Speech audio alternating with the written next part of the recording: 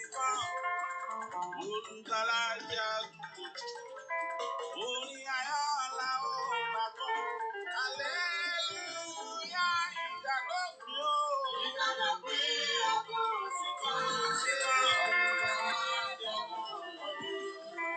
Orin ayọ̀ la ó máa kọ. Aleluya sì kàn. Ìdádópin ọkùn sì kàn. Ọkùn ayọ̀ la ó. Orin ayọ̀ la ó máa kọ. Aleluya ọmọ Yorùbá kọ. Ìdádópin ọkùn sì kàn. Olùgbàlà jagun. Olùgbàlà jagun. Orin ayọ̀ la ó máa kọ. Aleluya. Ìròyìn bá mi dúpẹ́ lọ́wọ́ Ọlọ́run. Banji ọmọ Akintoye. Ẹ̀dọ́dún olúmi sí mi lónìí fìdí fólóore alánà Yorùbá. Ẹ bá mi bí bàbá Wálé Adéníran o, bàbá olórí alánà. Ẹ̀dọ́dún olóyè mi o, Sunday ọ̀gbàdé ẹ̀mọ́. Ìgbòho ṣàdúpẹ́ lọ́lọ́run ó kú Yorùbá yọ àti Ọlọ́run tí a. Ìròyìn tọ́jú máa bá fojú wẹ̀mí o, aya mi ọ̀la òun ti rí o. Tọ́jú bàbá mi àròkọ ire, gbogbo Yorùbá o, wọ́n fẹ́ nínú. Yorùbá mi kọ̀ sí olóore oúnjẹ bá mi tọ́jú bàbá mi àdúgbò o.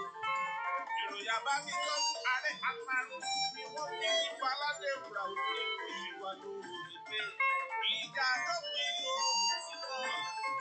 Olùgbàlà jagun. Òní ayọ̀ lọ́mọ Yorùbá yóò máa mọ̀.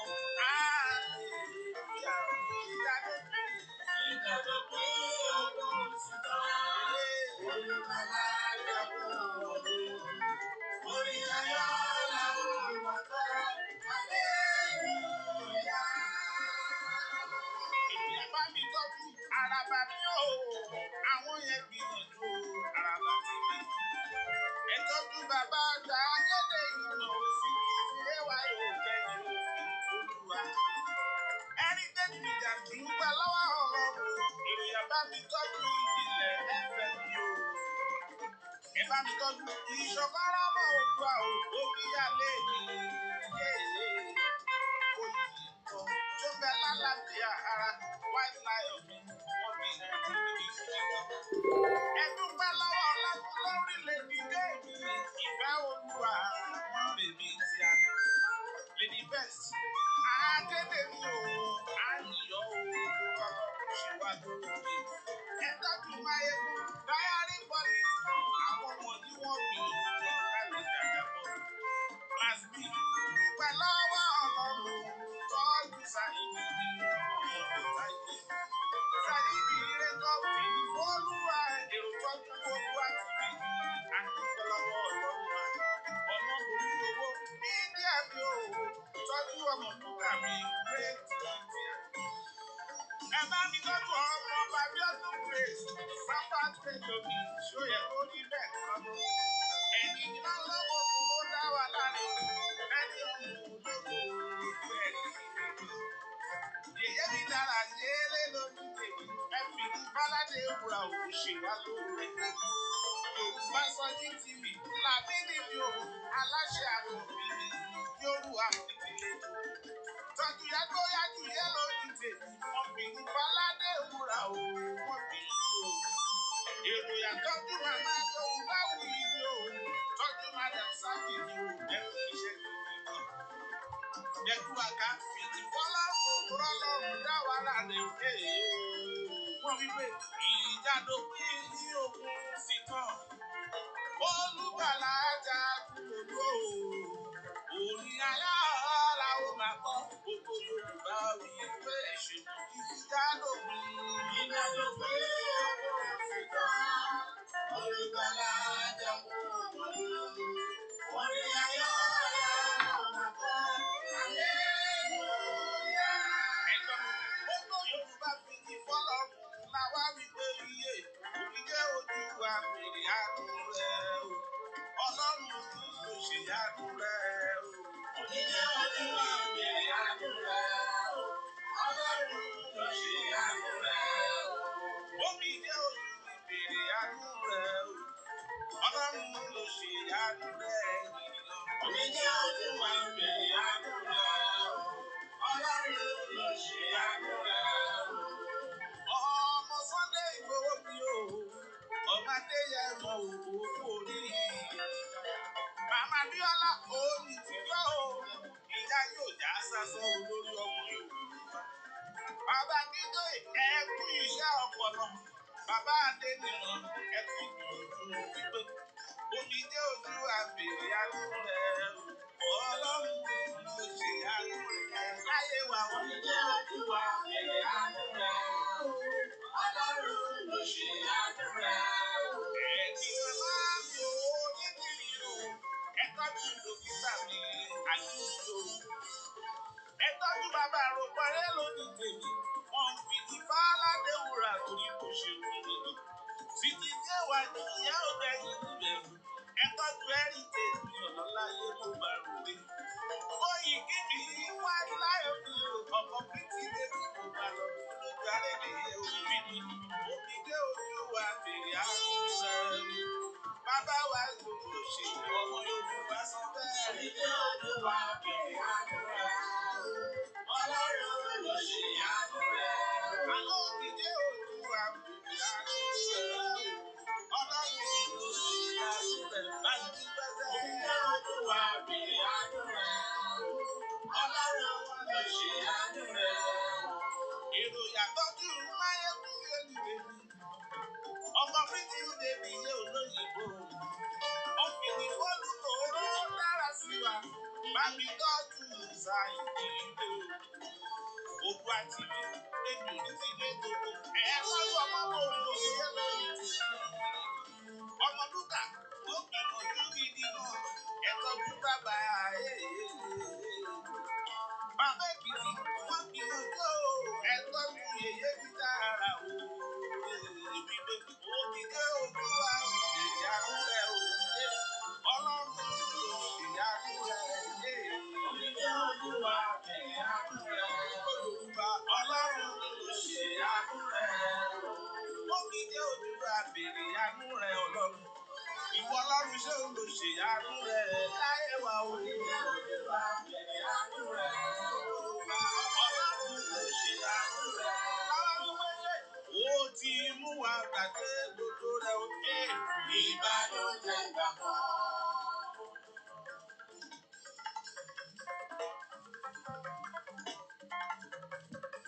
A ní ó ti mú wa gbàgbé gbogbo rẹ̀ o. Ìbànújẹ́ gbàgbọ́. Àṣewárẹ́ ní sọ́dúnwá. Ọba tí a pè tó jẹ́. Àṣewárẹ́ ní sọ́dúnwá. Ọba tí a pè tó jẹ́. Àṣewárẹ́ ní sọ́dúnwá. Ọba tí a pè tó jẹ́. Àṣewárẹ́ ní sọ́dúnwá. Ọba tí a pè tó jẹ́. Àlọ́ ti mú wa gbàgbé gbogbo rẹ̀ kó. Ìbànújẹ́ gbàgbọ́. Àlọ́ ti mú wa gbàgbé gbogbo rẹ̀ o. Ìbànújẹ́ gbàgbọ́. Àṣewárẹ́ níṣẹ́ Olúwa. Ọba tí a pè tó jẹ́. Àṣewárẹ́ níṣẹ́ Olúwa. Ọba tí a pè tó jẹ́. Ẹ bá mi tọ́jú bàbá Banji o. Ọmọ Akintoye mi o. Ìròyìn bá mi tọ́jú Adéníran. Bá mi tọ́jú Chief Sunday o. Ẹ tọ́jú màmá mi dúpẹ́ òní tìrí Abíọ́lá. Ẹ tọ́jú bàbá mi àgùnbọ̀ òní. Dọ́kítà Aliyu mi o. Ọkọ̀ orí nílẹ̀ wà ní.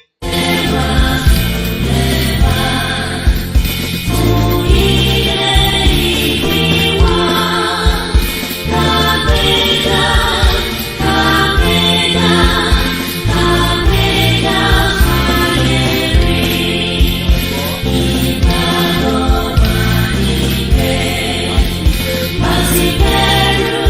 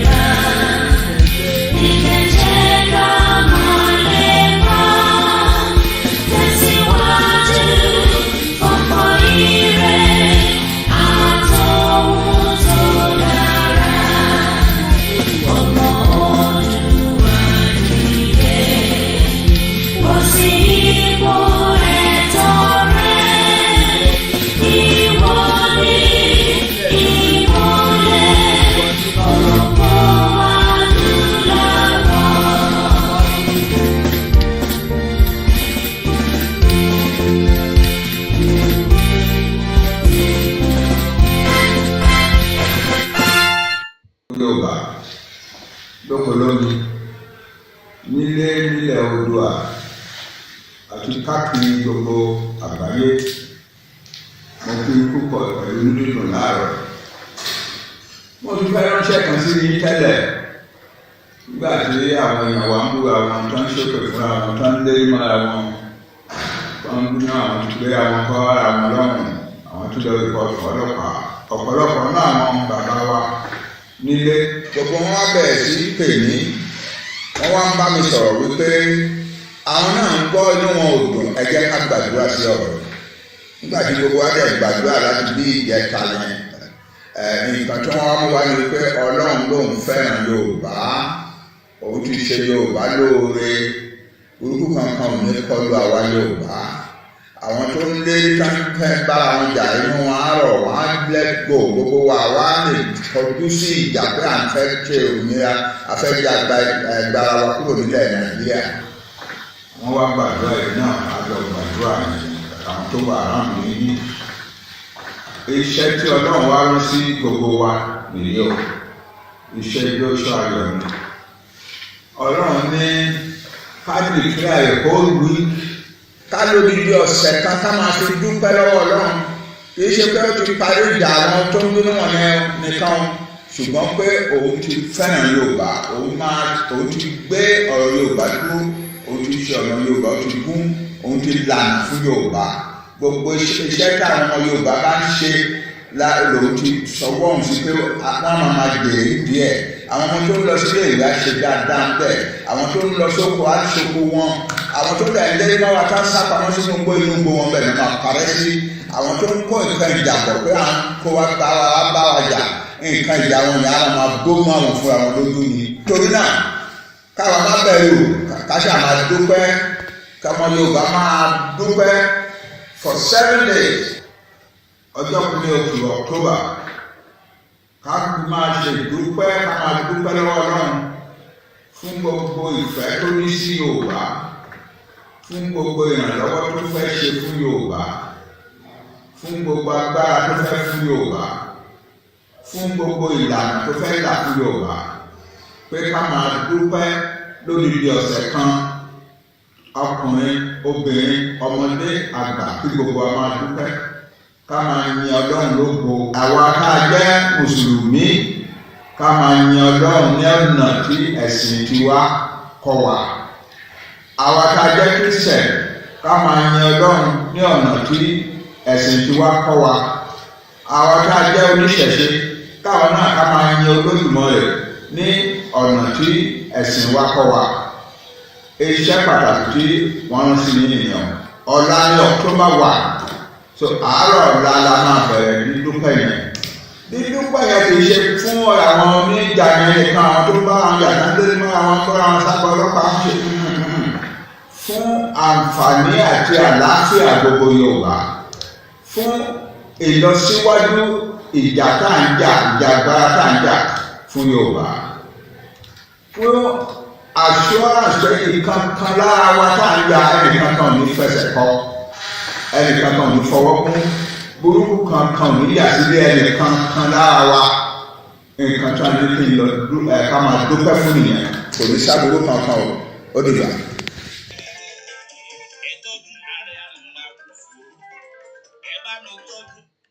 Mo kí gbogbo wa pé a very good morning and welcome to October 1st, 2022. Orúkọ tèmi ni Ọláyọmí Kóìkì, agbẹnusọ fún bàbá wa Chief Sunday Adéyẹmọ Ìgbòho Òòṣà, àti ọ̀kan nínú ọmọ káàárọ̀ òjíire tó ń fẹ́ kílẹ̀ Yorùbá kó dá dúró gẹ́gẹ́ bí orílẹ̀-èdè. Mo wá láàárọ̀ yìí láti tún wá kéde fún wa. Lára ìkéde kan nínú ẹ̀ ni ẹ ti gbọ́ yẹn. Ìkejì tí máa sọ ìyẹn ń wá láti ẹnu bàbá wa Chief Sunday Adéyẹmọ Ìgbòho tí gbogbo wa mọ̀ sí Ìgbòho Òòṣà, ìmọ́lẹ̀ Yorùbá. Bọ́ kí a tó máa wọnú ètò náà lọ, mo kí gbogbo wa níbikíbi tí a bá ti ń bẹ nílẹ̀ Yorùbá, níbikíbi tí a bá wà, ní àgbáyé. Mo kí àwọn bàbá tó ń darí wa, mo kí àwọn ìyá tó ń darí wa, mo kí gbogbo ẹgbẹ́ Yorùbá pátápátá láì yọ ẹnìkankan sílẹ̀. Mo kí Elédùmarè, a kí Ọlọ́run ọba tí ó ní wá. Wọ́n ní máa sọ fún wa ní gbogbo ìgbà pé ìjà tí ó wà lọ́wọ́ wa ìjà òmìnira ni, kò kí ń ṣe ìjà ẹ̀sìn.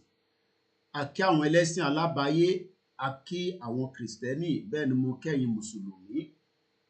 Mo fi ti Ọlọ́run ọba tó fi bẹ̀rẹ̀ ti ètò ti àárọ̀ yìí, tí a máa gbé oríṣiríṣi nǹkan yẹ̀ wò, àti pé ìrìn àjò yìí ó ń tẹ̀síwájú nítorí pé ìrìn àjò Ọlọ́run ọba ni.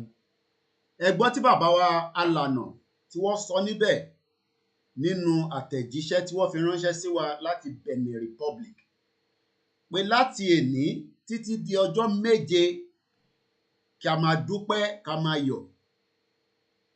Ká tó bá wà nínú àwẹ̀ fẹ́ni tó bá lè gbà á.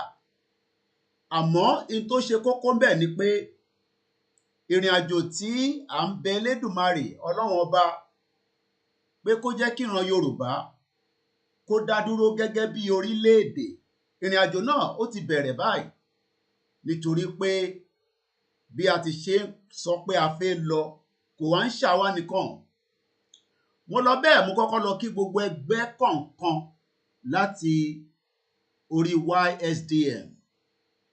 Mo lọ bẹ́ẹ̀, mo kí Global Directorate, mo kí Yorùbá One Voice, mo kí Yorùbá Central Office, mo kí gbogbo ẹ̀ka ẹgbẹ́ títí kan èyí tó kọ̀ jẹ́ association, àtàwọn tó faramọ́ pé kíran Yorùbá kó dá dúró, àtàwọn tó faramọ́. Nítorí pé ìntàntó pé a fẹ́ dá dúró kò ń ṣe fún nǹkan kan ju pé kí àlàáfíà, kí identity wa, kí gbogbo ohun tí wọ́n fi ń lè sọ pé àwa lọmọ ìran ọmọ aládé, kógo yẹn lè tètè búyọ. Òun la ṣe ń sọ pé ká dá dúró. Yorùbá ilé ti yá. Mo lọ bẹ́ẹ̀, mo kí gbogbo ẹ̀yin wòlíì Ọlọ́run, torí pé ẹ̀yin gangan ni bàbá wa Chief Sunday Adéyẹmọ lónìí wá jíṣẹ́ fún yín lénìí. Láti wòlíì títí kan àfáà, títí kan gbogbo àwọn oníṣẹ̀ṣe ilẹ̀ Yorùbá pátá, bàbá wa Chief Sunday Adéyẹmọ rán mi sí yín lénìí pé kí wọ́n á jíṣẹ́ kan fún yín. Iṣẹ́ tí mo máa jẹ́ náà látẹnu Ìgbòho òòṣà fúnra ẹni, torí pé títí di alẹ́ àná, títí di òru èní, èmi àti bàbá a ṣì wà lórí fóònù. Ká tó wọnú ètò lọ, mo kí gbogbo ẹ̀yin olólùfẹ́ wa níbikíbi tí ẹ ti ń darapọ̀, tí ẹ ti ń wọlé tọ̀ wá. Mo lọ bẹ́ẹ̀, mo kí Professor Banji Akintoye, mo fi tọ̀wọ̀tọ̀wọ̀ ni mo fi dárúkọ yín bàbá.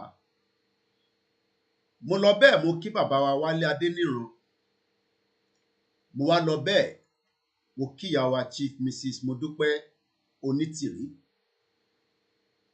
Mo kí gbogbo àwọn ẹ̀ka kọ̀ọ̀kan tó wà nílẹ̀ Yorùbá, àtẹni tó gbójú síta, àtẹni tó gbójú síta. Mo kí ààrẹ Ìbà Gani Adams lógún ọ̀fẹ́. Mo kí gbogbo àwọn Yorùbá media tó ń ṣiṣẹ́ lọ́tùn lósì. Mo kí gbogbo ẹ̀yin ìran ọmọ aládé. Mo kí gbogbo ọba ilẹ̀ Yorùbá láì yọ ẹnìkankan sílẹ̀. Mo kí bàbá wa Ọọ̀ni of Ifẹ̀ Ọ̀jájá II. Mo ṣí fìlà forí adé. Mo lọ bẹ́ẹ̀, mo kí bàbá wa Ùjalẹ̀, ẹ kú àlejò wa lánàá níjẹ̀bú. Mo kí gbogbo baálẹ̀, mo kí gbogbo sọ̀ǹgbọ̀sọ̀ǹgbọ̀. Mo kí bàbá mi Olúgbọ́n.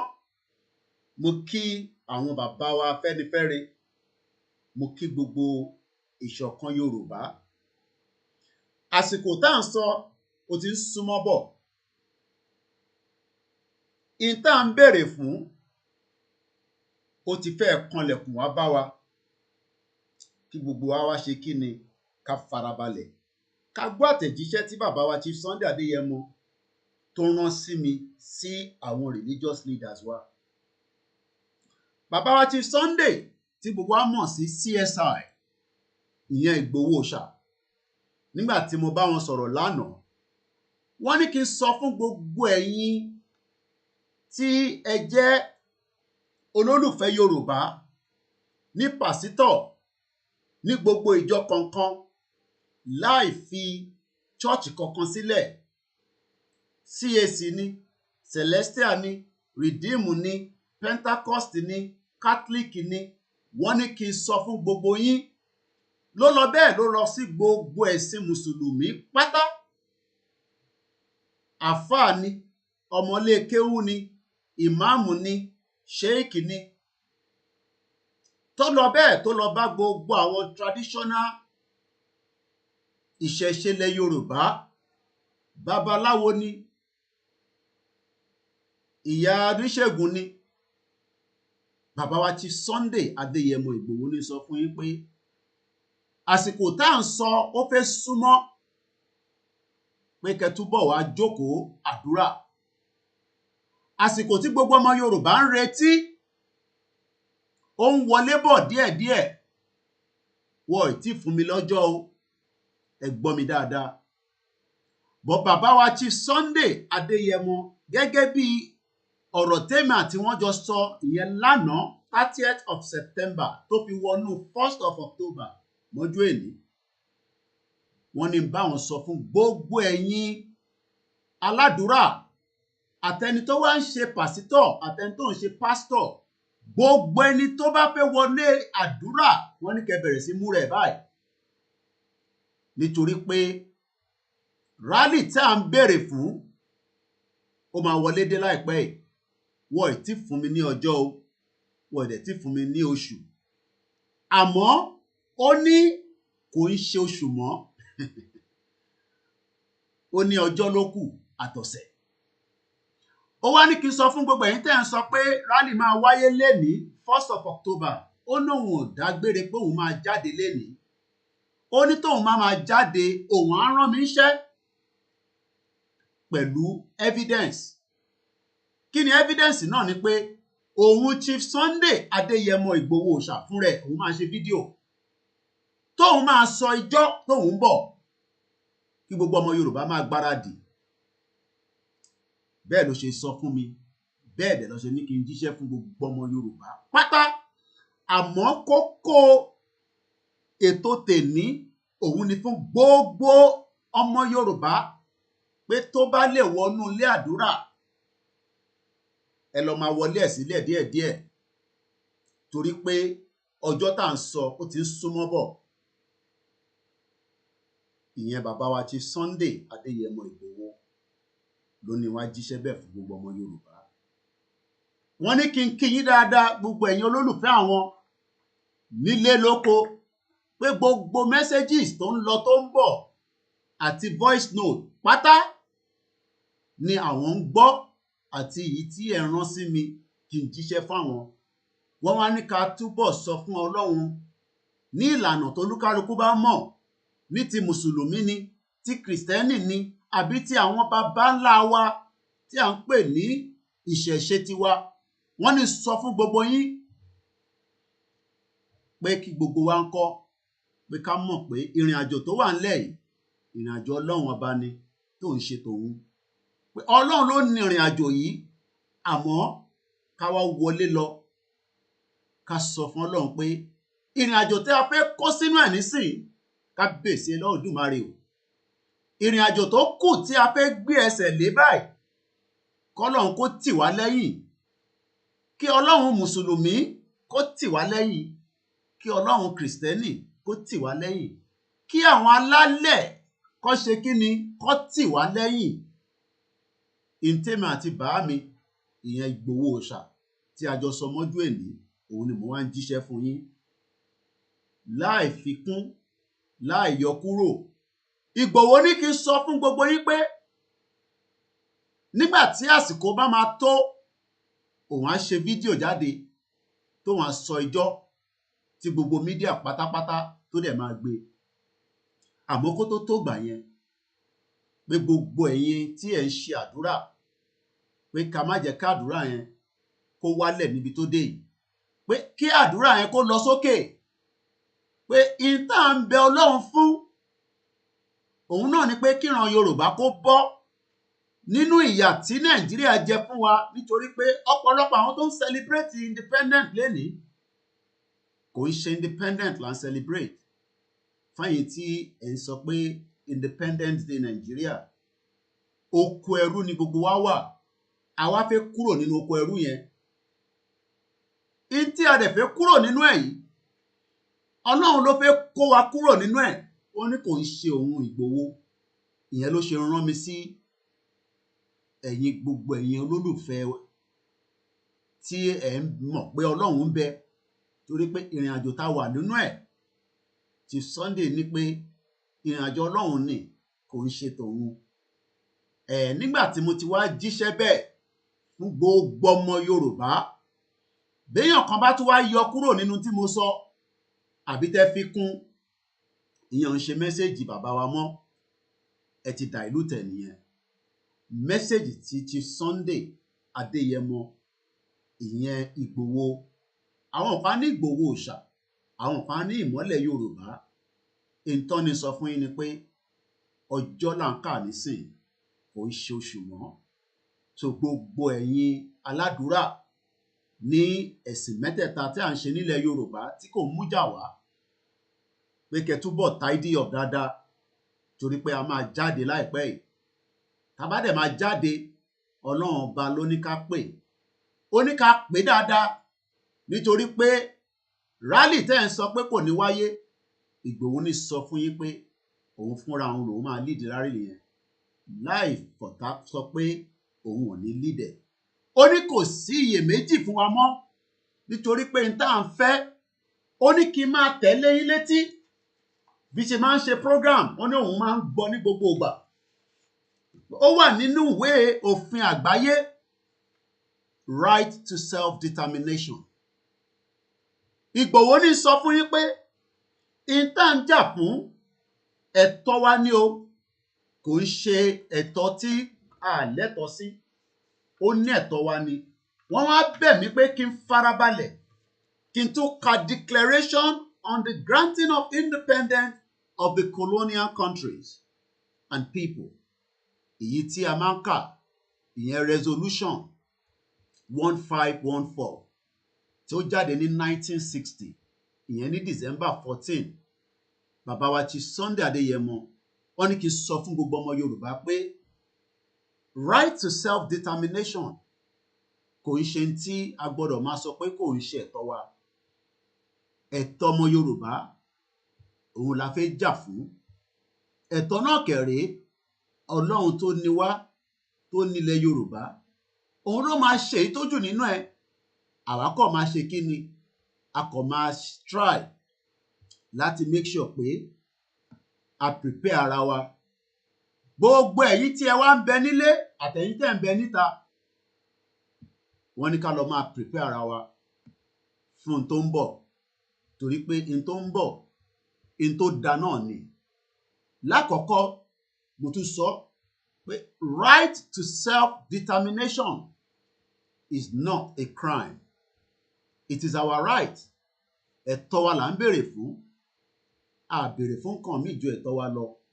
Ìyẹn ni bàbá wa ti Sunday Adéyẹmọ ní sọ fún gbogbo ọmọ Yorùbá pé ọjọ́ ló kù, kò ń ṣe oṣù mọ́, bóun ti ṣe rán mi ní bí ọ̀sẹ̀ méjì sẹ́yìn.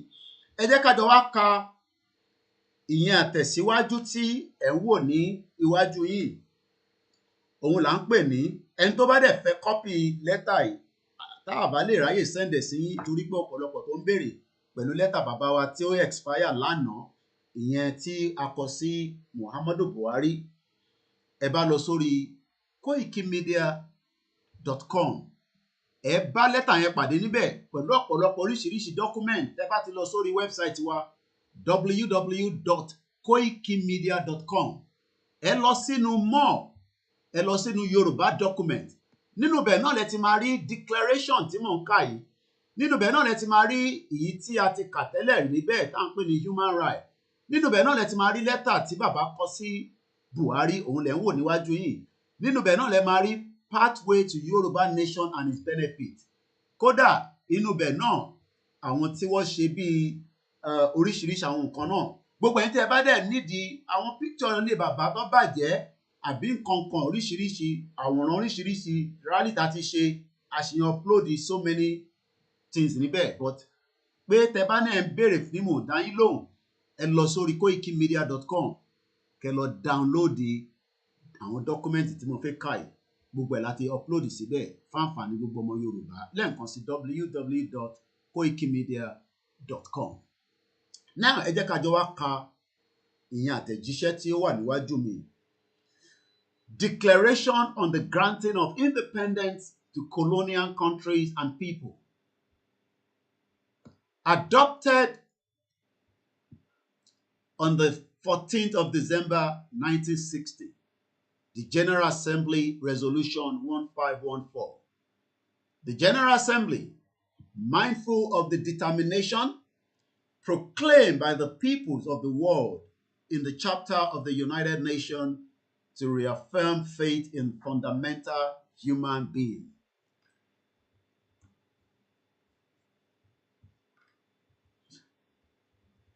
Peaceful, friendly relations based on respect for the principles of equal rights and self-determination of all peoples and of universal respect for and observance of human rights and fundamental freedoms of all without distinction as to race, sex, language, or religion.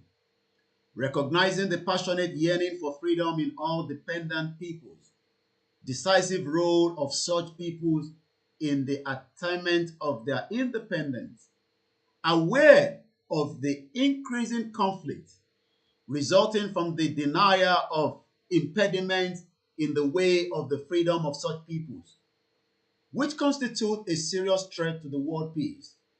Considering the important role of the United Nations in assisting the movement for independence in trust and non-self-governing territories, recognizing that the people of the world ardently desire the end of colonialism in all its manifestations, convincing that the continued existence of colonialism prevents the development of international economic cooperation, impedes the social, cultural, economic development of dependent peoples, and militated against the United Nations idea of universal peace. Affirming that peoples may, for their own ends, freely dispose of their natural wealth and resources without prejudice to any obligations arising out of international economic cooperation based upon the principle of mutual benefit and international law. Believing that the process of liberation is irresistible, irreversible, and that in order to avoid serious crises, an end must be put to colonialism and all practice of segregation, discrimination associated with therewith. Welcoming the emergency in recent years of a large number of dependent territories into freedom and independence, recognizing the solemnly proclaim the necessity of bringing to a speedy and unconditionally end colonialism in all its forms and manifestations, and to this end declares that, number one, the subjection of the peoples to allied subjugation, domination, exploitation constitute a denial of fundamental human rights, is contrary to the Charter of the United Nations, and is an impediment to the promotion of world peace and cooperation. All peoples have the right to self-determination. By virtue of that right, they are freely determine their political status, freely pursue their economic, social, and cultural development. Number three, inadequacy of political, economic, social, or educational preparedness should never serve as a pretext for delaying independence. Number four, all armed action or repressive measures of all kinds directed against dependent peoples shall cease in order to enable them to exercise peacefully, freely, their right to complete independence, and the integrity of their nationality, territory shall be respected. Number five, immediate steps shall be taken in trust and non-self-governing territories of all other territories which have not yet attained independence to transfer all powers to the people of those territories without any conditions or reservations, in accordance with their freely expressed will and desire, without any distinction as to race, creed, or color, in order to enable them to enjoy complete independence and freedom. Any attempt aimed at partial or total destruction of their national unity and the territorial integrity of the country is incompatible with the purpose, the internal affairs of all states, and respect for sovereign right of peoples and their territorial integrity. This was adopted on the 14th of December 1960. So, ìjáde wa tí à ń gbáradì fún láìpẹ́ láì jìnnà is our legal right, and we should not be worried. Ẹ̀tọ́ wa ni láti béèrè fún òmìnira. Ẹ̀tọ́ wa ni láti béèrè pé kí a fẹ́ dá dúró kò ń ṣe offence ní ìjọba àgbáyé. Ẹ wá gbọ́ mi dáadáa o, nítorí pé ọ̀pọ̀lọpọ̀ tí ẹ máa ń tún ọ̀rọ̀ wa gbọ́, tí ẹ máa ń twist ẹ̀, màá tún sọ lẹ́ẹ̀kan sí i. Chief Sunday Adéyẹmọ, gẹ́gẹ́ bí ọ̀rọ̀ tí a jọ sọ lánàá títí di òru èní, òun ni pé ìjà òmìnira tá à ń jà ẹ̀tọ́ wa ni. Àmì ẹ̀tọ́ tó bá dẹ̀ ti jẹ́ nǹkan èèyàn tí ó dẹ̀ wà ní òfin àgbáyé, a ní a fẹ́ báyàn kankan jà o. À ń sọ ni pé ẹ̀tọ́ tí à ń béèrè yìí, tí a dẹ̀ ti ń béèrè tí ó tójọ́ mélòó kan, bí a ti ṣe ń béèrè ẹ̀tọ́ yẹn, ẹ rí i pé ó ń lọ káàkiri from rallies to engagement. Tí a bá lọ wo irú àwọn nǹkan tí à ń béèrè fún, ó wà nínú àtẹ̀jíṣẹ́ tí ó wà níwájú mi, ìyẹn nínú pépà tó jáde ní last year, July 14th, and the headline says, Yoruba Nation International Criminal Court acknowledged Professor Banji Akintoye and Igboho and others petition. Kí nìdí tí a ṣe fún ìjọba ní tá a ṣe gbé ìjọba lọ sí International Criminal Court? Ìdí tá a ṣe gbé ìjọba lọ sí International Criminal Court ni pé torí pé àwa ń fẹ́ peaceful exit kúrò nínú Nàìjíríà. Gbogbo ohun tí ẹ̀tọ́ tí ìjọba Nàìjíríà ń ṣe lé wa lórí kò tẹ́ wa lọ́rùn gẹ́gẹ́ bí òní àwa tí a ní nǹkan wa.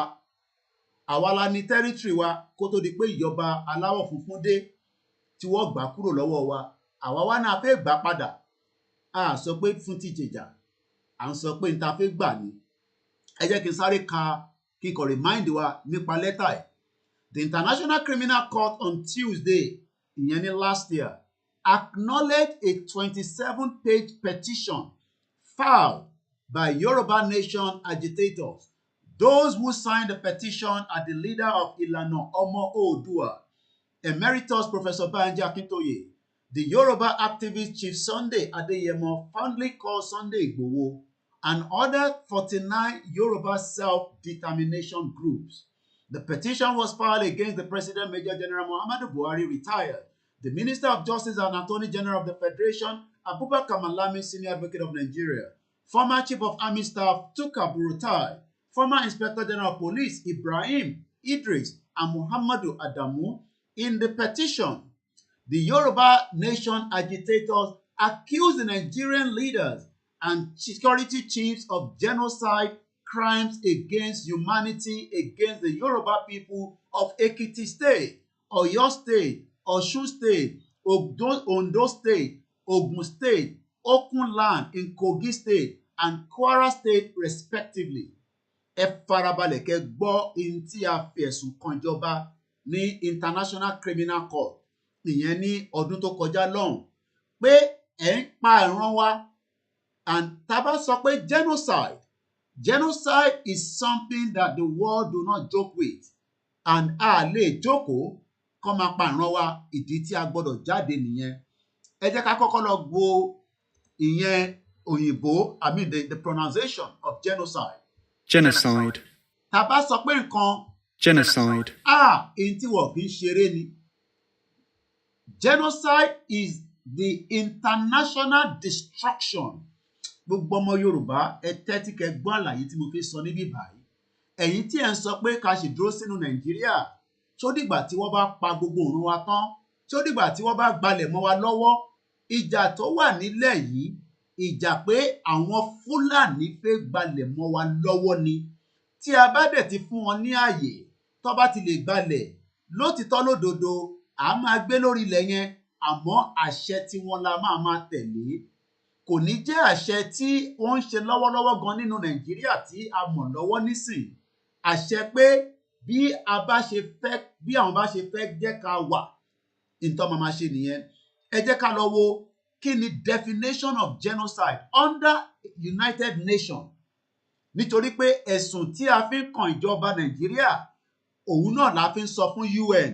UN náà dẹ̀ ló ṣe declaration on granting of independence. So bí wọ́n bá dá wa lóhùn, àwa máa jáde láti sọ fún gbogbo àgbáyé nínú rally tó ń bọ̀ tí bàbá wa Ìgbòho Òòṣà máa lead láìpẹ́ láì jìnnà. Torí pé lẹ́tà tí mo kà níbí báyìí ó líǹkì mọ́ genocide tó ń lọ lọ́wọ́lọ́wọ́ nílẹ̀ Yorùbá àti ilẹ̀ Ìgbò.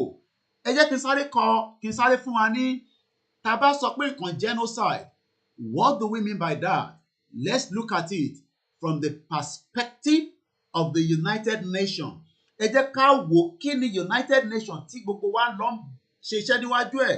Mo dúpẹ́ lọ́wọ́ bàbá wa Prophet Ológunolúwa, a dúpẹ́ lọ́wọ́ àwọn ti California, a dúpẹ́ lọ́wọ́ gbogbo ẹ̀yin tí ẹ̀ ń gbìyànjú, even though pé numbers yẹn a rí dáadáa. Ní èní, àwọn ti America ní New York máa tún jáde lọ síwájú Nigerian Embassy láti lọ protest against genocide of ìran wa. Ẹni tó bá wà ní New York, ẹ jáde kẹ́ lọ bá wọn. Àwọn ò jáde ní London lénìí torí pé a ní kankan ṣe pẹ̀lú independent. Àmọ́ Ìgbòho bàbá wa ti sọ fún mi lánàá pé ẹ̀yin aládùúrà, ẹ̀yin wòlíì àtẹ̀yin oníṣẹ̀ṣe, ẹ wọlé lọ nítorí pé àsìkò tóun sọ yẹn ó ti fẹ́ jáde báyìí. Kẹ́yìn náà lè wà nínú ẹ̀mí pẹ̀lú wa nígbà tí àwa bá ń jáde lọ nínú rally. Ẹ̀yin á máa bá wa sọ fún Ọlọ́run Elédùmarè pé genocide ìran wa tó fẹ́ pa yìí, Elédùmarè Jésù Kristi Ànábì Muhammad sallallahu alayhi wa sallam, ẹ má jẹ́ kó wáyé. Ìdí tí a ṣe fẹ́ jáde nìyẹn fún ìwọ́de tó máa wáyé. Mo ò sọ lórí ètò pé a fẹ́ bàjọba jà o, mo ò ní à ń jáde à ń lọ kókù mọ́ o, ìyẹn kọ́ ni mo sọ o. Ẹ má tún twist ọ̀rọ̀ tí a bá ń sọ níbí. In tí Ìgbòho ní sọ fún gbogbo ẹ̀yin aládùúrà, gbogbo àgbáyé tí ẹ jẹ́ ọmọ Yorùbá ní pé kí ẹ kó sínú inú alúwà. Tó bá jẹ́ Mùsùlùmí ni ẹ́ ni, ìwọ tó jẹ́ Kristẹni, ẹ communicate. Ẹ̀yin oníṣẹ̀ṣe, ẹ bẹ Elédùmarè nítorí pé àsìkò tóun máa announce rally ó ti ń súnmọ́ bọ̀ báyìí, kí Elédùmarè Ọlọ́run ọba kó lè tì wá lẹ́yìn. Kí ló ń pè ní genocide? Nígbà wo gan ni genocide bẹ̀rẹ̀? Ǹjẹ́ ìran àwọn ọ̀ràn kan ti wà tí wọ́n ti parán, tó ti pa wọ́n rẹ́ pátápátá? Ǹjẹ́ tí a bá jókòó tí a bá ń wò tá a bá ṣe nǹkan kan, ǹjẹ́ wọ́n ò ní pa ìran tiwa náà rẹ́? Let's look at what United Nations says. And this article will be found, and I'll be sharing the link as well as soon as we finish this program or during the program. So, genocide prevention and the responsibility to protect. A gbọ́dọ̀ protect ara wa nítorí pé genocide tí Nigerian government ń commit lé wa lórí, a lè hold ẹ̀ mọ́. Wọ́n ti dúró lé wa ní ọrùn, wọ́n ò jẹ́ kí a nísinmi, and it is only for the fact that pé a ní ilẹ̀ tí wọ́n fẹ́ gbà mọ́ wa lọ́wọ́. Genocide, the background, according to United Nations. The word genocide was first coined by Polish lawyer Raphael Lamke in 1944 in his book Axis Rule in Occupied Europe. It consists of the Greek prefix genos meaning race or tribe. Ẹgbọ́n kan tí wọ́n sọ níbẹ̀ yẹn, ìran tí wọ́n bá fẹ́ parẹ́ òun ni wọ́n máa ń commit genocide lé lórí. And tí a bá jókòó tí a fọwọ́ lẹ́rọ́ tí a ń sọ pé kò ní kankan ṣe pẹ̀lú wa, ó lè ṣeé ṣe pé ìjọ kan máa wà tí gbogbo ìran yẹn máa parẹ́. Let's go back again. Meaning in tí wọ́n ń pè ní genocide ní èdè Greek. Arákùnrin tó kọ́kọ́ fún wa ní kọ́ìnì in tá à ń pè ní genocide òun ni a pè ní Raphael Lamke, ìyẹn ní 1944. So ó ti fọhàn pé ní ìgbà kan rí, ẹjọ́ tí a bá calculate ọjọ́ ẹ̀ní títí di 1944 tí a bá reverse ẹ̀, ká bá mú pé 2022 minus 1944, that means pé 78 years ago ni ọ̀rọ̀ genocide ti wáyé rí. Kábíyèsí Elédùmarè. Àyàn ọmọ Yorùbá, Ìgbòho fẹ́ jáde, gbogbo ẹ̀yin aládùúrà, gbogbo ẹ̀yin wòlíì, gbogbo ẹ̀yin babaláwo, gbogbo ẹ̀yin oníṣẹ̀ṣe, bàbá wa ní sọ fún yín pé kẹ́ gbáradì torí pé òun jáde tán ó kù díẹ̀ ni tí announcement yẹn máa bi wá sọ́dọ̀ wa. Wọ́n ì tí fún mi ní ọjọ́. Gbogbo ẹni tó ń rò pé Ìgbòho ń bọ̀ ní Èkó lénìí, Ìgbòho ò wá sí Nàìjíríà lénìí o. Àmọ́ nígbà tásìkò bá máa tó, ó ní òun máa ṣe fídíò fúnra òun tóun máa mú lé gbogbo àwa mídíà lọ́wọ́ tí a dẹ̀ máa jẹ́ kí ẹ mọ ẹjọ́ náà.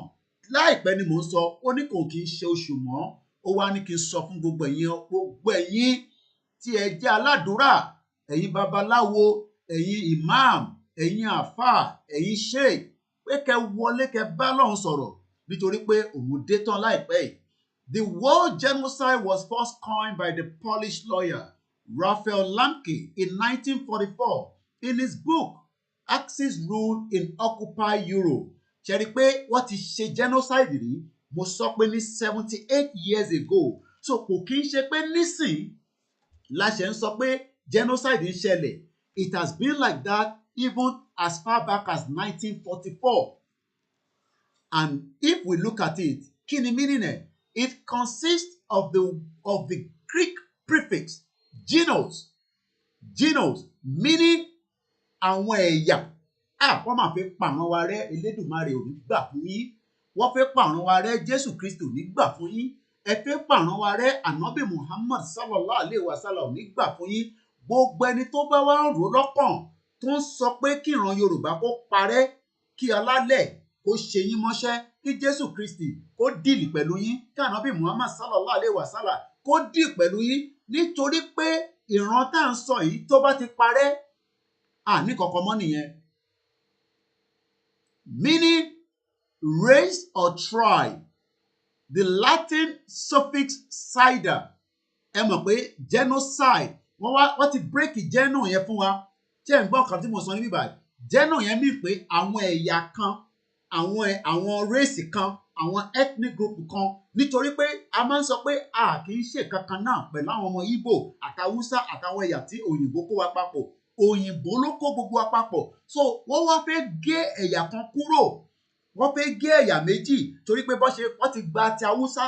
Gbogbo wa láti rí pé Haúsá kò sí in tó ń jẹ́ Haúsá mọ́ ní northern part of Nigeria today. Nítorí pé wọ́n ti jẹ́nà wọn. Wọ́n ti ṣe kí ni? Wọ́n ti jẹ́nà wọn. No, màá ṣàlàyé báyìí again. Jẹ́nà yẹn ìran Haúsá, but Sida wọ́n ti pa wọ́n. So táwa náà bá wá dúró, tá a bá pẹ́ sí nínú eṣinṣin tó tí ìgbẹ́ta ti yà báyìí, tá a tètè palẹ̀ wẹ̀ kúrò lẹ̀. Wọ́n kàn máa ṣe kí ni? Wọ́n kàn máa ṣáídà wa ni. Ọlọ́run ò ní jẹ́ kó ṣáídà ilẹ̀ Yorùbá. Ọlọ́run ò ní jẹ́ kí ilẹ̀ Yorùbá kó kúrò lọ́wọ́ wa. Ilẹ̀ Yorùbá tó ti ń bẹ lọ́wọ́ àwọn forefathers wa tó dàgbà ju Queen Elizabeth tó ṣẹ̀kú lọ. Nítorí pé tí bá tún mú ìyẹn àwòrán yìí jáde fún yín 700 years ago, ìkànnà àwọn ọba ilẹ̀ Yorùbá ló wà pẹ̀lú àwòrán tẹ̀ ń wò yìí. This has been with us for more than 700 years. Kódà mo rántí orúkọ bá yẹn ni, but wọ́n ní wọ́n gbé wá sí gbogbo àwọn eré yìí, wọ́n gbé wá sí London níjọ́ náà lọ́hùn tí wọ́n wá fi ṣe exhibition. Ìyẹn ni wọ́n ṣẹ̀ wá ń sọ pé a kì í ṣe ìran tó dìgbà tí wọ́n bá ṣáídà gbogbo wa tán, Elédùmarè ò ní fún yín ṣe. Mo fẹ́ kẹ́kọ̀ọ́ máa wo àwòrán yẹn. Eléyìí tẹ̀ ń wò lọ́wọ́lọ́wọ́ báyìí ló wà ní UK lọ́dọ̀ àwọn ọlọ́pàá 700 years old nìkan tẹ̀ ń wò yìí. That means pé ìran kan tí ń bẹ. Mo ń wo fíìmù kan lọ láti bí ijọ́ mẹ́ta nísìn. Ó máa ń sápá mi lórí, ó dà pé ẹni tó ṣe àwọn tó ṣe Lord of the Ring, ó dà pé Ring of the Power, ẹni tó bá ní Prime View àbí kinní kan orí ẹni mo ti wò, kò sí lórí Netflix. Mò ń wò lọ́wọ́lọ́wọ́ báyìí, mo ṣe wo èyí tó release ìjọ Jímọ̀ ló máa ń release ẹ̀. Ìran kan ti fẹ́ parẹ́. Ọlọ́run mà ní jẹ́ kí ìran wa parẹ́, Elédùmarè o. Èyí tẹ̀ ń sọ pé ká kí fún Nàìjíríà, ẹ má má jẹ́ kí ìran wa parẹ́, a máa ń bẹ̀ yín ni. Ìran mà máa ń parẹ́. Èyí tí mo wò dé lánàá, wọ́n lọ ṣí omi sílẹ̀. Fúlàní wọlé dé bá wa. Àwọn kan rò pé eré ni kinní.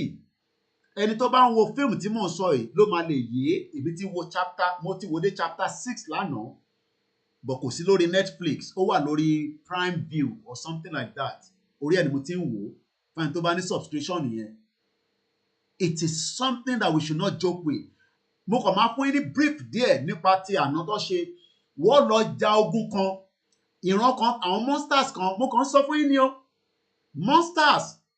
Àwọn monsters kan fẹ́ pa ìran kan rẹ́. Ó kù díẹ̀ kó pa ìran yẹn rẹ́ tán. Àwọn ìran kan tó wá dé láti wá fún wọn ní ààbò, láti wá gbèjà wọn.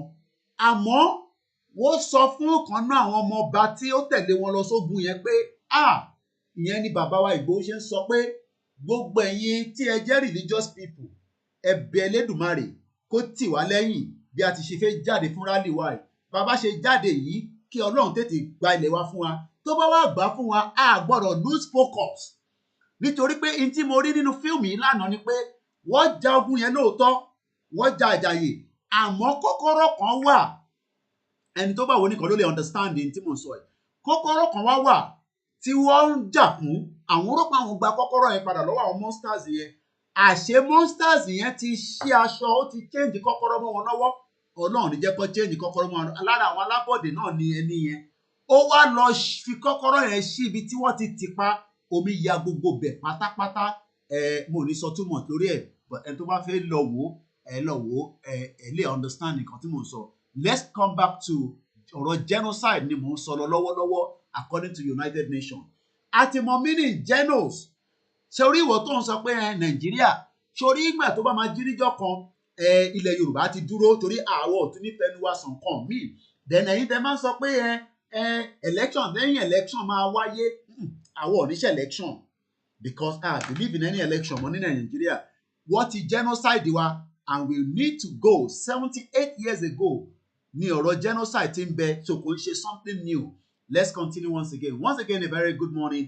If you're joining us for the very first time, we are the Yoruba people that are campaigning for our peaceful exit from Nigeria. And Chief Sunday Adeyemo Igboho have sent me again to each and every one of us, especially our religious Yoruba follower, that he will be coming soon. Whether you are a Christian, you are a Muslim, you are one of our beautiful traditionalists, that we should all start communicating with our God in all ways so that when we come out, our God will defend and protect us. Let's continue with the program. Lamkin developed the term partly in response to Nazi policies of systematic murder of the Jewish people during the Holocaust, but also in response to previous instances of target actions aimed at destruction. Aim. So àtayébáyé ló ti di destruction. Ṣẹ́rí gbogbo tó lọ nílẹ̀ Yorùbá nísìn is a deliberate act to make destruction. Èmi kọ́ ni mo sọ ìtọ́kọ sínú United Nations ni mo ń kà fún yìí. It is in the response to previous instance, which is still what is happening today. Tábà wo tó ń ṣẹlẹ̀ lẹ́nìí. In tó ń ṣẹlẹ̀ lẹ́nìí, òun náà ló ń ṣẹlẹ̀ ní 1944. Ló dẹ̀ ti ṣẹlẹ̀ before that. Nígbà tí àwọn ọ̀ràn kan wọ́n fẹ́ wipe off ìran kan kúrò.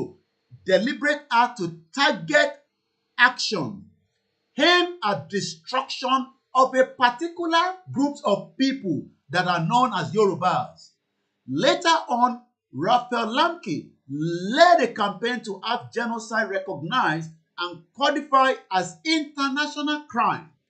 And let me just go back into, so now let's look at when was genocide first recognized on the international, according to United Nations. Once again, a very good morning.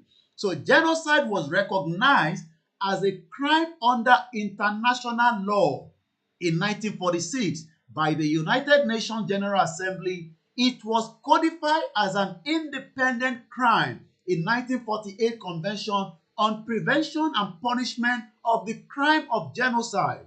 The convention has been ratified by 149 states in January 2008. Now, ìdí tá a ṣe lọ sí International Criminal Court ó ní mò ń ṣàlàyé fún yín, because that word genocide is what the government of Nigeria Fulani is using against the Yoruba people and the other ethnic groups in Nigeria today.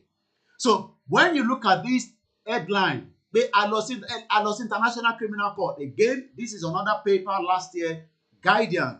International Criminal Court have acknowledged our petition by the Yoruba self-determination group against the federal government.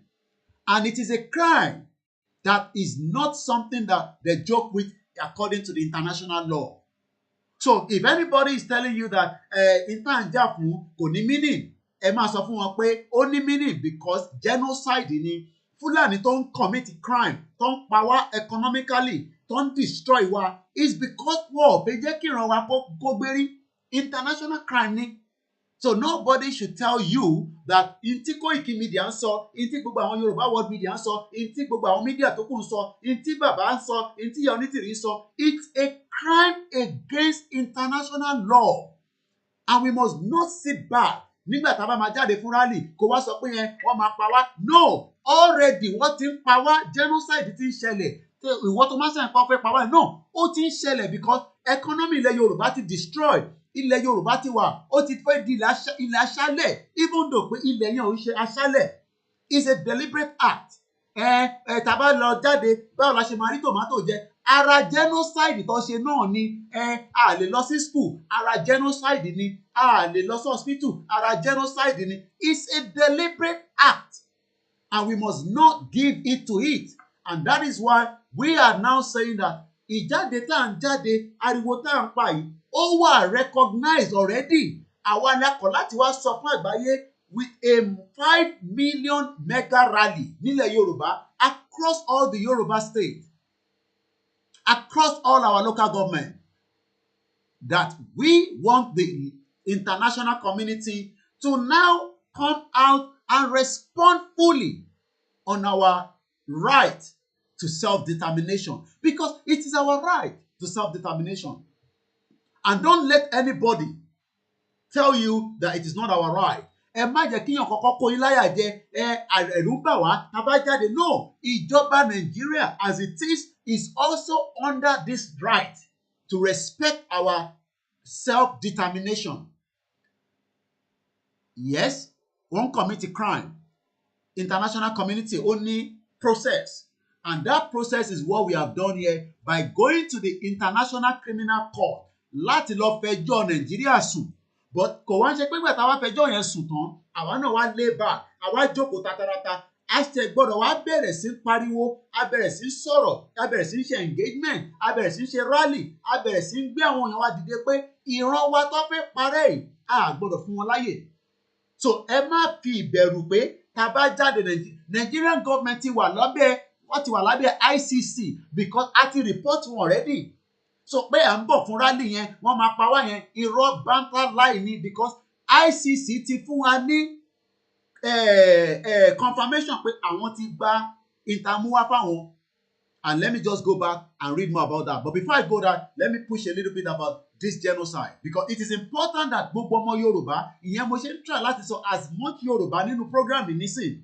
Mo fẹ́ jẹ́ kí àlàyé pé genocide ní Nigerian government, because nígbà tí wọ́n ṣí border tí gbogbo Fúlàní wọlé, wọ́n fi wá pa wá run ni. Okay, kí ló dé tẹ́ ṣe lè rìn láti point A to B? Kí ló dé tí wọ́n wọnú oko tán pa àwọn èèyàn? Kí ló dé tí Nigerian government ò ṣe defend the border yẹn? Kí ló dé tí gbogbo security tẹ́ rí tó kó jáde tó ń lọ lẹ́kọ̀ọ́ nísìn? Bí ẹṣọ ní wòlímọ̀, bí ó rò pé Ìgbòho ń bọ̀ léni ni. Kí ló dé tí wọ́n ṣe kó wọn sẹ́nu border láti máa stop influx of Fulani terrorists? àwọn kò wá ń ṣe Fúlàní nìkan mọ́ra ní Nàìjíríà nísìnyí àti ní ISWAP àti ní Boko Haram ṣé bẹ́ẹ̀ ṣe máa jókòó nìyẹn Akérédolú sọ pé òun fẹ́ gba ìbọn nísìnyí láti kó fámọ̀tẹ́kùn gọ́ọ̀mẹ̀ntì tó mọ̀ pé tá bá ní the right equipment gọ́ọ̀nà yẹn máa fi defend the territory ó sọ pé kò lè ṣe é so ẹ̀yin ọmọ Yorùbá ẹ dìde ẹ gbọ́ nǹkan tá à ń sọ eléyìí ò kì í ṣe politics ẹ nílé ṣe politics gan nínú genocide tó ń ṣẹlẹ̀ ní Nàìjíríà I don't think some of you understand that and you do especially ẹ̀yin tẹ́ jẹ́ elite wa ẹ kàn ń ṣe deliberately láti tún fẹ́ push ìran wa kó dìgbà tó bá pa wọ́n tán àwọn ọ̀dẹ̀ nígbà yẹn fún yín. The convention has been rectified by 149 states in January 2018. The International Court of Justice has repeatedly stated that the convention embodies principles that are part of general customary international law. This means that whether or not states have rectified genocide convention, they are all bound as a matter of law. Whether Nigerian government respect this or not, ó ti di dandan pé wọ́n gbọ́dọ̀ abide by it. And that is one of the reasons why we got to leave this contraction known as Nigeria. Once again, today is the 1st of October. It's nothing to do with us with independence. We are preparing ourselves for our mega rally as it has been stated by Chief Sunday Adeyemo Igboho. This means that whether or not states have rectified the genocide convention, they are all bound as a matter of law by principle that genocide is a crime prohibited under international law. The ICJ has also stated that the prohibition of genocide is a preemptive norm of international law and consequently no derogation from it allowed. Let's go into it a little bit more and then we go back into the letter, that the article. So when we look at it again here, the definition of the crime of genocide as contained in Article 2 of the Genocide Convention was the result of negotiating process and reflect the compromise reached among United Nations members in 1948. At the time of drafting the convention, genocide is defined in the same terms as Genocide Convention in the Rome Statute of the International Criminal Court, ICC, níbi tí a gbé ìjọba Nàìjíríà lọ, as well as in the statutes of other international and hybrid jurisdictions. Many states have also criminalized genocide in their domestic law. Others have yet to do, like Nigeria. So when we look at that convention, like I said, I will try to put this quickly as well on our website today as I'm doing this program so that you can go there and download it. It's just 4 articles. So I can read that quickly. Convention on the Prevention and Punishment of the Crime of Genocide. Approved and proposed for signature and ratification or accession by the General Assembly Resolution 2603 of 9 December 1948, entry into force 12th of January 1951 in accordance with Article X111. The contrary party, having considered the declaration made by the General Assembly of the United Nations in its Resolution 96-1, dated 11 December 1946, that genocide is a crime under international law, contrary to the spirit and aims of the United Nations and condemned by the civilized world. So ìjáde tá a fẹ́ jáde ni pé a fẹ́ polongo fún gbogbo àgbáyé pé genocide tí Fúlàní government ń ṣe lé wa lórí àfẹ́mọ́, and we want our self-determination, which is our right. Again, recognizing that all peoples of history, genocide has inflicted great losses on humanity. Gbogbo n tí à ń rí nílẹ̀ Yorùbá lẹ́ni nísìn is a deliberate genocide on us. Wọ́n kàn lo stooge of the politician to keep one Nigeria. Again, this will be on our website as the program continues. Being convinced that in order, so ẹ̀yin ọkọ máa bí mi pé kí n send delay orí KOIKIMEDIA lẹ́tí máa lọ mú, because sending it I've been able to try and send as many but sometimes it's difficult. So ìyàwó mi ni mo ṣe download ẹ̀ kí n gbé sórí website mi, mo ní mo rántí ni, so ó ní make sure pé mo ṣe láàárọ̀ ẹ̀. So mo dẹ̀ ti ṣe ti lẹ́tà ti tapọ̀ sí Buhari ti declaration tí mo kà yẹn, eléyìí tí mo kà yìí náà nísìn gbogbo ẹnikẹ́ni tó bá gbọ́ program yìí débì báyìí tẹ́ bá ti ní ìdẹ̀ ẹ máa lọ sórí KOIKIMEDIA under document. So tẹ́ bá ti lọ sórí website mi www.koikimedia.com, which is here.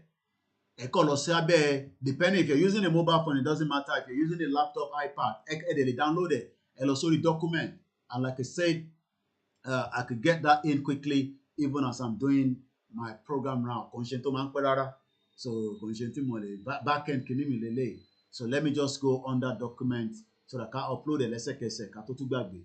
So bá a ṣe ń sọ̀rọ̀ nísìnyí tó bá fẹ́ ẹ lè lọ download it. Ẹ jọ̀ọ́ kí wọn kan máa pè mí. I'm not gonna send anything to anybody because àti busy gan. Eléyìí nísìnyí ẹ lè lọ download tí mo ṣe tẹ́lẹ̀ láàárọ̀ declaration yẹn. So eléyìí tá à ń sọ̀rọ̀ lé lórí nísìnyí náà.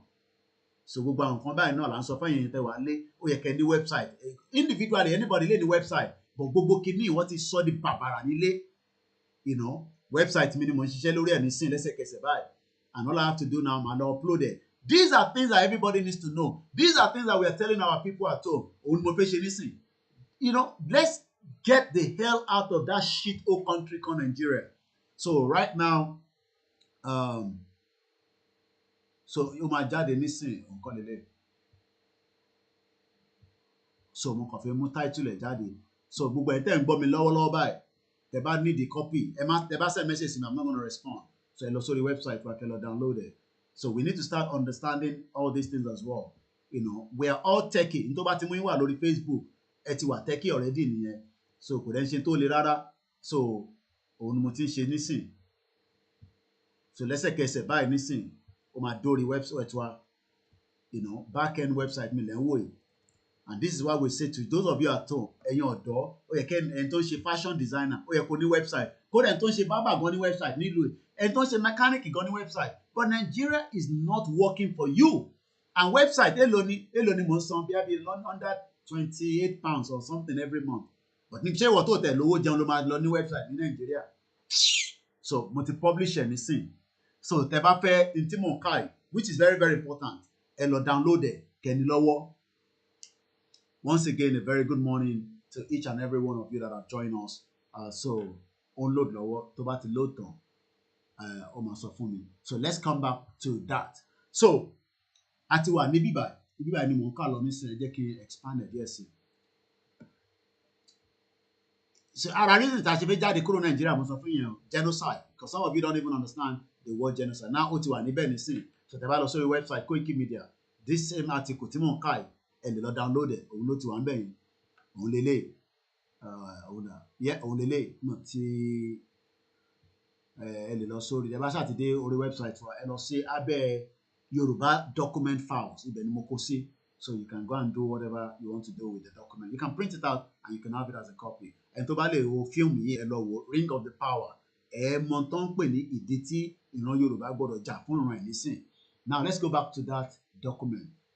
Now, recognizing that all periods of history, genocide has been inflicted a great losses on humanity, like the Yoruba people, and being convinced that in order to liberate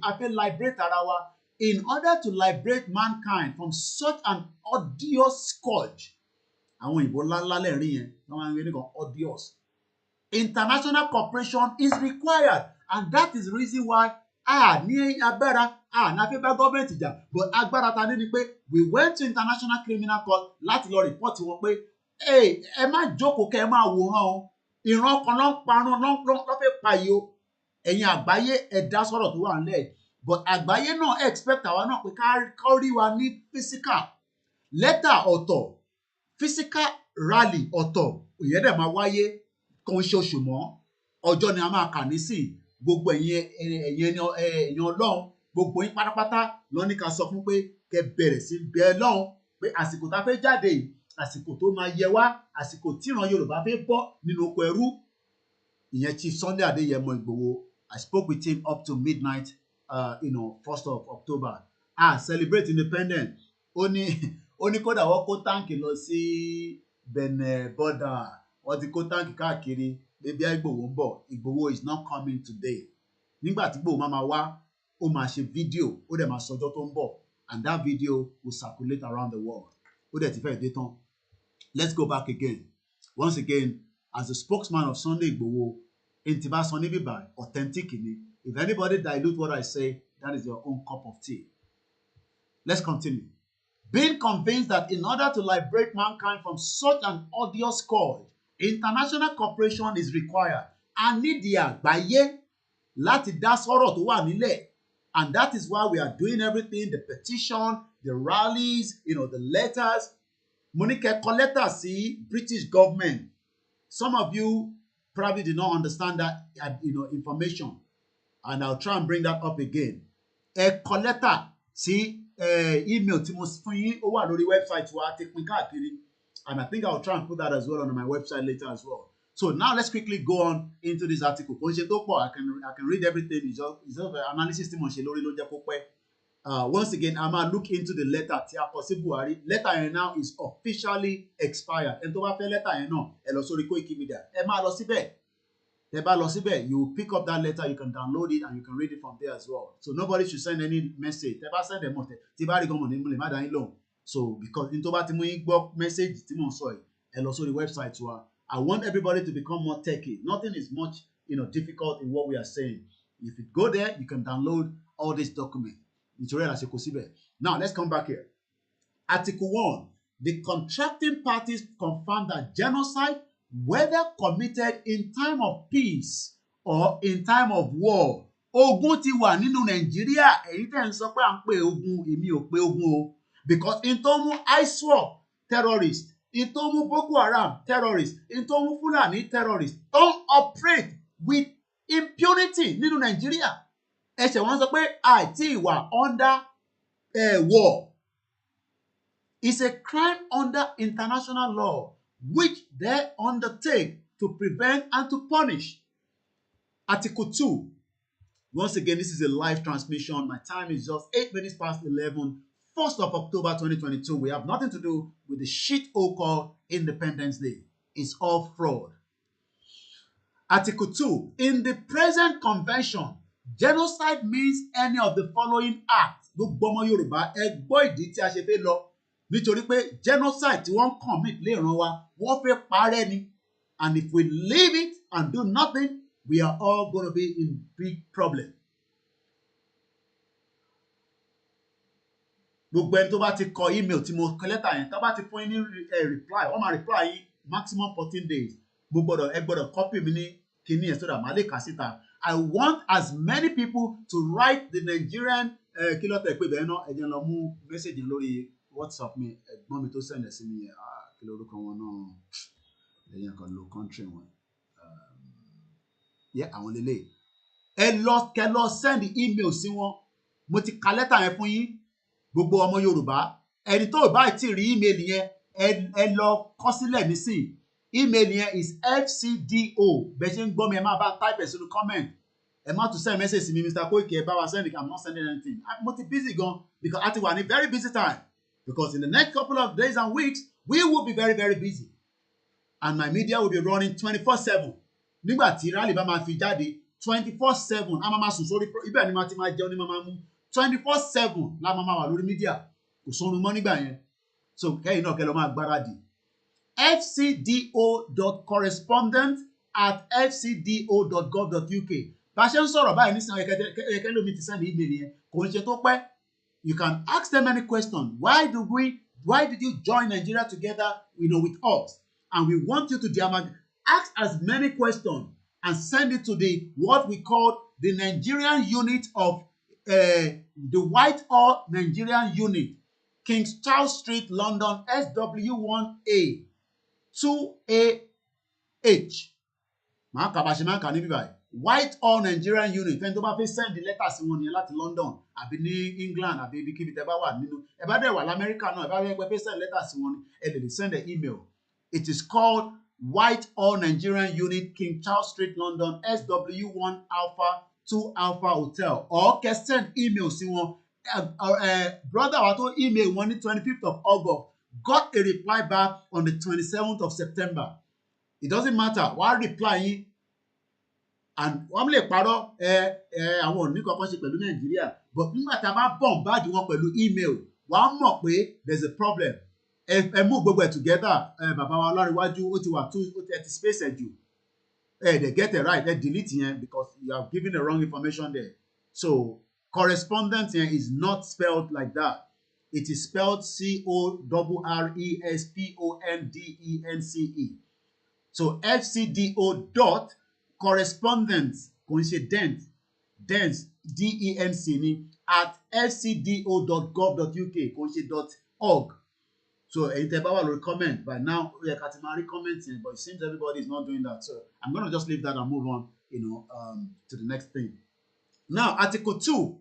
In the present convention, genocide means any of the following acts. Ẹ farabalẹ̀ yẹn ọmọ Yorùbá kẹ́ gbọ́ bí tí mo fi sọ yìí. Tá bá pè nǹkan ní genocide, it can be anything according to United Nations Convention of Prevention and Punishment of a Crime of Genocide. Ò ń ṣe tí wọ́n fi ń ṣeré, but àwa la máa pariwo ẹ̀ síta fáwọn aráàlú tó kù, the remaining part of the world, pé ìran wa ń kọ́ o. I'm not going to make any letter. Kí ni letter tí mo ti fẹ́ make? Why are we all so lazy? Just draft anything and send it. Even if tẹ́ bá kọ ní Yorùbá when they translate it. Why do I have to draft another letter and put it out? It's not anything big. Even if it's just 2 sentences. 1914 amalgamation. We want to know why, this amalgamation happened. And we want to go out of Nigeria because you put us together. I don't have to draft that letter. You can draft that letter. So, let's continue. In the present convention, genocide means any of the following acts committed with intent to destroy. Ẹgbọ́rọ̀ yẹn. Tó bá sọ pé nǹkan intent, àníyàn láti pa wá rẹ́, àníyàn láti pa ìran Yorùbá rẹ́, Ọlọ́run dẹ̀ ní fún yín ṣe.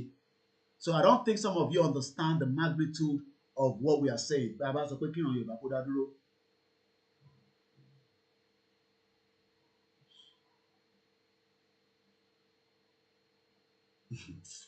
Ó yà pa àwọn kan mọ mọ tó ń pè ní Ìgbòho kábíyèsí Ọlọ́run. Mo ní ká kọ́mẹ́ǹtì mo kàn rí kọ́mẹ́ǹtì kan nísìn Ìgbòho. Àwọn tó mọ tó ń pè ní Ìgbòho wọn. Ẹ̀yin tẹ́ ẹ̀ mọ Ìgbòho lẹ máa ń kàn sọ dé. Ẹni bí àtọ́rí bàbá kọ̀ ti wà ti fi ẹlẹ́ fún wa bá wa sọ̀rọ̀, which is very good. But ẹ mọ tó ń pè ní Ìgbòho níjọ́ tá à ń sọ yìí. Mo ní sọ jù bẹ́ẹ̀ lọ. Yes, FCDO correspondent, fcdo.gov.org. Imboletiri.org.uk. Anyway, let me just continue. You're distracting me now. Article 2. In the present convention, genocide means any of the following acts committed with intent. Meaning intent. Torí pé ọ̀pọ̀lọpọ̀ yín tẹ́ni Kóìkì ló fi dá wàhálà sílẹ̀. Kóìkì bó ṣe ń pariwo yóò ti pọ̀ jù. Hello, meaning intent. Intent. Intention of purpose. Bẹ́ẹ̀ni, even Nigerian government knows who is Igboho. Ó kù díẹ̀ ni. Ẹ mọ tó ń pè ní Igboho. Ó dà, mi sọ jù bẹ́ẹ̀ lọ. Ó kù díẹ̀ ni. Tó bá pè nǹkan ní intent. Nǹkan burúkú ni. Especially in the way Nigerian government Fulani are coming into our territory. Kólúkálukú lọ gbáradì. That's all I can say. To destroy. Fulani wants to destroy us. And they have that intention. Intent. Purpose. Wọ́n ní purpose lọ sí border yín lẹ̀. Lọ sí border lẹ̀ lókè Ọ̀yà lọ́hùn. Tó ń wọlé. Tí Fúlàní ní tóun bá jí èèyàn kan gbé. Tẹ́ ẹ̀ bá fún un lówó, òun á pa, òun á tún gbẹ́ lòmíì nílẹ̀ Yorùbá.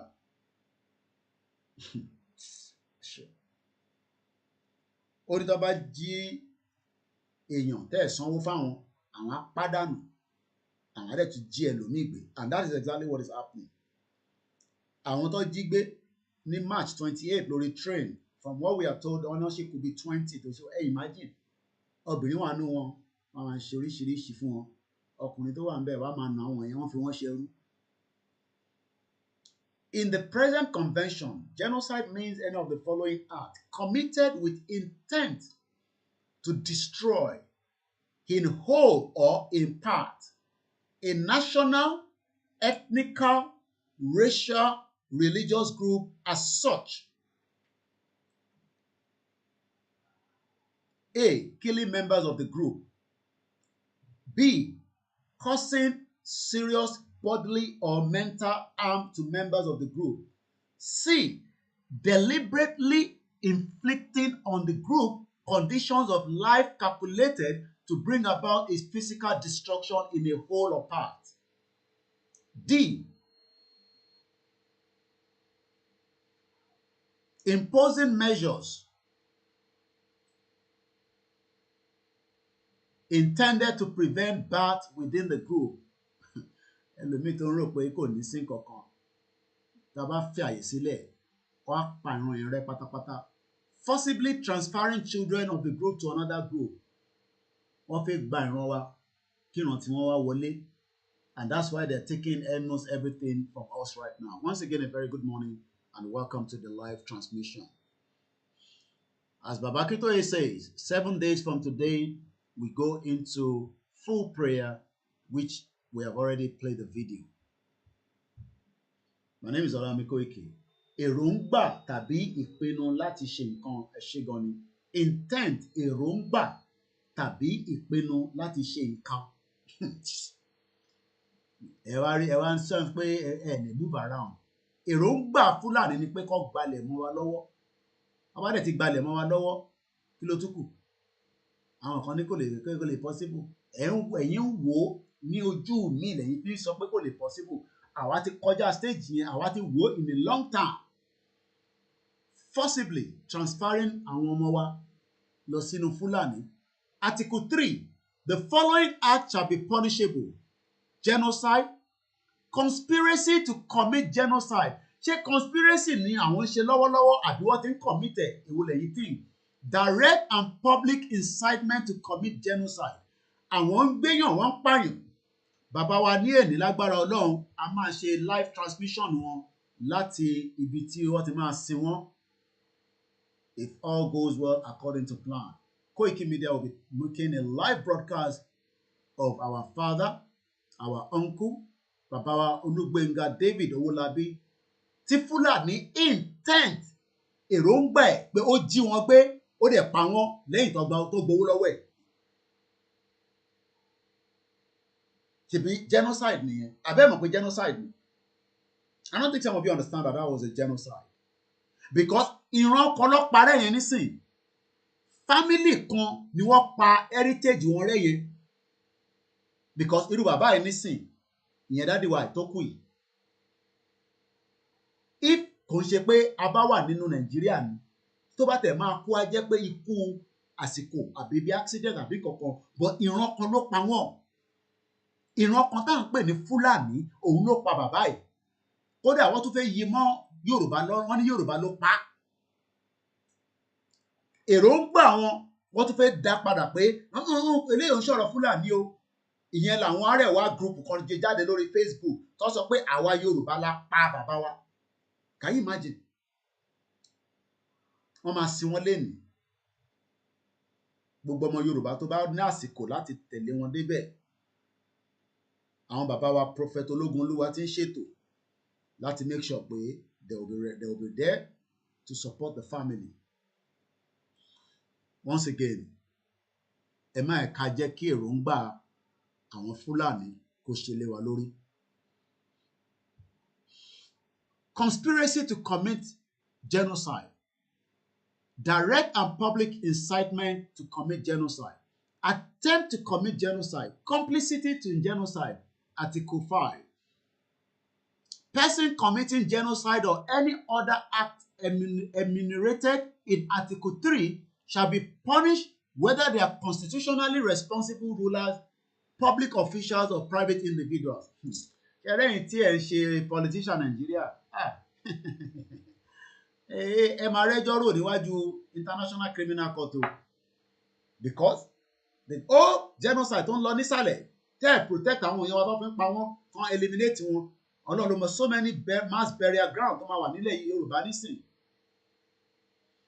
The next one, the contracting parties undertaking to enact in accordance with their respective constitution the necessary legislation to give effect to the provisions of the present convention, and in particular, to provide effective penalties for persons guilty of genocide. Ìbéèrè tẹ́ ká wá máa bira wa nísìnyí pé, is the federal government doing everything possibly to make sure that those found guilty are punished?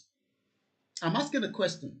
Ǹjẹ́ federal government Fúlàní, ǹjẹ́ wọ́n ń ṣe ẹ̀tọ́ láti prevent measures yẹn? Because tó bá ń ṣẹ̀tọ́ ni, báwo ni gómìnà ìlú kan ṣe máa sọ pé òun fẹ́ defend àwọn òyìn òun, kíjọba máa sọ pé no, kò ní right láti defend wọn? Ṣé ìjọba wa ń sọ̀pọ́tì aráàlú ni àbí wọ́n wà lẹ́yìn àwọn Fúlàní tó ń pààyàn nílẹ̀ Yorùbá? Ǹjẹ́ tá bá lọ wo Ọ̀wọ̀ nígbà tí wọ́n pa àwọn èèyàn wa ní Ọ̀wọ̀ láìpẹ́ yìí, ṣé gọ́ọ̀mẹ̀ntì protect wa ni àbí ó ṣí wa sílẹ̀? Tí a bá wo Ìgàngán, tẹ́ bá lọ sórí KOIKIMEDIA, ẹ rí àwọn images ti Ìgàngán yẹn. We are still uploading more images there as well for all the other crimes as well. So in terms of ẹ̀yin ọmọ Yorùbá ni pé the government is complicit by protecting the interests of the Fulani against the ethnic indigenous people, which is the Yorubas and the Igbos and the Hausas, because ìran Hausa náà ti wà affected. Ganduje sọ, kò ń ṣe mi ni mo sọ, ó ní pé majority gbogbo àwọn táwọn jẹ́ gómìnà ilẹ̀ north, yàtọ̀ sí pé Dr. Aliyu máa ń sọ, èmi gbọ́ ni, ó ní Fúlàní làwọn. Because nígbà tí wọ́n ní wọ́n ń dẹran káàkiri, ó ní àwọn lè máa dẹran bẹ́ẹ̀ yẹn mọ́ bí wọ́n ti ṣe ń dá tẹ́lẹ̀. Irọ́ náà ló kàn pa wákọ̀sán yẹn níta lójú ayé, but nísàlẹ̀ àwọn ló ń support, ló ń fund gbogbo terrorism tó lọ nílé. À ń sọ pé ISWAP wà. I don't think some of you understand what they call ISWAP.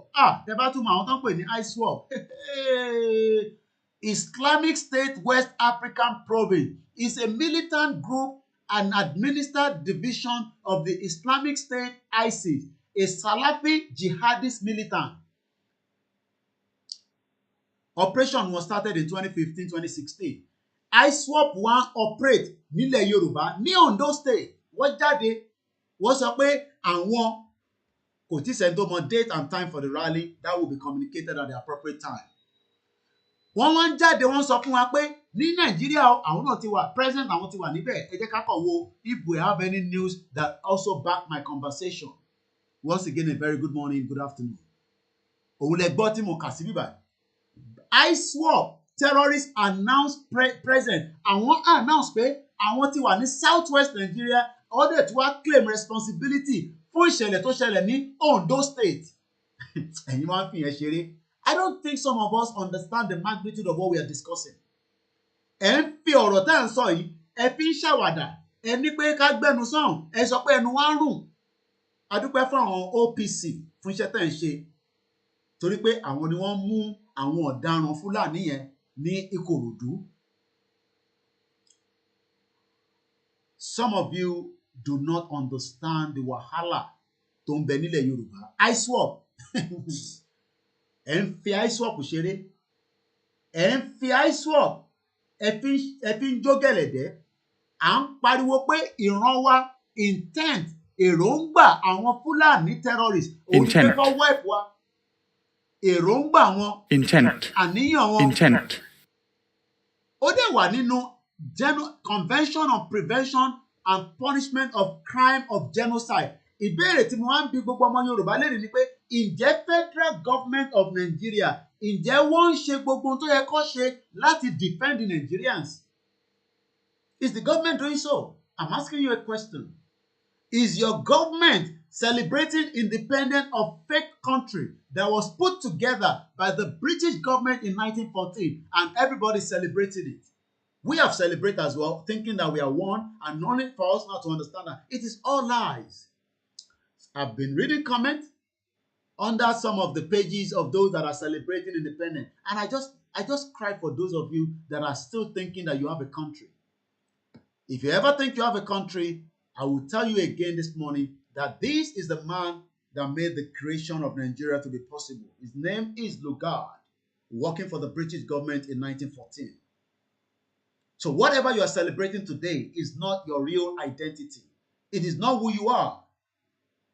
You are either from the northern part of what we call the kingdom that was there before the British came and destroyed all the kingdom. Mo mo wo film kan náà lánàá mo kàn jókòó mo wò briefly and they were doing kingdom ó dà pé ṣé Kúnlé Afọláyan or something I just just briefly mo kàn rí ni ó dà pé kan tó ṣe tí Sàró I'm sure some of you have probably watched it bọ̀bọ̀ máa kan tó ń jẹ́ Sàró tí ó ní agbára tó máa ń jí àwọn èèyàn ẹ wo bí wọ́n ṣe build àwọn empire yẹn that is what we are before kingdom kó tó di pé ṣe rí bó ṣe rí bí èmi kàn wo images àwọn buildings yẹn tó bá jẹ́ pé by now a ti wá sọ di tìgbàlódé gbogbo àwọn Buckingham Palace tẹ́ ń rí yẹn kò rí bẹ́ẹ̀ yẹn tẹ́lẹ̀ Buckingham Palace tẹ́ ń rí yẹn kò rí bẹ́ẹ̀ yẹn tẹ́lẹ̀ àbọ̀rọ̀ mòye yín nísìn mo wà lórí program Buckingham Palace tẹ́ ń rí yẹn kò rí bẹ́ẹ̀ tẹ́lẹ̀ but nísìn tẹ́ bá wá rí Buckingham Palace ẹ wá realize pé the Buckingham Palace yẹn àbọ̀rọ̀ mòye yín nísìn Buckingham Palace tí ẹ wá ṣe ń wò nísìn wọ́n develop ẹ̀ ní because it was not like that before. The Buckingham Palace was not like that. So tẹ́ bá lọ wo fíìmù yẹn bọ̀bọ̀ yẹn ẹ̀rọ àpé Kúnlé Afọláyan ló ṣe máa yẹn Sàró àsọ̀rọ̀ later. Àbọ̀rọ̀ mi yẹ yín nísìn. So what I'm trying to explain to every one of us is that ìyàwó mi ló pè mí. Ọkùnrin bàbá ìwàlẹ̀ ti pọ̀ tó ti dé láàárọ̀ yìí. Ẹ wá wọ pé kí ló pa mí lẹ́rìn my wife she called on a video call wọ́n wò bí ṣe ń sọ̀rọ̀ mo ní kó disconnect kò dẹ̀ disconnect anyway let's continue our program mo kí gbogbo ilé nǹkan ṣe pé ẹ káàbọ̀ sórí ètò so tẹ́ bá wo àwọn tó ń rò pé tó bá jẹ́ pé wọ́n fi wá sílẹ̀ gẹ́gẹ́ bí Ọ̀yọ́ empire á ti develop jù bẹ́ẹ̀ lọ but deliberate act wọ́n kó yín sínú Nàìjíríà ẹ wá náà celebrate Nàìjíríà lénìí àwọn wá ní kingdom tí wọ́n tó ń tọ́jú Great Britain àwọn wo palaces ẹ wọ́n wo structure ẹ wo edifice ẹ mọ̀ àwọn edifice yẹn àwọn náà nírú ẹ̀ British ló destroy yẹn Benin Empire was destroyed by the British government or the British Empire of that era because wọ́n mọ̀ pé táwọn ṣẹ́rí àwọn building àwọn òkúta fẹ́ẹ́ rí yẹn a lè lọ date padà sọ pé a lè gbé sórí kọ̀mpútà nísìn níbi tí technology dé nísìn ó dẹ̀ máa fún wa ní timeline and we don't even have to go too far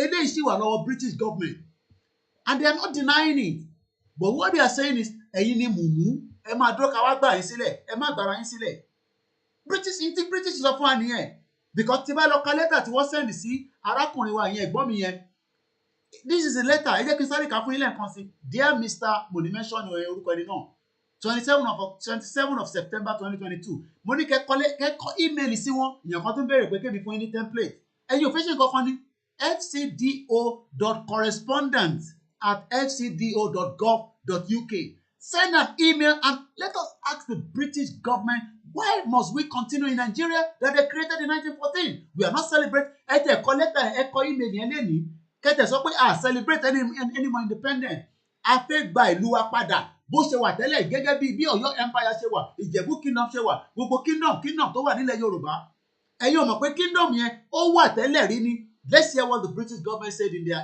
email that was sent back to this our brother thank you for your email of 25th of August about the UK-Nigeria bilateral relation your correspondent has been passed to the Nigerian unit in Whitehall.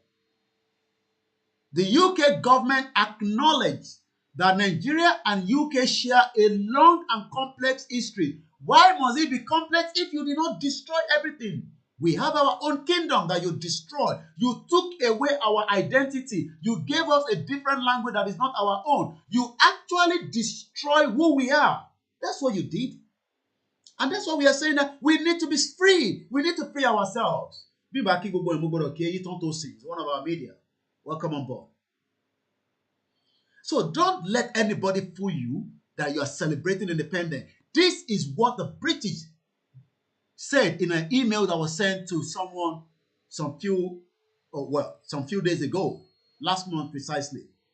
And I'm reading from that email because I got a copy in front of me. Once again, my name is OLAMILEKAN, KOIKIMEDIA, where we educate and give you every reason why I say you have the right to self-determination and we should use that right according to what we have been doing. Write a letter, do emails, go out on a rally, peaceful rally, as we're going to be expecting one to be coming very soon. The sculpture tẹ́ ń wò lẹ́yìn mi is 700 years old. Ó dàgbà ju Queen Elizabeth tó ṣẹ̀kú lọ. Kọ́lọ̀ fọ́nù kẹ́. So if anybody is now thinking that the international community is not going to, they're not going to come, but they are aware that there's genocide. But we need to push our message out to them in now physical form. And that is why we are saying that we should go for the mega rally. And from the mega rally, we can declare our nation. There's nothing wrong in that. But what I'm saying is that is just something that we should also be prepared for. Nobody around the world is going to come down and give you a country. Nobody, not even a United Nations. United Nations kì í fún yàn nílùú ẹ bá parọ́ fún wa. Wọ́n ní right láti gbọ́ concern wa. Wọ́n dẹ̀ ní right láti sọ pé wọ́n fún wa ní membership. Tó bá fún wa ní membership, àwa ní kọ́kọ́ ní wọ́n ní kọ́kọ́ fún ní membership. Taiwan is not a member of United Nations, and it is a country that can ready to defend its territory against any terrorist or anybody that wants to invade them, including China. So why are we worried? If we are not given access to be member of the United Nations, does not mean we cannot be a nation of our own. We can still be a nation, have our own declaration, have our own country, and then we will now defend our territory. There will be backlash. There's no doubt in my mind about that. But that does not mean we should be coward. We are not coward. This is what the British government wrote in an email. The UK government acknowledged that Nigeria and the UK share a long and complex history. Why must it be complex if you did not do something that we should all go back and reflect on? But you don't want us to talk about that history. That history must now come back on the round table from the UK to United Nations to African Union to ECOWAS to all over the world that the Yoruba people wants to reclaim back what belongs to them. We don't want to be part of you telling us that, oh, you don't have anything to do with Nigeria. And this is what I say. I go back again. Analysis to follow. I just want you to understand the perspective of an email that came from a British system telling us that, oh yes, our Mapani complex history, including the period of colonial rule. We cannot, and that ended in 1960. Stop telling us that it ended in 1960. I can still not get my younger brother to come and visit me in UK without going to get a visa. And you're telling me we are Commonwealth. What kind of nonsense Commonwealth is that? My name is OLAMILEKAN. Welcome to KOIKIMEDIA, where we educate you. Once again, the UK government acknowledged, with Nigeria and UK àti share a long and complex history, including the period of colonial rule. It is that colonial rule that destroyed the empire that belongs to me as a Yoruba person. It is that during that colonial rule that you took away my identity and gave me English. It is during that colonial rule that you are telling me that our own tradition is not worth dying for. It is during that colonial rule. So stop telling us that it has ended in 1960. Irọ́ ló bá dé. Kò sí kankan tó end ní 1960 because òyìnbó ni mo ṣe sọ nísìn. Kò sí bí ṣe fẹ́ sọ Yorùbá nísìn máa tún sọ òyìnbó. Àwọn Chinese ò ní bá yín sọ òyìnbó. O ò bá máa gbọ́ Chinese, problem ti ẹni yẹn. Japanese ò ní bá yín sọ òyìnbó because they don't believe in English. Germany ò ní bẹ́ẹ̀ sọ òyìnbó. What it destroyed wa wọ́n dẹ̀ sọ fún wa pé ó end in 1960. It has not ended, and if you are saying it ended, we must review it back now. We want to go back on the round table with you, the British government, and tell us what has ended. Because if you say it's ended, we then have to go back to how it started, and then I say, well, and the only way to do that is we are coming out for a mega rally, and that rally will tell the world that we want our own self-determination. Nothing more than that. Eloma Agbaradi. Ekabo sori to learn concept, and welcome to the program. My name is OLAMILEKAN. Don't let anybody fool you that we are coward. We are not coward. We have the right to self-determination. Our Makoko declared 1975. There's a country called East Timor declare they are independent from Portugal. Our de kola Makoko 1991, Soviet Union went down and about 15 countries came out of it. Russia annexed ìlú mẹ́rin, even though the world is saying that they don't have anything to do with that. But Russia doesn't care. So yes, we are not saying we're going to fight, but we will defend ourselves against any invaders at the appropriate time. Orúkọ tèmi ni Ọláyọmí Kóìkì, èmi dẹ̀ ni agbẹnusọ Chief Sunday Adéyẹmọ Ìgbòho. and one out of so many Yoruba people that want freedom for ourselves. Let's continue. Later, the UK government acknowledged that Nigeria and the UK share a long and complex history, including the period of colonial rule that ended in 1960. Today, our close relation is underpinned by Commonwealth. We don't want to be part of that Commonwealth. We want to stand as a Yoruba people, and then we can decide how we want to have a relationship with you. Because what you did during the colonial rule is completely wrong, and you must admit it. And that is the only way we can move forward as Yoruba people with the British government. Our close relationship is underpinned by our Commonwealth membership. Wọ́n wá fìyẹn tù yín lójú, ìwọ lọ gba visa ní sìnkú sọ pé ọmọ Commonwealth ní ẹ̀wọ̀n ní fún ẹni visa. Whereas East Timor, àwọn East Timorian can get to UK. Àwọn kan nìyẹn nítorí pé a kúrò ní a support South Africa during apartheid ní 1980 or thereabout. Ìyẹn ló ṣe withdraw membership wa pé ká máa fi visa wọlé. Okay, ṣèbí àdẹ ti padà sí Commonwealth, kí ló dé tí wọ́n ṣe dá padà sí bó ṣe wà tẹ́lẹ̀? Kí ló dé tí British government ò ṣe dá padà sí bó ṣe wà tẹ́lẹ̀ pé visa on arrival? So ẹ má máa jẹ́ kó fúlù wá pé a wà lábẹ́ Commonwealth, ìyẹn ló fi ń tù wá lójú. There's nothing Commonwealth. And this is why we are saying to those at home, ẹ lọ máa sọ pé a fẹ́ lọ because there's genocide and because the colonial rule created a lot of havoc. And so many things were stolen that is still here in the United Kingdom. And some of them, the Nigerian government are still trying to get it back. One of them is the kind of the sculpture I showed you earlier. That sculpture is 700 years old. Ó dàgbà ju ìyá Ṣàlí tó ṣẹ̀kú lọ. But yet, I saw some Yoruba people celebrating, let me just not even go that side. My show. Mo video àwọn ìyá kan, àwọn yẹn náà ń ṣe 8 days. Ìyá tó kú. Wàhálà má ti wá wà báyìí. Anyway, everybody have the right to whatever they want to do.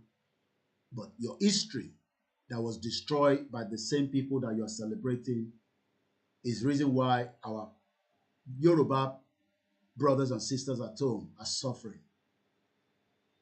The reason why we are suffering is because of that history that have been destroyed by the colonial rule.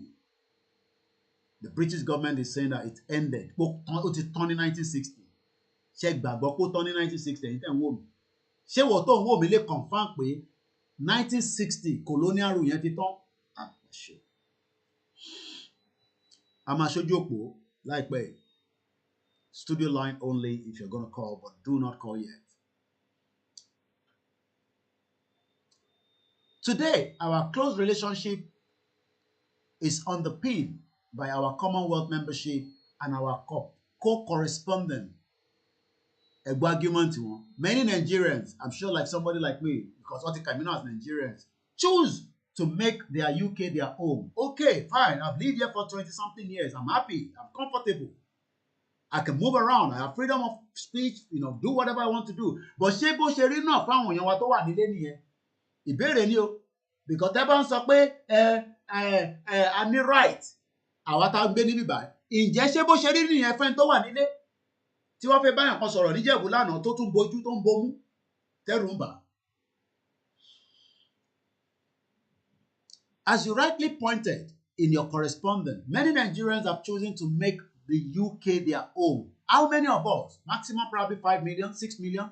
What about the remaining 25 million Yorubas that are outside UK and their life based on the colonial rule has been destroyed?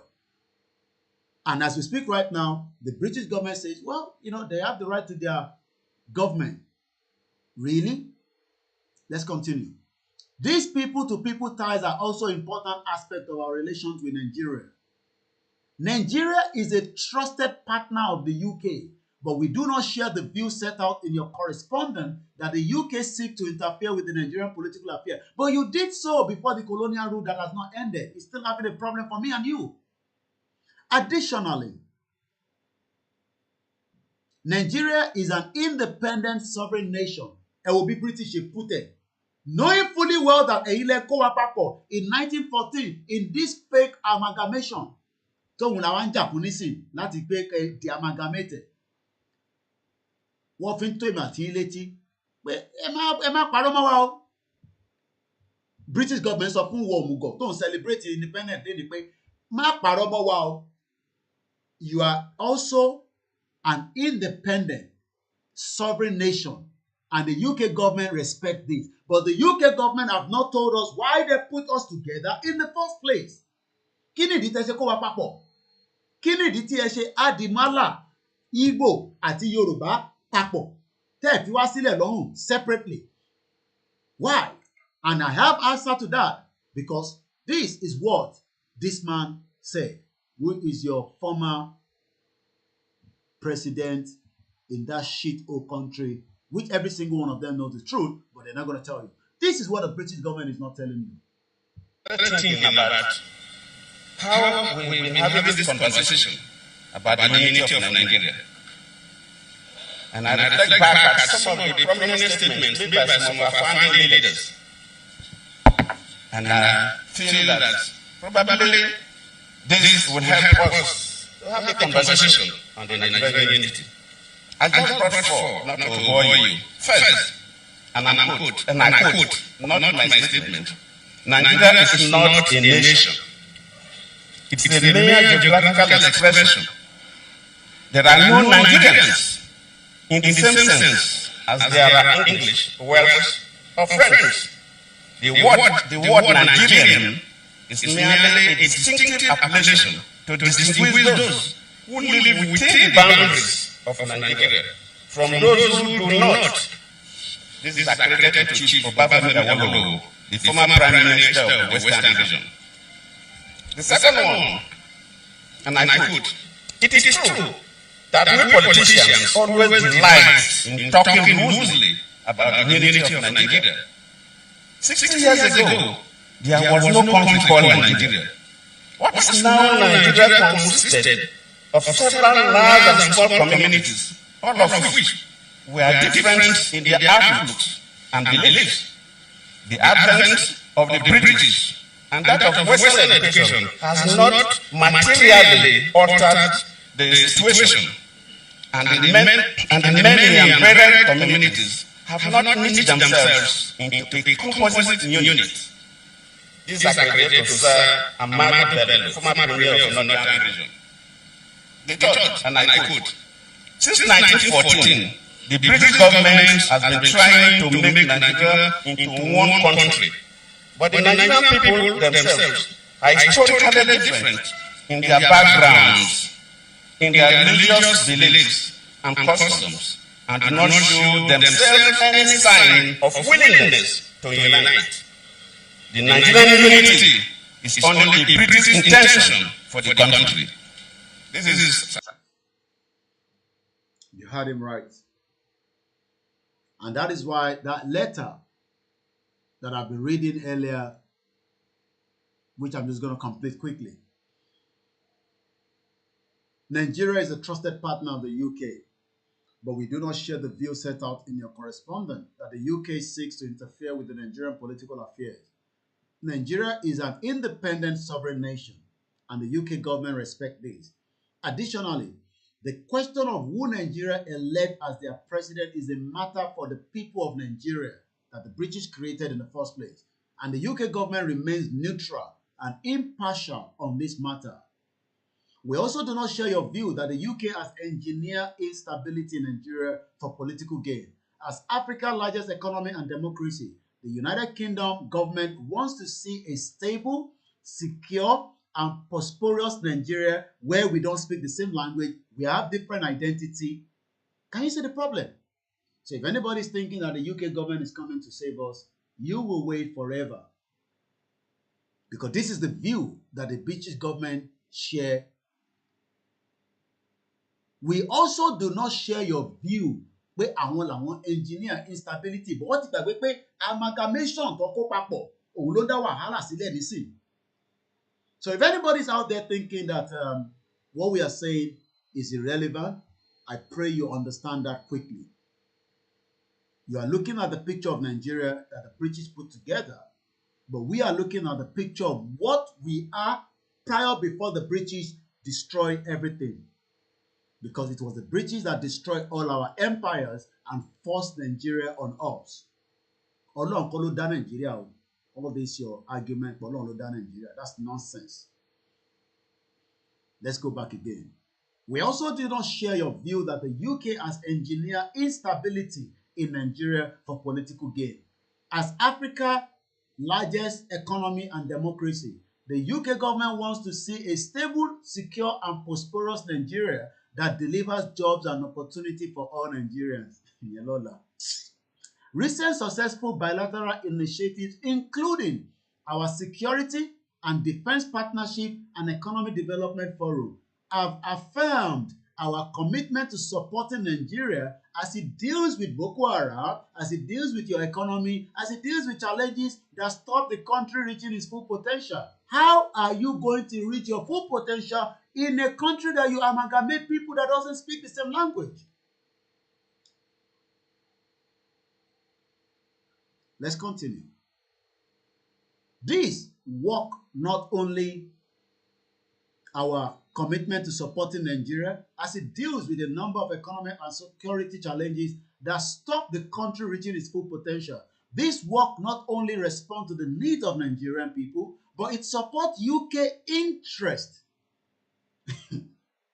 their own interest, by building the prosperity, security, and resilience of an important partner.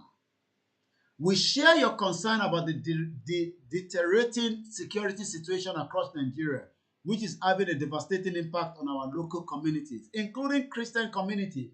The United Kingdom government is committed to helping Nigeria as it tackles this insecurity. And as part of our security and defense partnership, we committed more support to help Nigeria tackle security challenges, including police reform that keep beating every Nigerian, including police that keep killing innocent Nigerians, tackling serious and organized crime, counter-terrorism in the Northeast.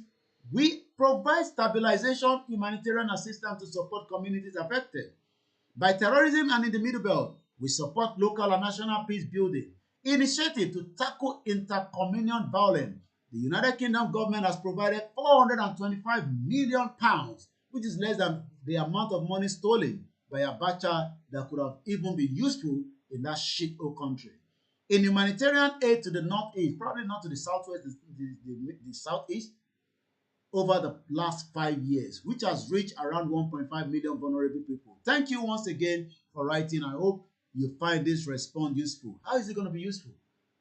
Katrina McGill, White All Nigerian Unit, Foreign Commonwealth and Development Office. So I want every one of you to write as many letters as well, because that's the only way we can find out some of the questions that is burning our hearts.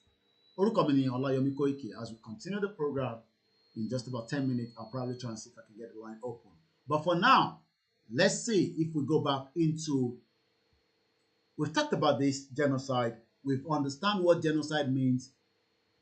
But the problem is, nobody is going to do anything if we do nothing ourselves. Now let's quickly touch on the letter that has expired.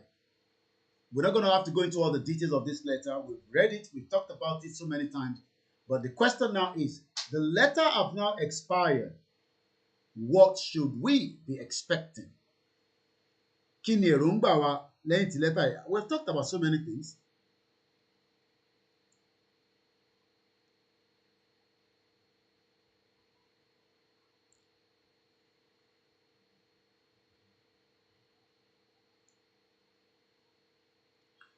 Mo kí gbogbo wa lẹ́ẹ̀kan sí, from wherever, anything, any letter, whatever you need is now on our website. Just go there and download it. I won't be able to send to anybody anymore. We're going to need the letter. I don't know why people keep, not listening when we say something. Letter into our website. The letter tí a kọ sí the government kò ṣe pé ó ṣe fẹ́ expire, ó ti expire nísìn. So that letter is now expired. And as we are not the only one saying that we want to go out of the contraction known as Nigeria, We have had a lot of you have said different things.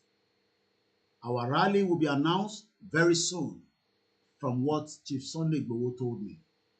He hasn't said a date yet, but that date will be communicated to everyone, including all our media, at the appropriate time. Don't call me and ask him what's my date, because I don't know the date myself. So, because some of you think you're smart, I don't have a date for that. So, if you call me for that, you are not going to get an answer. Don't try to say, nígbà báyìí ló fi ní ẹ̀nà ìkájẹ́ kó nínú ẹ̀yìn kọ́lẹ̀ máa sọ pé ìgbà báyìí ni kó ṣẹlẹ̀. Àwọn tó máa jẹ́ kó ṣẹlẹ̀, wọ́n máa announce it fún wa at the appropriate time. And we leave that for them to decide. Our job is for us to prepare our mind that we are going for a rally, which is something that has been done in most part of the world. And even up to date, people are going for rallies around the world for different reasons, different purposes. Iran, as we speak right now, are going through their own protests or whatever it is. I think Cuba. I think I was watching Cuba as well.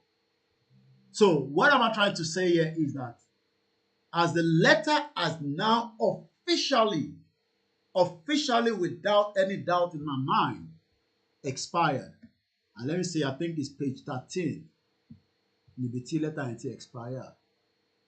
What I'm putting I don't only my job when we printed. So what we can say is we the Yorubas, our Romalade, have now concluded that being part of Nigeria is not working for us. Lẹ́ẹ̀kan sí mo kí gbogbo ẹgbẹ́ ilẹ̀ Yorùbá pátá, mo kí gbogbo àwọn tí wọ́n ṣètò Ìjẹ̀bú rally. From what I have, Shaki rally is coming up on the 6th of this month. So that means in 5 working days from today, rally Shaki Umawaye Akupalemo. I do not organize any of this rally, but my media is fully present to make sure that we bring the images for the benefit of all our viewers around the world. Thank you once again for those of you that support the media, because that's the only way we can keep the job going. We put all our resources into what we are doing, and we are happy and grateful that we are doing so without any hesitation. A very good morning to those of you on our mixed LR. As you're listening to me, the time is just coming up to 6 minutes before 12 noon in the 1st of October 2022. If any Yoruba is still celebrating the shit-hole independence, you are also being enslaved in what is called today Nigeria. Mo kí lẹ́ẹ̀kan sí bí bàbá wa Chief Sunday Adéyẹmọ ṣe ní kí n sọ fún gbogbo ẹ̀yin aládùúrà ní ti ìṣẹ̀ṣe ti Mùsùlùmí ti Kristẹni pé a máa jáde rally wa láìpẹ́ yìí ká túbọ̀ máa fi sínú àdúrà. And that's the message and the conversation we had together up to the early hours of this morning. My name again is Olayomi Koiki. I plan to have a break, so that means when I open the phone line, I'll probably say give and take, and I'm looking at my time. We have probably maybe another 1 more hour, so that I can then go and relax and prepare myself towards the the transmission that we're expecting later on from, I think, Maryland in Yababawa Toku. If anybody's still celebrating Nigeria, that's the man you're celebrating if you do not know. Moki Bubuale from wherever you're watching us, and let us remind ourselves that whatever we are doing today, so this is going to be our next rally. Saki Mega Rally is coming up, and it's coming up very soon. Nobody knows the date for the rally. Some of you saw, I think, something symposium. Symposium is just a conversation. It's not a rally. And we will continue to have different conversation, different discussion up till the time of when we will be ready to leave that shit-hole country called Nigeria. Nigeria is a death trap for the Yoruba people, and we must get the hell out now before it is too late. The longer we stay in Nigeria, the more our identity is being hidden away. And our real identity is not Nigerian. It was the British during their colonial rule that destroyed our real identity and gave us what we are called today. Àwa kọ́ la máa kọ́kọ́ pín. Lẹ́yìn tá a bá pín, àìmọye ìlú tó wà lórí line tó táwọn fi pín. And we are going to do it differently because tá a bá ní ká wo bí àwọn kan ṣe ṣe nígbà kan, ó lè yàtọ̀ sí báwa ṣe ṣe nísìn. I'm expecting, if all goes as planned, I think on Monday, àwọn Yoruba Central, Yoruba self-determination, I think the central account want to come and speak to us. I have a lot of questions for them when they come. Because if we are saying that people should donate money, we also be ready to know if they will be ready to support people on the ground. Because I say I will not promote that account on this platform from this month. I've given them up to last month. I don't care what anybody says. This is my platform. If they want to promote it, they can take it to anywhere. There's no point promoting something that doesn't have access for those that need it. Not literally me. So if you're thinking that you will come and discuss it with us, that's fine. This is a platform where anybody come and discuss anything that's got to do with Yoruba Nation. You don't have to agree with anything that they come and say, or you don't have to agree with all the views of different people.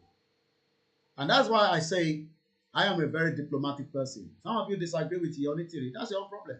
It's not my problem. I am just a media, and I'm not a local media. I am registered media here in UK before I started Yoruba Nation. And I've been doing media for more than 10 years. So that means if it's a Yoruba Nation conversation, as long as we believe that it's for Yoruba purpose, I will promote it and I'll discuss it. They can convince me when they come on Monday. But like I said, this is my platform.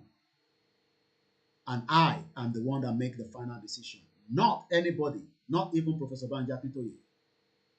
But they will use this platform as many times as they want. Because when I have people that are calling us, people are sick that are doing Yoruba Nation, people need support. How do we get those support? They must be able to have access to those that are at the back end. Kò ṣe ètò màmá pẹ́. Ilẹ̀ Yorùbá ní nǹkan tó máa fi ṣòwò. So what táwọn èèyàn donate nísìn is for a purpose to be used right now, not to be kept into something and say, maybe it's central account Ilẹ̀ Yorùbá kankan. Don't fool us. I'm going to ask a lot of questions. They're coming on Monday. I don't think we've finalized the time yet, but they've reached out to me. We need money now for a lot of materials. I want those central accounts to first make sure that they can put posters, flyers, stickers outside in Yoruba land. When they come here, that will be my first thing I'm going to tell them. If I don't see that, and tell them as sọ pé pálí yìí o èmi náà fi tèmi wọ̀nyí àbẹ́ẹ̀rí ni èmi náà sá sọ pé mò ń ṣe nǹkan màá dẹ̀ fi wọ̀nyí àwọn náà gbọ́dọ̀ sọ pé àwọn ṣe nǹkan mo ní flag yìí máa délé ó dẹ̀ ti délé. They must be able to tell me that Mr. Koiki pálí 10 yìí sticker ló wà níbẹ̀ ibo lẹ fẹ́ ká bá wa. They don't have to come and do it with me. They can do it themselves. That is the purpose of the money. Don't keep the money. Yes, there are some other things that I don't want them to discuss with me. But they must be ready to do so. If they're not going to do so, we will not promote central account anymore on this KOIKIMEDIA. It's as simple as that. Not because I'm upset with them or angry with them. It's just that I don't see what they're doing. If they bá ń ṣe fún an evidence pé ń ṣe pé ẹ̀ tí gbowó sórí ẹ̀yẹn irọ́ lẹ́pa owó ti wọnú ẹ̀ díẹ̀. And that is our take on KOIKIMEDIA. Òmìnira account is still going on. Whether there are issues at the people that are behind it, I don't care. I'm not interested in that. Only one person, will probably say to me, Koiki, but for now, I've not been told that. So as far as I'm concerned, Òmìnira account still goes ahead and you can donate into it. I don't take orders from anybody. I take order from myself as one of those that are fighting for the movement. So if anybody disagree with my views, that is your own cup of tea. You can set up your own platform and do the same thing I'm doing. And like I said, I am not a local media. I am an international media that is fully registered and paying tax in the UK government. And I've lived there for 20-something years. I know the ethics of the media in this UK. I am a registered member of the Press Association here in the United Kingdom. So, like I said, I want the central accounting to put together as quickly, if they can hear me now, do those stickers, flyers. That's what the money is for. Probably some other thing that you don't have to share with us for security reasons. That's fine. But stickers and flyers, I need to see evidence. I keep saying, Yoruba Central Office. Dr. KABIRU was in the airport welcoming students here to UK. Mo fún yàn kan ní nọ́mbà bá Dr. KABIRU ẹni yẹn wà l'Amẹ́ríkà, ẹni tó ní contact yẹn ilẹ̀ Yorùbá ló wà, ẹni yẹn ní problem ní Amẹ́ríkà, and ẹni yẹn pè mí padà, ó ní bóun ṣe pé wọ́n ti ń ṣiṣẹ́ lé lórí, àti rí central account people, àrí yín bá sọ̀rọ̀, àwọn èèyàn fẹ́ béèrè nǹkan pé okay, I need the support yín, àrí yín bá sọ̀rọ̀, a lè máa ní káwọn èèyàn lọ dáwó síbi tá àrí yín bá sọ̀rọ̀, Koiki ló ń sọ̀rọ̀ nísìnyí, àrí yín bá sọ̀rọ̀, bọ́ọ̀ ti ní Monday pa àwọn bá wọn sọ̀rọ̀. Ẹ máa fún wa ní nọ́mbà táwọn èèyàn máa pè yín sí àbí email. Kò dẹ́ ṣe process ẹ máa ní pé ẹ máa afẹ́ ní accounting ẹ máa ní promoter mi rí bíbà ẹ̀. Kò sí nǹkan tẹ́ fẹ́ fi mí ṣe. Èmi mo ní platform mi, kò ń ṣe platform àwọn ọmọ Yorùbá, kò ń ṣe fún central account. Nígbà tí àwọn British fẹ́ kúrò nínú EU, a rí gbogbo signboard káàkiri, wọ́n náwó, wọ́n ṣe gbogbo ẹ̀ advert. Ẹyọ àìsàdúrà kankan nísìnyí ṣàfánà àlówó lọ́wọ́ ni. Kò sí bó ṣe lè kéré tó by now, ó yẹ ká ti rí àpẹẹrẹ díẹ̀. Ṣé báwa gan tára tẹ̀ lówó tó pọ̀, owó tó ń já sí wa lọ́wọ́, mo dúpẹ́ lọ́wọ́ ìyá wa Chief Gbangbala. Kódà wọ́n tún ṣe fún bàbá Ọmọlúkà. A dúpẹ́ fún yín fún projector. Sometimes people come to me and say, I want to share nǹkan sáwọn other media. Money fine, there's nothing wrong with that. That's what we want. And she's also going to be giving us money to do more flyers. So we're putting that together. Kódà mo tún sanwó another one lánàá. Yàtọ̀ sí tí mo san tẹ́lẹ̀, a tún sanwó kan fún wọn lánàá. Táwọn owó kan tí wọ́n tún bá wa gbàjọ nísìn, àwọn ẹgbẹ́ kan náà bá wa gbowó kan jọ. Tó bá tún kó fún wa, a tún máa sanwó sí ibi á ní Monday. Èmi àwa máa ń ṣe yẹn, ẹ̀yin wá ní ẹ̀rì fẹ́mi evidence kan tẹ̀ ń ṣe. Ká tibẹ̀ nígbà yẹn, kò sí òyìn sọ̀rọ̀ ọjà. Á tibẹ̀ pani. Kí ni màmá ń pariwo káwọn yẹn lọ dáwọ́ fún central account ojoojúmọ́ àwọn ìjẹ̀búra nìyẹn nísìn gbogbo diaspora jásíbí jásán. Tẹ́lẹ̀ àwọn ìlànà US gbogbo rally tí wọ́n ṣe ní last year ó ní iye tó ń fún gbogbo àwọn state kankan tèmi dẹ̀ lọ́ máa pè táàdẹ̀ confam fáwọn tí wọ́n fún lówó yẹn because èmi ló ń send sí màá dẹ̀ send owó sáwọn yẹn which we have the evidence. So if táwọn bá lè ṣe yẹn so àtẹ̀ṣe wá ń ṣe gbogbo rally nísìn àfi tó bá jẹ́ pé mo wà mọ̀ ìtẹ́ bá wá sí bíbà ẹ fún wa ní evidence pé Mr. Koiki kò dẹ̀ rí bẹ́ẹ̀ o ẹ̀wọ̀n rally tó ń ṣe yẹn a fún wọn ní 100,000 a lè máa ṣe àwọn rally yẹn náà ní fún wọn lówó tẹ̀ ní support wọn so iṣẹ́ olè wá ṣe ilẹ̀ Yorùbá ní nǹkan tá a máa fi ṣọrọ̀ ajé tá a máa fi rówó but for now we need to know that you are ready to support material wise nílé iṣẹ́ tiyín nìyẹn ẹ̀yin lẹ sọ fún wa pé ebe ilẹ̀ kọ lẹ́tà sí Buhari bàbá wa dẹ̀ ní chairman bàbá Yílóge àyín ní deputy chairman ẹ gbọ́dọ̀ jáde nísìn kẹ́ sọ fún wa pé nísìn tí a ti sọ pé lẹ́tà ti tọ́ nísìn ẹ jẹ́ àbọ̀nbáàdì ilẹ̀ Yorùbá pẹ̀lú poster sticker flyers a ní kẹ́ fún wa lówó ẹ gbọ́ mi dáadáa owó táwọn tìyàn ń dá sórí platform ti tó mi kò pọ̀ lóòótọ́ bọ̀ mo manage ara mi Mr. Koiki ẹ gbà £100 £50 èmi náà ìyàwó mi ya ìwọ náà gbà owó tó fún mi lélẹ̀ ẹ̀yin ọmọ ẹ̀yin náà já síbẹ̀ ẹ̀rọ ẹ̀tọ́ná sílé àbí ó yẹ yín bọ́ pé èyí tẹ̀yìn gbé dání yẹn àwa rẹ́dì láti fún yín ní backing but a gbọ́dọ̀ rí àpẹẹrẹ pálípálí stickers ẹ ṣe kí nìyí náà kéékèèké ṣé nígbà tá à ń tẹ̀ ń lọ nísìn ṣé gbogbo àti ok ẹ lè compare last year àti year rally ṣé ẹ rí àpẹẹrẹ pé flag ó lè má pọ̀ ta ló máa sọ ẹni tó bá lóun ò rí pé flag wà nílẹ̀ Yorùbá nísìn ó lè rí kankan tó máa fi kú ẹni bá sọ pé òun ò rí pé wọ́n lo flag yẹn ó lè rí anything because à ń gbìyànjú níwọ̀nba bí flag yẹn ṣe kéré tó and àwọn tó yẹ ti gbà wọ́n lè confirm ẹ̀ kò tí ì pọ̀ lóòótọ́ but we are trying our best and I'm pushing it ẹlòmíì ẹyọ kan ẹlòmíì méjì mẹ́ta márùn mẹ́fà àwa máa ṣe yẹn ẹ̀yin máa sọ pé yín organization adẹ̀nà fẹ́ gba Yorùbá nation British government nígbà tí wọ́n fẹ́ lọ kúrò nínú EU wọ́n ná dẹ́ndẹ́ owó lórí advert and pé ẹ tí ìrówó gbà yẹn èmi ò ní kẹ́ wá sọ èyí tó wà ní account but pé ẹ tí ìrówó gbà irọ́ ni even if it's 500 lẹ́ bá rí gbà ẹ yọ 300 níbẹ̀ kẹ́ fi ṣe materials kẹ́ kó fáwọn ọmọ yẹn. So à ń retí níjọ́ Monday lágbára Elédùmarè my beautiful sister tí mò ń retí a máa retí ní Monday ẹ bá mi ní bíbá àdẹ fáwọn ọmọ Yorùbá láyé a máa pè wọlé o àwọn ọmọ Yorùbá máa pè wọlé níjọ́ yẹn o so bó ṣe jẹ́ nìyẹn bọ̀ lórí pé àwọn nǹkan tó bá jẹ́ ti security níní láti sàn fún mi ní bíbá bọ̀ gbogbo sticker kìíní kan àní mo fẹ́ rí pálí mo dẹ̀ gbọ́dọ̀ rí kò dẹ̀ ṣe tó ń pẹ́ bí wọn bá fún àwọn èèyàn nílé ní owó nísìn ní Ṣómólú within nígbà tó rẹ̀ mi tẹ̀ bá mi ṣe pálí méjì flyer pálí méjì yẹn nísìn mo ní kó gbé kan fáwọn tó wà lágége mo ní kó gbé kan fáwọn kí ló rẹ̀ ti tán so èyí lè ṣe máa sọ fún apẹ́ẹ̀lì ṣe flyer bí ẹ ti wá ṣe é tẹ ti pin tá a mọ tẹ bá ti fẹ́ mi ní evidence àwọn máa kékeré ní ìtókò so bó ṣe jẹ́ nìyẹn ṣé mo wíire ìyá mi comfort ẹ ṣe gànà ẹ tó fún wa super chat ṣé mo wíire ẹ̀yin ọmọ Yorùbá a máa support central account but ẹ lè máa gbowó ká má rí flyer àníṣe ìlànà US mo mọ ẹ tó ń ná nígbà tá à ń ṣe rally ní last year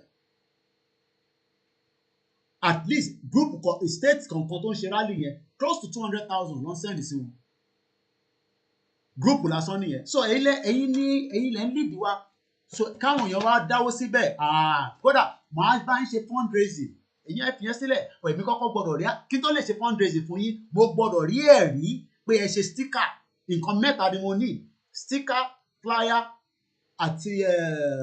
àti poster ní ńlá yẹn flyer ní kékèké sticker ìtàn lẹ̀ mọ́ mọ́tò ẹ̀yin ẹ̀ṣẹ́ ìbọ́sẹ̀ lẹ̀ mọ́ níjẹ̀bú lánàá tẹ́ ẹ̀ bá ti ṣe yẹn tí mo rí páálí bíi 6 àbí 10 àti lọ bí táwọn lọ nìyẹn o ẹ jẹ́ aṣojú òpó torí àsìkò tí ń lọ let's take the calls ẹ tó bá ti ń pè mo ní strength ẹ mute background go straight to the point as well let's take the first call number tẹ máa pè sí òun ló wà nínú box yẹn +4474044059 hello caller you're welcome to the program mo ń gbọ́ yín sir mo ń gbọ́ yín mo wà lórí program. Any go on the program, so problem tamani no people calling. So +447404405917. Any bá send email see me. I do receive email through info@koikimedia.com, which is our official email address, or you can just send it to musakalam@gmail.com and I can reply it as well. Gbogbo àwọn lẹ́tà tí mo ti kà síta lẹ́nu gbogbo ẹ̀ pátápátá WhatsApp call nìkan ni o if you're calling it's a WhatsApp call only that's all we're gonna be taking now because normal call man affect the WhatsApp call so if you're calling me it's a WhatsApp call about the number and síta once again we appreciate every single one of us as we continue our quest ìtafẹ́ kò ń ṣèjà ẹ gbọ́ mi dáadáa o àbá Nigerian government já o ẹ̀tọ́ wa la fẹ́ reclaim a fẹ́ gbà padà and that's what we have been doing adẹ̀dúpẹ́ láwọn tó ti ń ṣe for 30 years kọ́mọ Victor Taiwo adúpẹ́ lọ́wọ́ yín adúpẹ́ lọ́wọ́ gbogbo àwọn tó ti gbé dání tẹ́lẹ̀ gbogbo ẹ̀yin bàbá tá a lè dárúkọ ọlọ́run kọ́ ni pé àwa ń lo advantage media ni which nobody can push behind ní àkọ́bá sọ pé ní táwọn sọ lórí social media wọ́n gbọ́ ìrọ́lẹ̀ pa ẹ̀gbọ́n sókè. ẹ̀yọ́ ká sọ pé tó. ètò nìyẹn. nǹkan tí mo fẹ́ dá sí ni wípé èmi ti mọ̀ pé Buhari kò ní dá sí lẹ́tà yẹn but a gbọ́dọ̀ dúró pé ká torí àkọ́jà owó prógráàmù kan tán ní pé a ṣe máa kọ̀ntínú láti máa kọ lẹ́tà náà a ṣe máa kọ̀ntínú láti máa kọ lẹ́tà kò sí ká kọ lẹ́tà láti ní títí di 100 years àwọn pípù yẹn wọ̀n lè rẹ́dí wọ̀n ní dá wa lò ibẹ̀ sì ni pé ká dìklẹ̀ rálì ká ṣe rálì tá a fẹ́ ṣe because a lè kọ̀ntínú láti máa kọ lẹ́tà bàbá òjèjì máa kọ lẹ́tà ní Nigeria government kò sí ibùdó kan tí Buhari bá kúrò bẹ́ẹ̀ wọ́n bá gbẹ́ lómi síbẹ̀ kò sí wọn ní dá wa lóhùn àdẹ̀lẹ̀ dúró dè yẹ because Nigeria ti sún wa àwọn ò fẹ́ Nigeria mọ́ because kò sí ọ̀kan tá a rí nínú Nigeria Nigeria celebrate 62 years tí ń sìn lórí zero ojú òtí ẹ̀ tí wọ́n yẹ kán dọwọ́ gbójú ni àdẹ̀rẹ̀ àwọn kan tó bá yẹ pa ayé ti tẹ́lẹ̀ ní ẹ máa lórí Facebook tó yẹ pé oríṣiríṣi àwọn èèyàn máa ṣe everything àwọn èèyàn because ojú àwọn èèyàn ti là wọ́n ti rí pé àwọn people yẹn scammer ni wọ́n kàn ń gbé wa mọ́ra ni kí Àtíkù máa sọ pé òun máa sọpọ́tì ìkíní kan ní 2027 Ọlọ́run ní jẹ́ káwa di ìdìgbà yẹn lágbára Ọlọ́run nínú Nàìjíríà ẹni tó bá fẹ́ lọ dìbò á lọ dìbò nílẹ̀ àwọn nínú gbó Sambisa àbí kó lọ dìbò tí bàbá Tinubu náà bá dẹ̀ nídìí election kó lọ Tinubu Sambisa àbí kó lọ sọ́dọ̀ àwọn nọ́ọ̀tù kan lọ dìbò àwọn òfẹ́ bò kan ní Nàìjíríà Yorùbá nation làwọn afẹ́ ẹ̀kú ètò ẹ̀ máa dé tó. ẹ ṣé gan-an, thank you so much. Mo kí gbogbo ẹ̀yin ìyá wa nínú Olúwa, bàbá mi Ìgbòho ní kí n sọ fún gbogbo ẹ̀yin aládùúrà, ìyá mi Beatrice, gbogbo ẹ̀yin CAC, Sẹ̀lẹ̀, Pentecost, Redeem, Amadia, Alásàlátù, gbogbo ẹ̀yin oníṣẹ̀ṣe, wọ́n ní kẹ́ wọlé lọ báyìí. Ó ló kù díẹ̀ òun fẹ́ jáde tán. Igboho is coming back. Koiki ló ń sọ̀rọ̀, Igboho is coming back. Ẹgbọ́n sókè. Hello sir. Yes sir. Ẹ kú ètò sir. Ètò ni ẹ sà. Ẹ kú ṣe Ọlọ́run àrùn ọ̀nà Ọlọ́run àgbà. Àmín. Mo kí yá mi Liz dáadáa, Fẹ́mi lékè ṣe rí sà, ṣe rí gbogbo nǹkan tẹ̀ ń ṣe yìí ní ọgbọ́n ọmọdé tèmi sà wípé ẹ̀yin tẹ̀ wá diaspora tẹ̀ ń sweat fún wa fáwọn ọmọ Yorùbá tá a wà lé torí èmi rí pé ẹ̀ ń sweat gbogbo tẹ̀ ń ṣe torí tiwa ni torí tiwa lẹ ṣe ń ṣe so ó máa ń jẹ́ nǹkan tó máa ń yà mí lẹ́nu tí máa ń rí àwọn tó wà lé. Hello sir. Mo ń gbọ́ yín, mo fẹ́ wọ́n ní ọjọ́ àwọn yẹn bá ti ń pè kí n má jẹ́ kó sọ̀rọ̀, mo ń gbọ́ yín. Tí máa yà wọ́n pé àwọn náà tọ́tún jókòó tọ́tún sọ̀rọ̀ yamayama. So nǹkan tẹ̀ ń ṣe Ọlọ́run á gbìn yín léèrè torí èmi tí mo bá ń sọ̀rọ̀ yà mí graduate iṣẹ́ tó jẹ́ṣẹ́ tó háì jù tí mo ní location 419 yìí oníṣẹ́ 50,000 naira microfinance bank pẹ̀lú ọmọ méjì. Ẹjọ́ torí Ọlọ́run ṣé ó dìgbà tí ọba sọ fún mi pé Yorùbá nation is the way ipe òmìnira Yorùbá tí mo mọ̀ pé tá bá gba òmìnira iṣẹ́ máa pọ̀ máa ríṣẹ́ ṣe. Ìyẹn ni màá tún wá sọ pé mo fẹ́ jókòó mo fẹ́ máa dúró tẹ̀lé lóṣèlú. Èyí tí mo ti ń jó láti jẹ́ kí ló pọ̀. So èmi nígbàgbọ́ nǹkan tẹ̀mí retí sí is the rally. Èmi mọ̀ pé the rally is coming up and after that rally we are getting our land. I'm very very sure of that. I'm very very certain of that. Mo dẹ̀ mọ̀ pé ẹ̀yin tẹ̀ wá wájú ẹ̀yin tẹ̀ lé wọ́n lórí ẹ̀ gbogbo àwọn bàbá wa ẹ̀gbọ́n àwọn màmá wa ẹ̀ gbogbo ẹ̀yin nídìí àwọn ọlọ́wọ́ àgbà fún yín. Kò ní sùn kò ní rẹ́ anybody wọ́n lágbára ọ̀dọ́. Èmi náà dẹ̀ dákẹ́ awareness. Mo ṣe grassroots awareness every day. Mo ṣe every day. Every time. Ẹ káàárọ̀ mọ́mí Grace So dáadáa. mo dẹ̀ fún wa ẹgbẹ́ àwọn ìyàwó náà kọ́ náà tẹ̀síwájú ní grassroots. Ẹ ṣé gan-an. Thank you so much. Ẹ ṣé gan-an. Ẹ bá ń kí àwọn ọmọ yẹn Oòduà tọ́dọ̀ yín lọ́hùn. Ẹ ṣé gan-an ni. And it's quite right. Mo kí gbogbo ẹ̀yin tẹ́tí wọlé àtàdárúkọ Michael Cross, the rest of you on Instagram and all that. Pathway to Yoruba nation and its benefit. Mo rántí pé alokiri náà nígbà kan. Imposition of the 1999 fraudulent constitution, we the people of the Federal Republic of Nigeria are firmly solemnly resolved to live in unity and harmony as one, indivisible, indissoluble, sovereign nation under God dedicated to promotion of inter-African solidarity, world peace, international cooperation and understanding. Marginalization of the Yoruba and other nationality. Farabalẹ̀ ká gbọ́ bíbá and hopefully when call comes we pick it up. Judiciary, Minister Justice Abubakar Malami, Chief Justice of the Federal, Security Architect for the country, Chief of Army Staff, Major General Farouk Yahya, Chief of Naval Staff Ahua Sabiru Gambo, Director General of Security Services Yusuf Magaji Bichi, Director General of Nigeria in the Intelligence Agency Ahmed Rafiu Abubakar, Minister of Defense Bashir Sali Magashi. These are all the Fulanis that have actually taken control of what we call the security architect of Nigeria that was put together by the British government in 1914. So if you are still of the view as a graduate, like my brother that called, Any 50,000. I know some of you will be like, but Mr. Koiki, báwo la ṣe máa wá develop tí gbogbo nǹkan máa sọ ètò máa everybody máa níṣẹ́. The question you ask yourself is, what is Nigeria producing today to the international world? We have our human resources, which is you, our people. When I say we, our people, it will be the Yoruba force. And why imagine, right? Mo tún fẹ́ padà sókè pé láti judiciary ilẹ̀ Yorùbá ló máa ní fún rẹ̀. Security architect àwa Yorùbá la máa jẹ́ chief of army staff.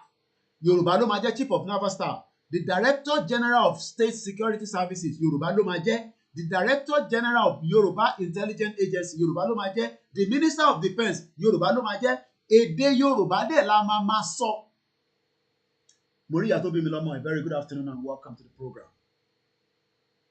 So these are some of the, again, Controller General of Custom, Colonel Ahmed A. Imagine, Controller General of Custom, ó máa jẹ́ ọmọ Yorùbá, nígbà tí ilẹ̀ Yorùbá bá dúró. Controller General of Immigration, Idris Ishajari, another Fulani. Tí ilẹ̀ Yorùbá bá dúró, àwa la máa ní ọmọ Yorùbá ló máa wà níbẹ̀. Èdè Yorùbá la máa fi communicate. Passport wa máa jẹ́ ti ilẹ̀ Yorùbá, kò ní jẹ́ ti Nàìjíríà, because as of today, passport ìlú tí mo dárúkọ tí gbogbo yín tí mo fi ń ṣàpèjúwe fún yín tá à ń pè ní Tuvalu, passport wọn ní àgbáyé lẹ́nìí ó ránkì number 43, whereas passport in Nigeria as of today is ranked at number 83. If a country that their population, the whole population of this country, population ìlú tá à ń pè ní Tuvalu, their population as of today is not even up to 12,000. Òun lè rí níwájú yìí, kò ń ṣe pé mo make it up, èmi kọ́ ni mò ń sọ bẹ́ẹ̀. In tí World Bank sọ nìyẹn, the line is open and let's take the next caller as well. Once again, a very good afternoon or good morning if you're watching me from another part of the world.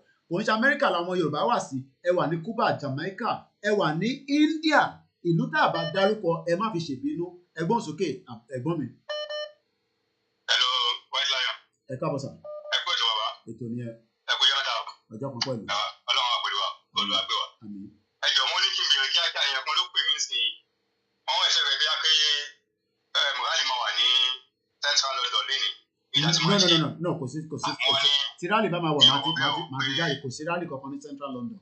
And everybody should have known that until Koiki ti announce it, Heritage will announce it, our media will announce it. There's no rally. We don't want to have anything to do with October 4th. I think Italy, I will be best in rally. You know, that's fine. But in the UK, we are not doing Androki, Igboho, CSI, Baba Akintoye, Ìyá Onítìrí, kọ́ fún wa níjọ́ rally dem máa jáde nígbà yẹn. Èmi àti bàbá ti sọ̀rọ̀ lánàá, so ìyẹn la ń dúró dé. So anybody tó bá lọ Central London kan padà lọ sílé, ọkọ̀ ṣeré lọ ni. Nǹkan tí mo sọ fún wọn yẹn bí à ń dúró de the final decision látọ̀dọ̀ àwọn bàbá wa. Bí a dáhùn sí Yorùbá nation wa, that is the last of the rally. Ní wọ́n táwọn expect nìyẹn. So that's why I told them. Ẹ ṣé gan-an. Thank you so much. Kò sí rally ní Central London lénìí, gbogbo ẹni tó bá lọ ẹkọ̀ ṣeré lọ ni ẹ lè padà lọ sílé, kò tí pọ̀ jù. Ẹ jẹ́ lọ sọ́dọ̀ ẹ̀gbọ́n mi ní Thailand. Ẹ káàbọ̀ sórí ètò. Ẹ̀mí background ẹ ti wọlé. Ṣé ẹ má bínú o, èmi fẹ́ sọ kankan ni òyìn kankan ṣẹlẹ̀ ní ọ̀dọ̀ mi torí kò dúró lè mí gbé. Mo wá fẹ́ ṣàkíyèsí mo tún láti pè é lánàá bọ̀ tí mo yẹ wọ́n rà pé bísí gan torí rádìí yẹn torí nǹkan wo mo àpò rádìí ìjẹ̀bú yẹn. Wọ́n ń ṣe nǹkan kan ládùúgbò wa ní àdúgbò wọn ìyàwó mi ní àdúgbò wa ní kóòdù. Wọ́n ń gba orúkọ àwọn èèyàn. Wọ́n dẹ̀ nǹkan tó sọ fún wọn ni wípé wọ́n fẹ́ ṣe ojú fún wọn fún health, fún everything. Wọ́n máa ń gba orúkọ àwọn èèyàn pé kọ́ máa forúkọ rẹ̀ bí same method tí a fi ṣe tàbí sign petition yẹn ló máa ń lò. Ìyàwó mi bá pè mí lánàá pé wípé wọ́n máa ń ṣe ẹ̀kọ́ bá ní pé kí nìkan tó ń ṣe. Ó sọ pé wọ́n ń gba orúkọ wọn pé in case tí ọba ní the health, free health, wọ́n máa gba àwọn tó bá tójú bá ń dùn, wọ́n máa fún ọ ní gíláàsì lọ́fẹ̀ẹ́. Mo sọ pé rọ́nà pa o. Mo ní irọ́ ni wọ́n pa. Well, that could be an outrage. I mean, as much as I understand, we have a lot of people that are doing different outreach NGOs in Nigeria today.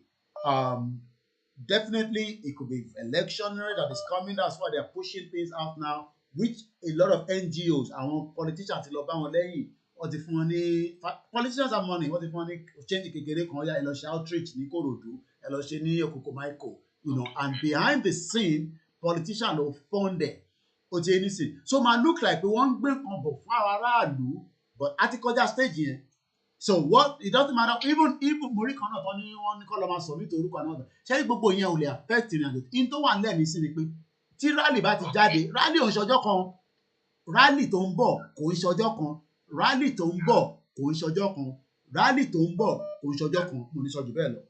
So ìyẹn kan ẹ jọ mo rí tí bàbá ṣe ṣọtẹ mi mọ bí máa ṣe put ẹ àti gbàdúrà àti ṣẹbìrìtì nǹkan tá a nídìí kan sọ fún wa ni pé kí ni way forward time ti tó o ṣe pé bẹ́ẹ̀ pé wọ́n ti ń jà wọ́n lọ wọ́n má ìbínú ọ̀rọ̀ tí mo sọ rẹ̀ kò ṣe pé bẹ́ẹ̀ pé nǹkan tá a nídìí kan pé wọ́n ń jà èdè kan náà ti ń jà lórí mídíà tí wọ́n jáde wá sọ̀rọ̀ nǹkan tá a nídìí ni pé kí ni way forward time ti tó báyìí kí ni next thing láti ṣe kọ́ máa pa spirit ọ̀wọ́n tó wà ní everywhere inú everybody do ẹni tó bá sọ pé òun mọ̀ pé Yorùbá. All right, okay, if you have listened to okay, I understand. If you have listened to what I've said, one thing I think the problem we're having is I'm fẹ́ connect àwọn ọ̀rọ̀ wa papọ̀.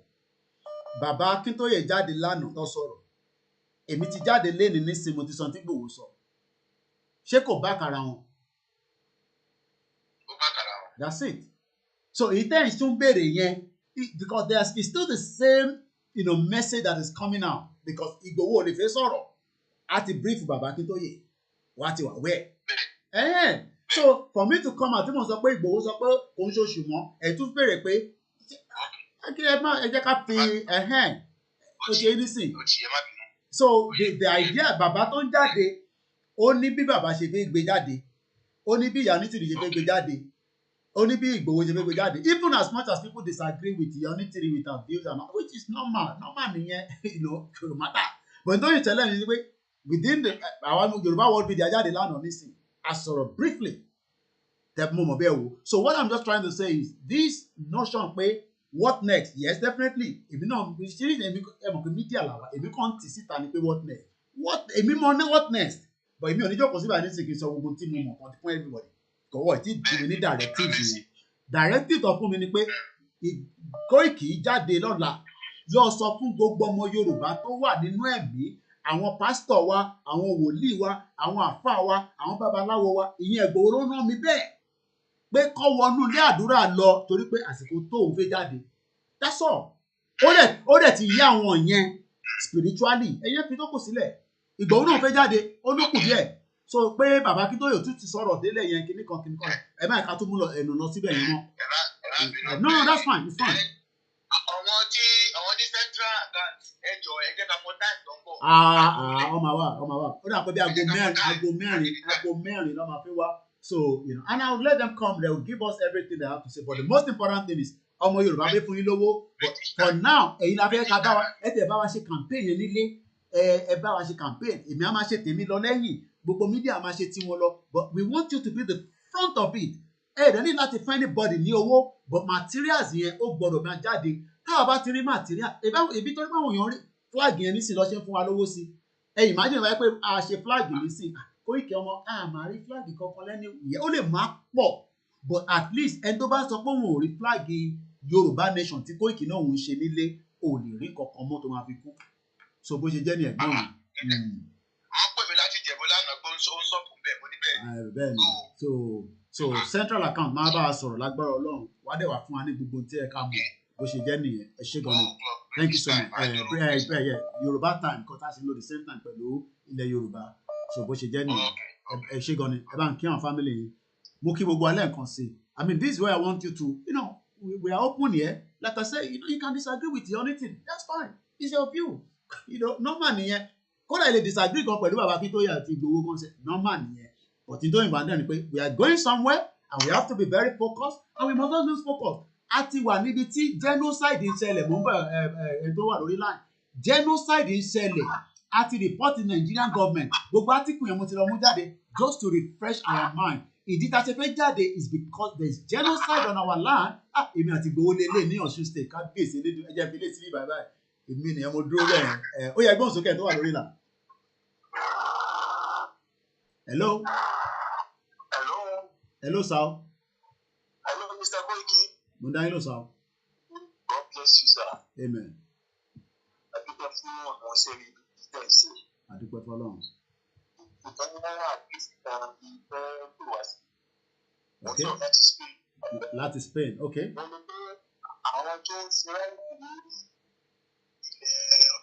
Bẹ́ẹ̀ni sà. Bẹ́ẹ̀ni sà.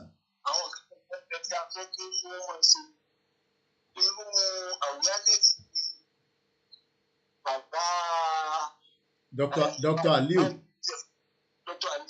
Okay. Okay. Okay.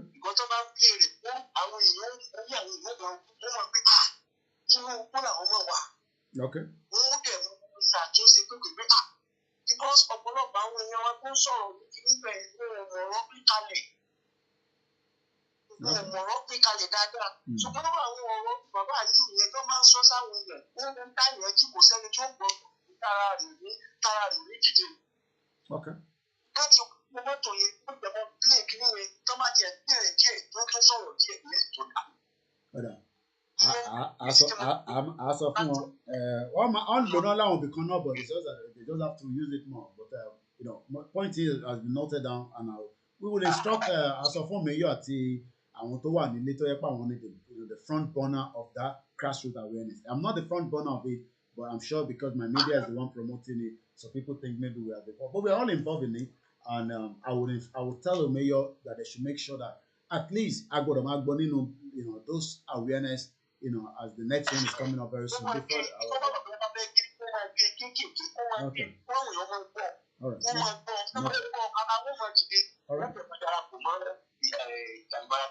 Okay. Thank you so much. Thank you so much. Moki gbogbo àwa tí a wà ní Australia, New Zealand, wherever you are all over the global world that we are living. The world is so global.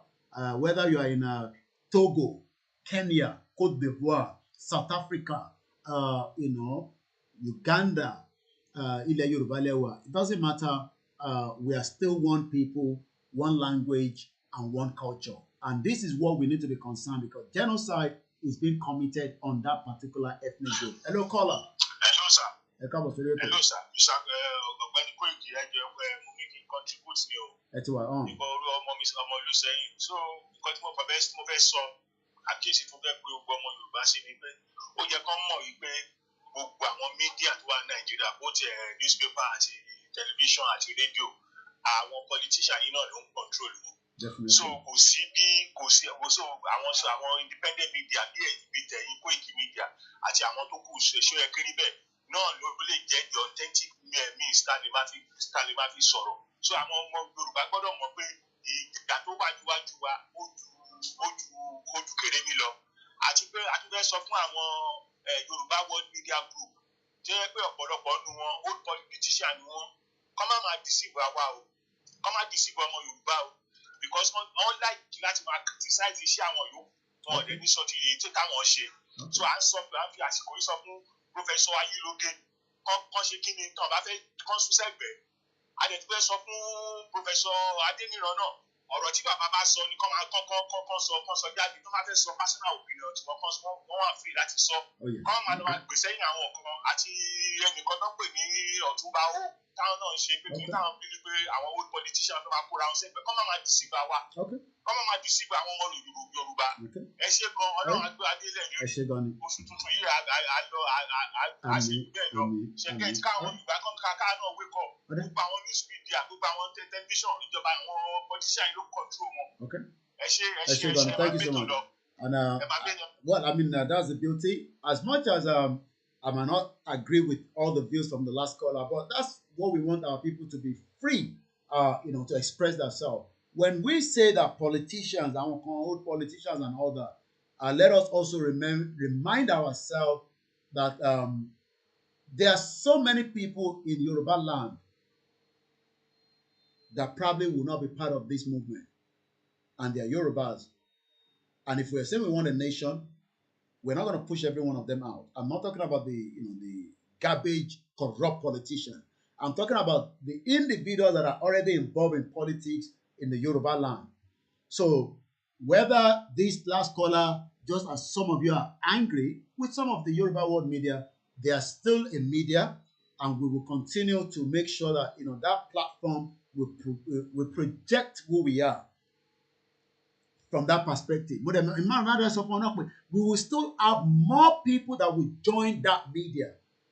Àwọn tó wà ní later sọ pé wọ́n ń ṣiṣẹ́ fún politicians. Some of them wants to be part of Yoruba Nation movement, but they can't do so because of the situation at home. Hello, caller.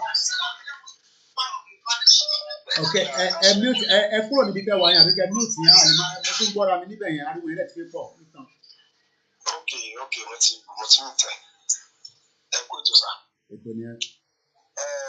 Jẹ́rí mo pè ní ìjẹta tẹ̀sí program ọ̀dọ̀ ráyè ìsọ̀rọ̀ yẹn tán.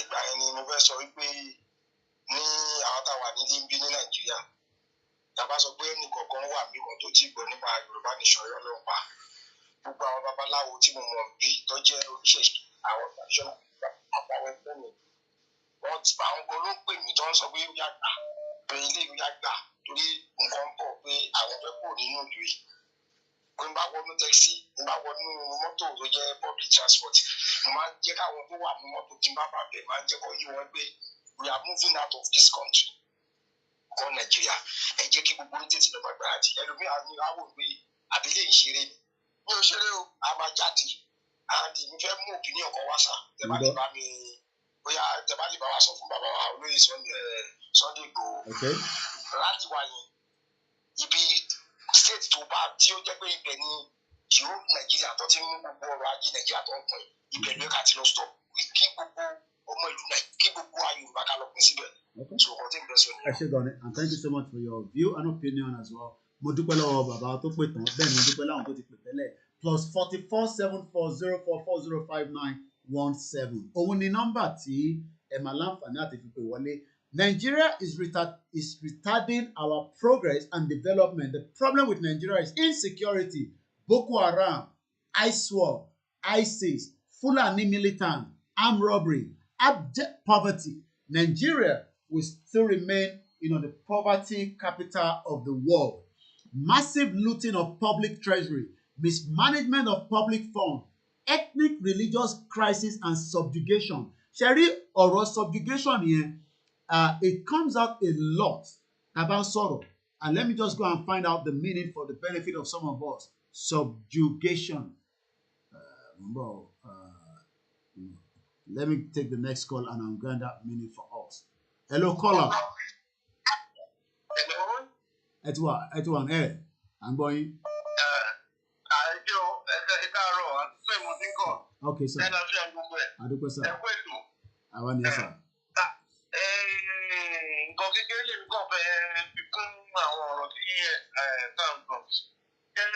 Bí ọ̀rọ̀ ẹni tó sọ̀rọ̀ fẹ̀yìntì tó kọ̀ọ̀rọ̀ sí tó sọ.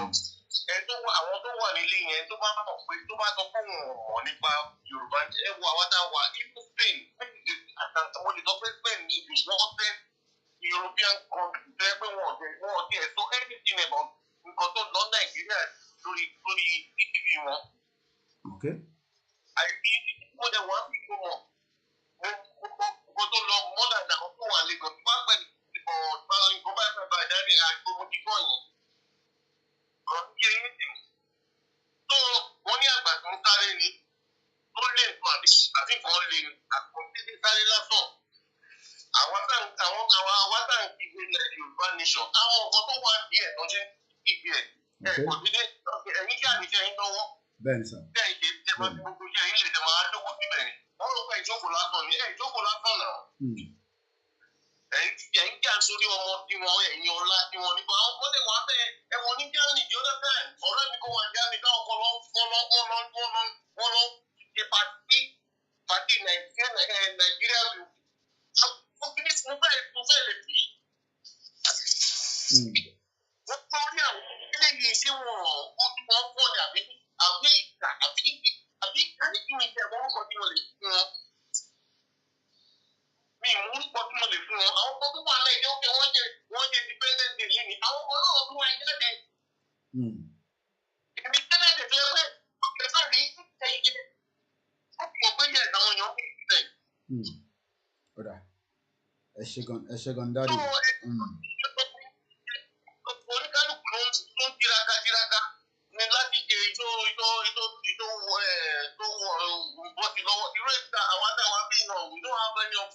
Okay. Aláàjì máa rán àwọn díẹ̀ náà mídíà yẹn lọ́wọ́ lẹ́ni pé gàtẹ́ nìkan fún nǹkan tó bá wà lọ́wọ́ ni kò fi help àwọn tó wà nínú. Thank you so much. Mo kí gbogbo àwọn tó wà ní Spain, Barcelona, and the rest of the world as well. Let's go back. Yes, subjugation, abuse of power.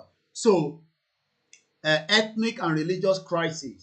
At the genocide, the genocide is something that we should not joke with. That's why we went to the International Criminal Court so that we tell them, what the Nigerian government is doing for us. And again, that is, some of those articles that we brought to you.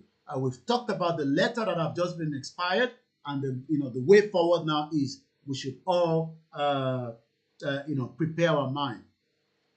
Again, àwọn ọmọ wa tó wà nílùú òyìnbó náà, ẹ jẹ́ ká máa fi tó wọn létí, ẹ jẹ́ ká máa sọ èdè kókó tílẹ̀ Yorùbá ṣe dájú Nàìjíríà lọ. Hello, caller. Hello.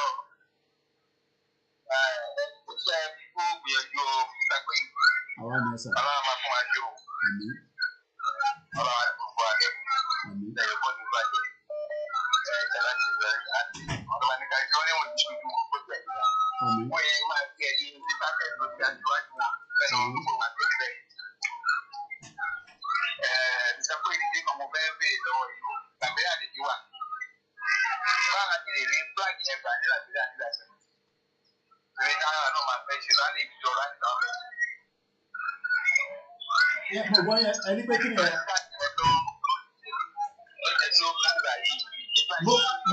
Mo gbọ́ yẹn, ẹ má bínú ariwo pọ̀.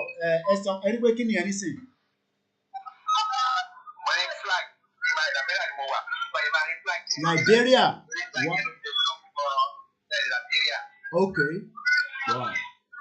All right. We see. I think we should be able to, we can send it if we agree on that. But ẹ máa pè mí lẹ́yìn ká discuss yẹn. Well, when I'm not up, probably after the program. And after the program. All right. I should go. Wow, that's a long distance as well. Liberia. We're all over the world, all over the world. That's where we are. Again, let's go to the next caller. Hello, caller. Good morning. Hey, Carol. Hello, Mr. Koiki. And then, I'm going, sir. Hey, Carol. Mo ti rí bẹ́ẹ̀. Èmi náà ẹ pé ètò mo kàn fẹ́ rà kọ́lá àkókò àtọ́lẹ̀ ẹ̀kọ́ yẹn ni. Okay. Sọ̀rọ̀ nípa àwọn èèyàn wa ò gbọ́, àwọn èèyàn wa nídìí àti gbọ́. Yorùbá ló máa ń pa òwe kan, wọ́n ní bàtà bá fi ogún ọdún pinlẹ̀ tẹ́ wù. Ọdún mélòó la fẹ́ fi ṣe ìwòsàn? À ń gbọ́ yín, sir.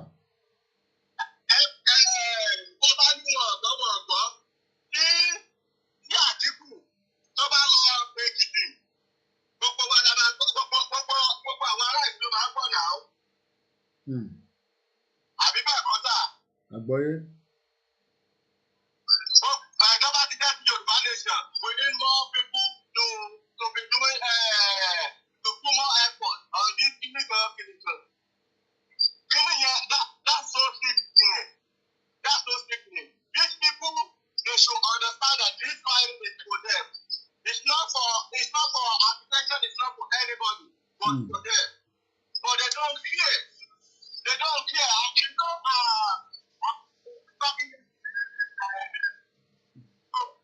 come across a question.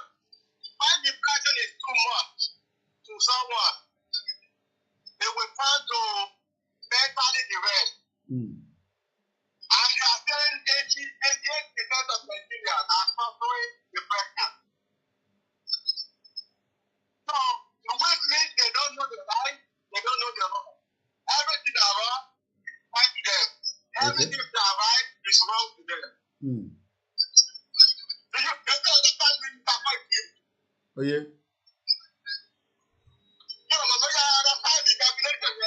More understand it.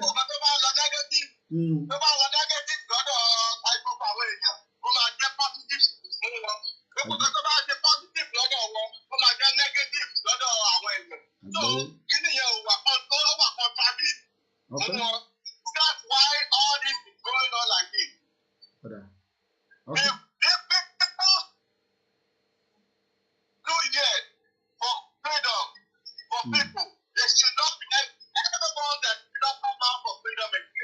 Because nobody enjoys suffering in their own life. But I don't know why Yoruba people like to be suffering. I don't know why our youth like to die.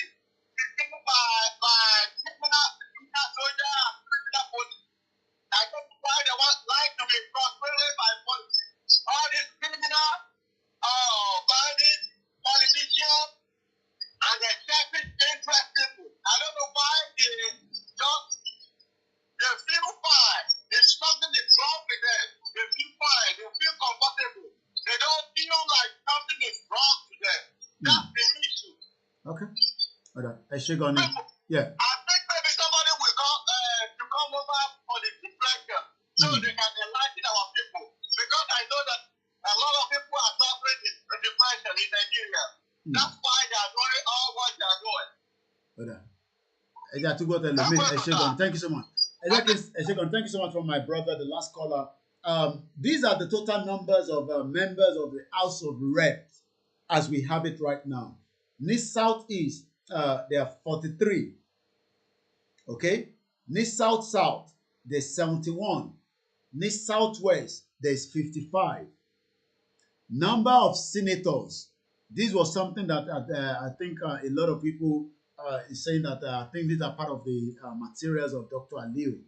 Ẹ lè download it. Ó wà lórí page wa lórí KOIKIMEDIA.com lórí Yoruba document.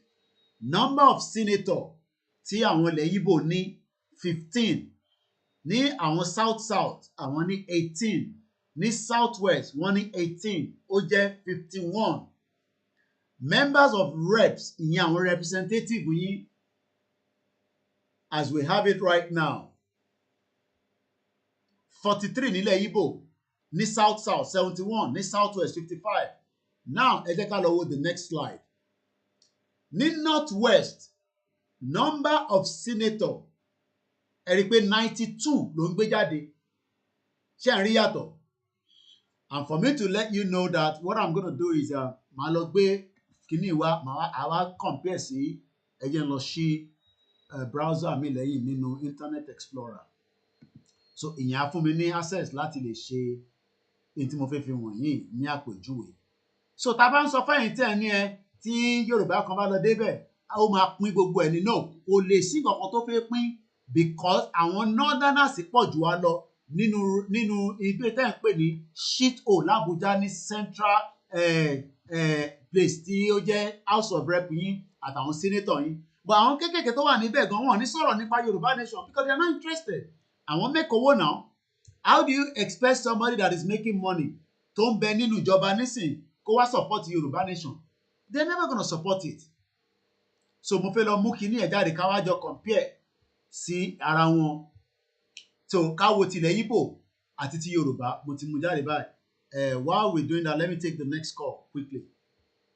Hello caller. Hello Mr. Koiki. Ẹ káàbọ̀ sórí ètò sà. Ẹ pẹ̀lẹ́ sà o. Èmi ni ẹ sà. Ọlọ́run á máa fún yín ṣe o. Àmín Jésù Kristi. À ń wò yín, à ń gbádùn yín, a sì rí bí ó ṣe lọ inú wa sì ń dùn. Àdúpẹ́ f'Ọlọ́run. A sì ń retí a máa gbé Ọlọ́run yóò mú èsì gidi jáde fún wa pé láìpẹ́ láì jìnnà Ọlọ́run á gbé wa dé ilé. Ètí bàbá Ìgbòho sọ náà nìyẹn bó ṣe máa rí gọlẹ ti sọ yẹn sà. Bí a bá ní ká sọ nípa pé kí ni ìdí tá a fẹ́ fi kúrò ní Nàìjíríà. Bẹ́ẹ̀ni sà. Ó ju 100 way tí a fi lè kúrò ní tí ó ṣẹlẹ̀ sí wa tí a fẹ́ fi kúrò. Okay. Yàtọ̀ sí amalgamation of 1914 tí ó pa wá pọ̀ tó dẹ̀ ti expire. Mo gbọ́ yín dáadé. That is number one. Okay. Mo lọ sí inú ìwé Genesis orí 11 ká bẹ̀rẹ̀ láti ẹsẹ̀ 4 dé 9. Mo gbọ́ yín dáadé. Ó sọ àwọn nǹkan tí ó ní agbára. Ní ìgbà tí Ọlọ́run wo ayé pé àwọn tí ó kù sí orílẹ̀-èdè nígbà yìí wọ́n fẹ́ kọ́ ilé ìṣọ́ Bábélì. Ọlọ́run sì rí i pé wọ́n múra sí iṣẹ́ yẹn wọ́n sì ń ṣe. Wọ́n sì ní gbogbo agbára wà lọ́wọ́ wọn torí wọ́n jẹ́ èdè ọ̀rọ̀ kan àṣà kan. Wọ́n sì fẹ́ kọ́ ilé bí ọ̀dọ̀ Ọlọ́run. Ṣùgbọ́n Ọlọ́run wá wòye pé kí ni òun yóò ṣe láti ṣe fún àwọn arábì. Ó dà wọ́n ní èdè. Ṣé ẹ rí wẹ́pọ̀n ńlá yẹn ó ní British lò fún wa láti wá pọ̀. Èdè àbí. Títí di ìsinsìnyí mi ò gbọ́ Ìgbò náà. Níbo? Títí di ìsinsìnyí mi ò gbọ́ Haúsá. Láàrin ẹni pé gbọ́ àwọn tó gbé bẹ́ẹ̀ ẹlòmíì gbé bẹ́ẹ̀ gan kò gbọ́ sà. A rí ní láfúrásì aṣọ àgbáyà. Bí Ìgbò bá sọ pé kí n wá mi ò gbọ́. Kábíyèsí ẹ̀.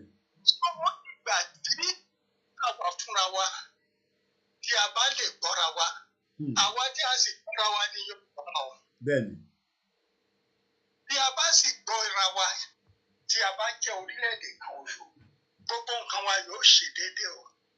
A ó ní agbára láti build ìlú wa bí a ṣe ń fẹ́ o. Ẹ káàárọ̀ ẹ̀gbọ́n mi Báyọ̀. Ibi tí mo wà ẹ̀ mo ti kọ́lé síbẹ̀ fún 40 years ago. Àgbọ̀yé dádì. Gọ́tà ò débẹ̀ o. Ìlú Èkó ni mo sì wà. Kò sí òpó iná tí state government lè sọ pé wọ́n fà síbẹ̀ o. Fúnra wa lára òpó. Wọn ò tá àróòdù o. Ṣùgbọ́n wọ́n gba tax lọ́wọ́ wa. Wọ́n gba ground rent lọ́wọ́ wa all the time. Corona dé wọn ò tọ́jú wa o. All these things tí a ń sọ ń pa ẹ̀. Bí a bá ní ká wo gbogbo òfin tí wọ́n ṣe ní constitution 19 láti 1960 títí di àkókò ilẹ̀ Yorùbá ló ti ń ṣiṣẹ́ o. Ńsìn Haúsá aṣọ ọ̀bẹ sápá báyìí. Àgbébọn sí ọwọ́ ọ̀tún. Now, bó jẹ́ pé ọkọ̀ ni a fi sẹ́gbẹ̀ẹ́. Jẹ́ Yorùbá ń ṣerú ẹ̀ bí. A kì í ṣe kan. Kí Ọlọ́run ó jọ nínú ọlá ńlá ẹ̀. Nínú agbára ẹ̀. Bẹ́ẹ̀ni. Yorùbá sí. Òun náà ni bàbá wa Ìgbòho ṣe rán mi sí gbogbo àwọn. Àlàáfíà wà fún wa. Bẹ́ẹ̀ni. A ó lè sùn Nàìjíríà lè ní gbé. Bí mo ṣe wà ẹ̀mí ò lè sùn torí pé kí n tó gbọ́ kẹ́rẹ́ màá ti dìde. A ò mọ nǹkan tó fẹ́ ṣẹlẹ̀ lénìí tàbí tó fẹ́ ṣẹlẹ̀ nílẹ̀ òkú mọ́. All this thing is not good. Kò jẹ́ kí èèyàn lè gbégbé àlàáfíà. Ó ń gbé ọjọ́ àwọn èèyàn kúrú ni. Torí pé ó wà ní ara ọkẹ́ ò balẹ̀. Orin tí ọkẹ́ ò balẹ̀. Now, wọ́n sọ pé we are one Nigeria. Bí Ìgbò bá jà ń sìn tó bá ti Yorùbá. Bí Yorùbá máa ń bá débẹ̀ á béèrè pé kí ló ṣe tó fi gba etí ẹ̀ Yorùbá máa béèrè lọ́wọ́ wọn. Kò dẹ̀ ní bàjẹ́ àfẹ́ parí ìjà ni. Ó yé mi sà. Ṣùgbọ́n ìwọ lọ bá ju Ìgbò ọmọ Ìgbò àgbà ojú ẹ̀ padà lẹ́ẹ̀mẹ́wàá ló ná ìyá o. Dádì tí bá bí. Ìwọ lọ bá ju ọmọ Haúsá kọ̀ọ̀kan. Haúsá yọ dága ló wà pa ẹ́ lójú ẹsẹ̀. So Yorùbá people we don't behave. So tí bá bí ní ìbéèrè ẹ má bínú dádì pé ẹ̀yin tẹ́ ń gbọ́ wa ẹ̀gbọ́n mi Báyọ̀ wọ́n ní audio yẹn ń break ẹjọ́ ẹ̀yin tẹ́ ń gbọ́ wa lórí KOIKIMEDIA ẹ bá mi confirm if it's the same problem as well. Nínú lẹ́tà tí British government kọ sí ìkan náà àwọn bàbá wa kan ní ìlú kan tí mo kà lẹ́ẹ̀kan mo kàn fẹ́ kábi kan díẹ̀ kẹ́ wá bá mi confirm bóyá bó ṣe rí náà nìyẹn. The UK government acknowledged that Nigeria and the UK shared a long and complex history, including the period of the colonial rule that ended in 1960. Kí lẹ rí sí ọ̀rọ̀ tó sọ níbẹ̀ yẹn pé yeah, share complex history colonial rule gbogbo yẹn ti tán láti 1960 wọ́n ní because àwọn ti fún wa ní independent àti ní sovereign nation tiwa àwọn ọ̀rẹ́ interfere kí lẹ rí sí. Èmi rí sí yẹn gẹ́gẹ́ bí politics o. Torí tí a bá wo òmìnira tí wọ́n fún wa bí wọ́n ṣe ṣe election a rí wípé àwọn people ìlú behind Hausa tóbi láti jẹ́ olórí fún wa torí tí a bá wò ó gbogbo bí wọ́n ṣe fún wa ní independence ní Awólọ́wọ̀ ló yẹ kó jẹ́ head wa òun ló lè mú kí Nàìjíríà kó forward bí wọ́n bá ní wọ́n fàgbò fún òrìṣà wọn ò jókòó ẹ̀ ńlẹ̀ o èmi ò gbàgbọ́ pé àtẹ ìlú òmìnira torí inú ìyàlá wa láti 1960 tí wọ́n ti náà fún wa lómìnira o so tí wọ́n bá sọ pé a ní independent bí wọn ò bá jẹ́ bí wọn ò bá rule wa directly indirectly tí wọ́n fa okùn wa síbi tí a ò jẹ́ ká jókòó sí èmi rí i pé they don't give us proper independence torí pé wọ́n fi àgbò fún òrìṣà wọn ò ju okùn ẹ̀ sílẹ̀. Okay. Yes, sir. Ẹ ṣé gan ni sir. So, thank you so much dádì wa fún àlàyé tẹ́ bá wa ṣe yẹn. Mo kí ẹ̀gbọ́n mi dáadáa, àwọn ọ̀jọ̀gbọ́n àgbà mídíà làwọn. Ẹ ti máa rí some of a lot of his article lórí Sahara Reporter. Ìyẹn ẹ̀gbọ́n mi Báyọ̀dé, ẹ̀gbọ́n mi dáadáa. Mo kí yín, welcome onto the program. Any audio yẹn ń break. I'm not sure if I'm hearing myself as well, but I don't know if it's the same problem. I can hear myself, and I don't know what the problem is. Anyway, let's move on swiftly because mo fẹ́ ká wo bíbáyìí. The argument èyí tí ẹ̀ ń sọ pé kí I don't like talking about this, èmi ló kàn whatever, because kò sí tó problem kan nìyẹn. But kákọ̀ fi ṣe argument sake, and I believe this is beautiful slide tí Dr. Aliu tó ti ṣe analysis ẹ̀, and a dẹ̀ máa instruct àwọn ọmọ wa, máa sọ fún wọn pé kó jọ tó bá ti ń jáde kó make sure pé audio Dr. Aliu yẹn orin náà díẹ̀díẹ̀ bọ̀ kó jẹ́ kó máa jáde níbẹ̀. So yẹn lọ bẹ́ẹ̀. Tá bá wo òkè, because wọ́n ti lọ gbé tìlí méjèèjì wá, ẹ̀yẹn wo òkè yẹn, because mo fẹ́ máa wọnú screen mi náà láti lè máa rí, because screen kan ni mo rí ní bíbá. Okay, tí bá padà sínú main screen mi. Okay, yeah. Tá bá wo òkè yẹn, mo pè gbogbo ala rí kíní yẹn dáadáa, ìyẹn tó wà lókè. Ẹ mọ̀ pé lẹ́ẹ̀kan mo sọ pé okay, loud and clear. Yeah, bàbá àwọn dáàdì wa tó pè ní mọ̀ pé láti ilé ó máa ń ní problem, but àwa tá wà nínú studio bíbá ó máa better. Ẹ rí pé ilẹ̀ Igbo 43 ni mo sọ lẹ́ẹ̀kan. Ẹ wá lọ compare 43 yẹn pẹ̀lú Northwest tó ní 92. Ẹ lọ compare Southwest, ìyẹn House of Rep láti sọ̀rọ̀ lé lórí o. Ẹ lọ compare Southwest tó ní 55 as against Northwest tó ní 92. Kí ló dé tí Northwest ṣe ní more ju àwa lọ? It's because they created that. Kí ló dé tí Northwest tí kò fún wa ní owó tó pọ̀ ní Nigeria of today, ó ní more say nínú Happy New Month sí gbogbo ẹ̀yin tẹ̀sẹ̀ ń wọlé, gbogbo yín náà ni mò ń kí. Northwest ò fún wa lówó, but ní Senate, ní House of Rep wa lọ́wọ́lọ́wọ́ nísìn, right? Àwọn lọ́pọ̀ jù. Wọ́n ní James Lincoln ní Babangida has created more states for the North to be in charge of Nigeria. Babangida nísìn dàgbà nísìn báyìí, ó wà lórí wheelchair, àmọ́ ó ti ṣiṣẹ́ sílẹ̀ tó ń affect ìran Yorùbá. Ẹ gbọ́rọ̀ mi, apart from pé ó da ìbò Abiola rú, bàbá wa late Chief MKO Abiola, gbogbo wàhálà tá à ń sọ pé à ń rí nísìn, ilẹ̀ Yorùbá gan kò ní more House of Rep as against,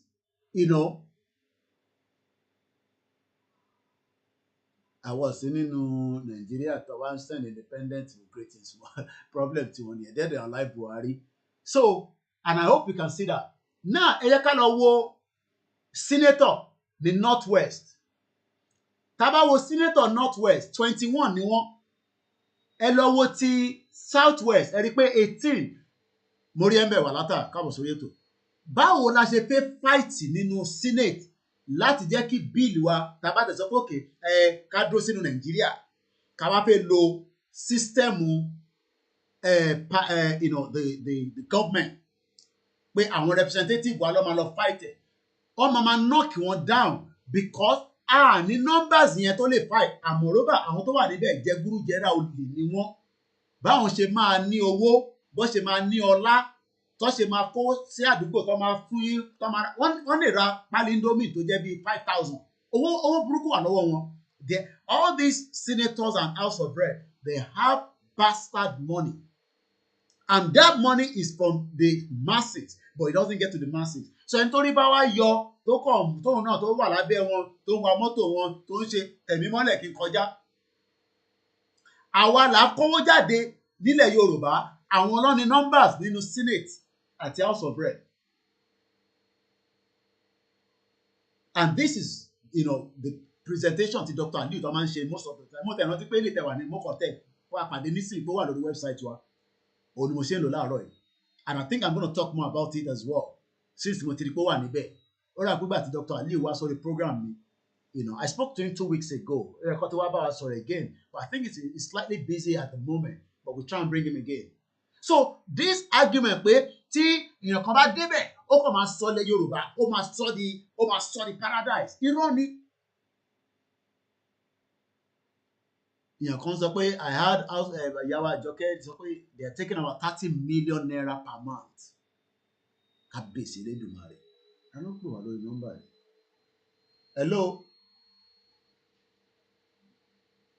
Hello.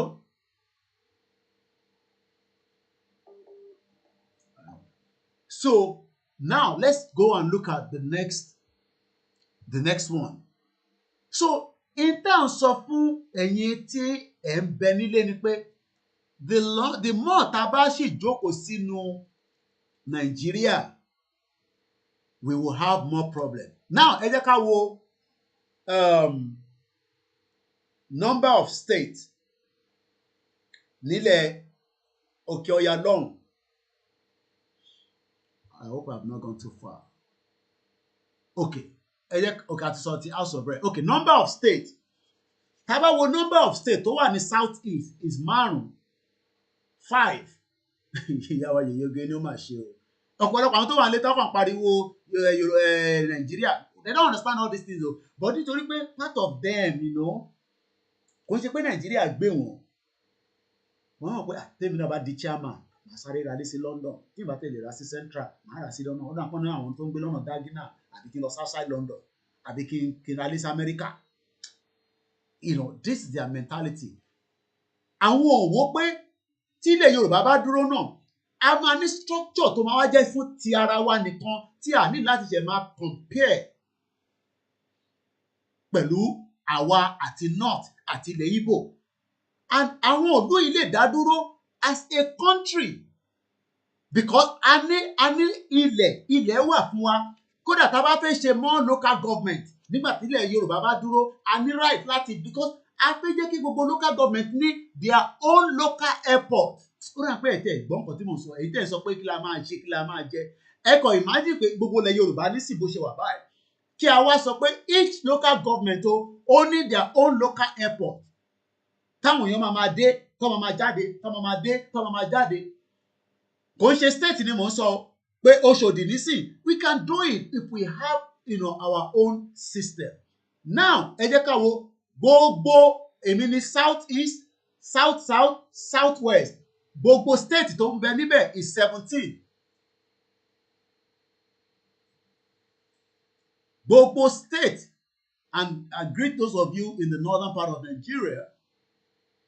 If you are coming across our videos, we don't have any problem with the Hausas, but what we are saying is we don't want to be part of the Nigeria that was created. So we are not celebrating any shit or independence.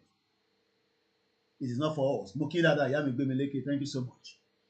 The total number of states calculated Ilẹ̀ Igbo, South South àti South West 17.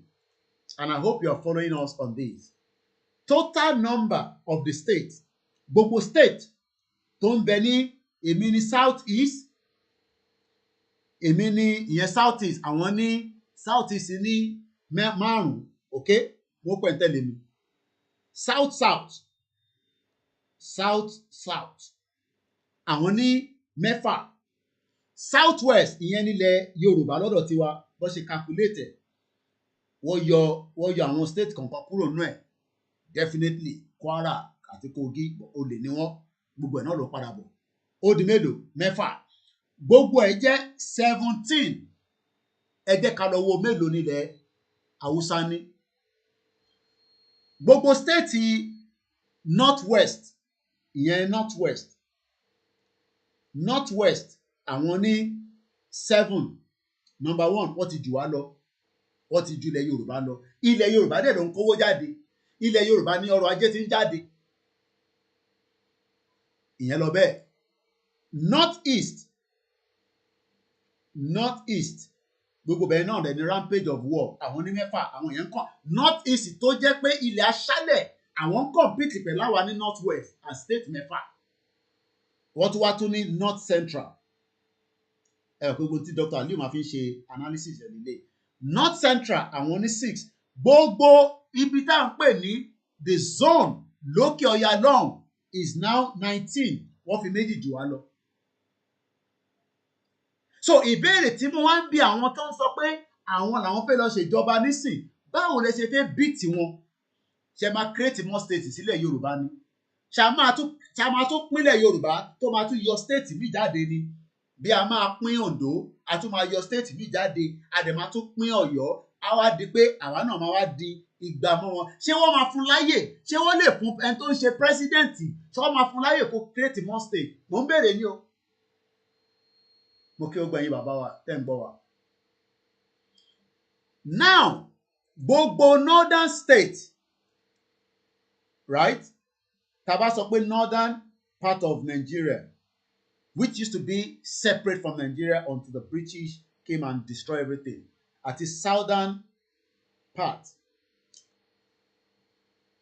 àwa ní 357 àwọn ní 419 gbogbo ẹ jẹ́ 774 and I think this is the local government if I'm right whether I'm local government lele yeah because mo máa rántí pé gbogbo local government wà 707 now ẹ̀yin tí ẹ wà nílé ìdí tí government ò ṣe dọ́dọ̀ yín ni pé gbogbo local government tó ń bẹ nílẹ̀ Yorùbá owó tó yẹ kó máa fi run níbẹ̀ òun ló ń kí ó lọ sókè ọ̀yà lọ́hùn àwọn ọ̀rẹ́ mú kankan jáde so ìyàn kan sọ pé Adékúnlé ọ̀rẹ́ mi àwọn ti Texas only the northerners are smarter than the gullible southerners wọ́n gbọ́n àwọn tó jẹ́ politicians wa politicians are making serious money owó burúkú wà lọ́wọ́ wọn tó ń ṣòwò kékeré owó tó lè fi jógẹ̀lẹ̀dẹ́ owó tó lè fi ṣe so many things tí kò ní value fún ìran wa àwa wá ń sọ pé ìran Yorùbá yìí o àfẹ́ jẹ́ kí ìyà jẹ wá àtúfẹ́ jẹ́ kí genocide mo sọ̀rọ̀ nípa genocide lẹ́ẹ̀kan gbogbo dọ́kúmẹ̀ntì tẹ́ bá lọ sórí KOIKIMEDIA nísìn ó ti wà níbẹ̀ the Convention of Prevention and Punishment of Genocide and that is the reason why we wrote letter to the ICC pé there is a current genocide going on in Yoruba land in the Yoruba territory and we wrote a letter and we filed an application èmi àti Igboho nìyẹn this was Osun State nígbà tá a jáde fún rally ó ní kékeré lélẹ́yìí oníṣẹ́tẹ̀kìtì rẹ̀ ń pariwo pé jẹ́ kọ́ mọ̀ ó ní gangan máa sọ ní ìtirálì tó fẹ́ jáde and if anybody is still in doubt that means òun doubt èmi Ọláyọmí Kóìkì agbẹnusọ Ìgbòho nìyẹn torí tí bá ti sọ̀rọ̀ as a spokesman Ìgbòho ló sọ̀rọ̀ yẹn ẹja continue ànípẹ́ mẹ́tọ̀ yẹn wá sílẹ̀. Once again, thank you so much to those of you that are with us. Mo kàn fẹ́ sáré lo presentation yẹn tán ká tó máa lọ. All these documents about the story KOIKIMEDIA, you can download it there and all that and make use of it. Let's move forward.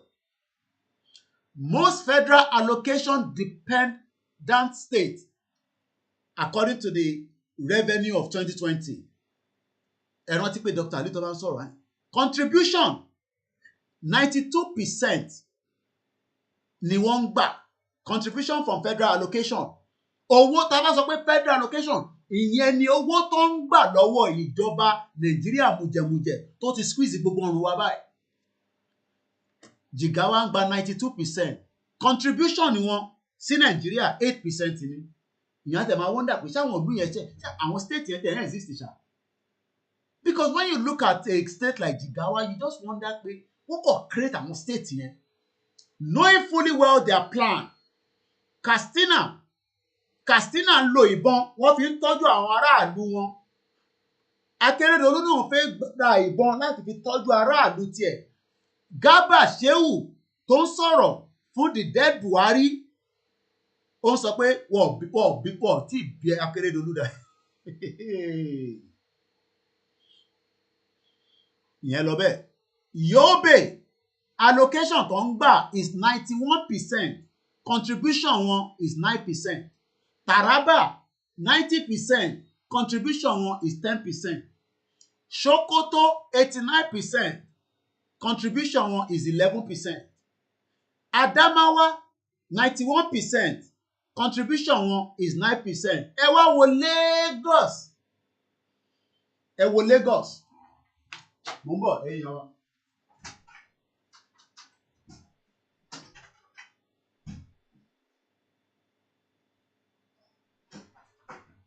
Ẹ wá wo Lagos.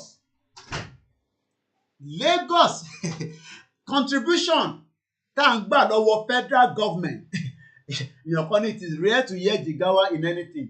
Ó kàn create wọn fún ẹmọ tó ń pè kan ní proxies. They are proxy state. And those are body on break. Probability that is your internet from wherever you're watching. Lagos State contribution from the federal government. Owó tá à ń gbà lọ́wọ́ federal government 36%. But owó táwa ń fún ìjọba 64%. Má ṣe. North East 90%. North West 84%. North Central 76%. South 77%. South East 81%. Southwest ilẹ̀ Yorùbá 53%. Most federal allocation dependent zone. Northern Nigeria 83%. Southern Nigeria 68%. Ẹ̀rí nǹkan tí British dá sílẹ̀.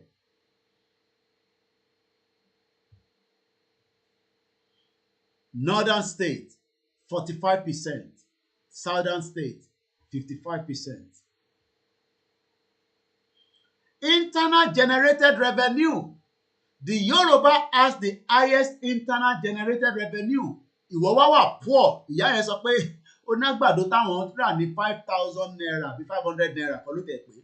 Ìyá 5,000 àbí 500, I can't remember. Ó ti di 10,000. Ìyẹn báàgì àgbàdo tí wọ́n ń rà. Ìwọ wá sọ pé bí ń pa ilé ní rówó íńtánẹ́ẹ̀tì lò. Íńtánẹ́ẹ̀tì yìí ti ń jó. MTN ń jẹ́wọ́ yín. Dédé is because owó tó yẹ kó máa fi run operation ilẹ̀ Yorùbá wọ́n ti gbà kúrò lọ́wọ́ wa. Àwa là ń generate tó bá pè kan ní IGR, meaning IGR mean pé internal generated revenue ló ń jẹ́ bẹ́ẹ̀. IGR, internal generated revenue ló ń pè bẹ́ẹ̀. I think I missed 3 missed calls. Ẹ jẹ́ sáré pé wọ́n padà because after this I'm going to start winding down. Aago kan ṣẹ̀lù ó kọjá ìṣẹ́jú 9. Èní ni 1st of October. Kò ní kankan ṣe pẹ̀lú independent Nigeria. Independent tiwa òun làwa ń retí. Òmìnira tiwa òun làwa ń dúró dè. Láìpẹ́ láì jìnnà la dẹ̀ ń sọ pé kó máa bá wa prepare sílẹ̀.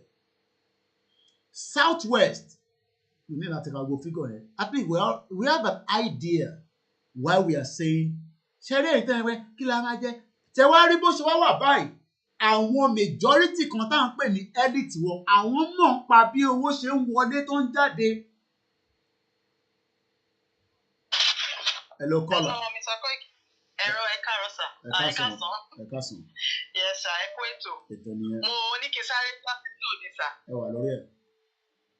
Yes sir. Number 1, nǹkan mẹ́ta mo fẹ́ tọ́. Ẹgbẹ́ ọkọ sọ̀rọ̀ lórí ti rally yẹn. Torí brọ́dà wa kan náà sọ̀rọ̀ báwọn náà ṣe rò pé kò ṣe rí ni ẹ̀bọ̀ sí. Èmi fẹ́ ká ṣe rally pé ká má fi tara ṣe. Ká ṣe rally mega rally ká ṣe nípa ti ẹ̀mí. Nítorí pé nǹkan tí Ọlọ́run bá ti lọ́wọ́ sí, ó máa yọrí sí rere. Ẹ jẹ́ kán bẹ̀ wá bèrè sí particular ibi tí Ọlọ́run Olódùmarè fẹ́ ká lò. Bóyá Ògùn ni o, bóyá Ọ̀yọ́ ni o, bóyá níwẹ̀ ni o, kó jẹ́ pé wọ́n máa wádìí lórí ẹ̀, wọ́n sọ pé bẹ̀yẹn ni ká lò. Ibi tó bá dẹ̀ ti sọ pé ká lò yẹn kò sí ibùgbọ́n kan lè kó ló yọ níbẹ̀ pé Èkó yẹn lẹ gbúdọ̀ sí lọ ṣe, Ọlọ́run máa lọ tẹ́lẹ̀ dè wá níbẹ̀. Ìyẹn bá ìdíwé, wọ́n má jẹ́ ká fi tara ṣe pé ọ̀dọ̀ bíbà ni àwọn arérò bíbà. Wọ́n jẹ́ ká ṣe nípa ti ẹ̀mí gẹ́gẹ́ bí opinion. Ìyẹn alákọ̀ọ́kọ́. Ẹlẹ́ẹ̀kejì, mo fẹ́ sọ̀rọ̀ nípa ti central account wa. Lóòótọ́ yìí náà ti sọ̀rọ̀ lórí ẹ̀ lẹ́ẹ̀kan.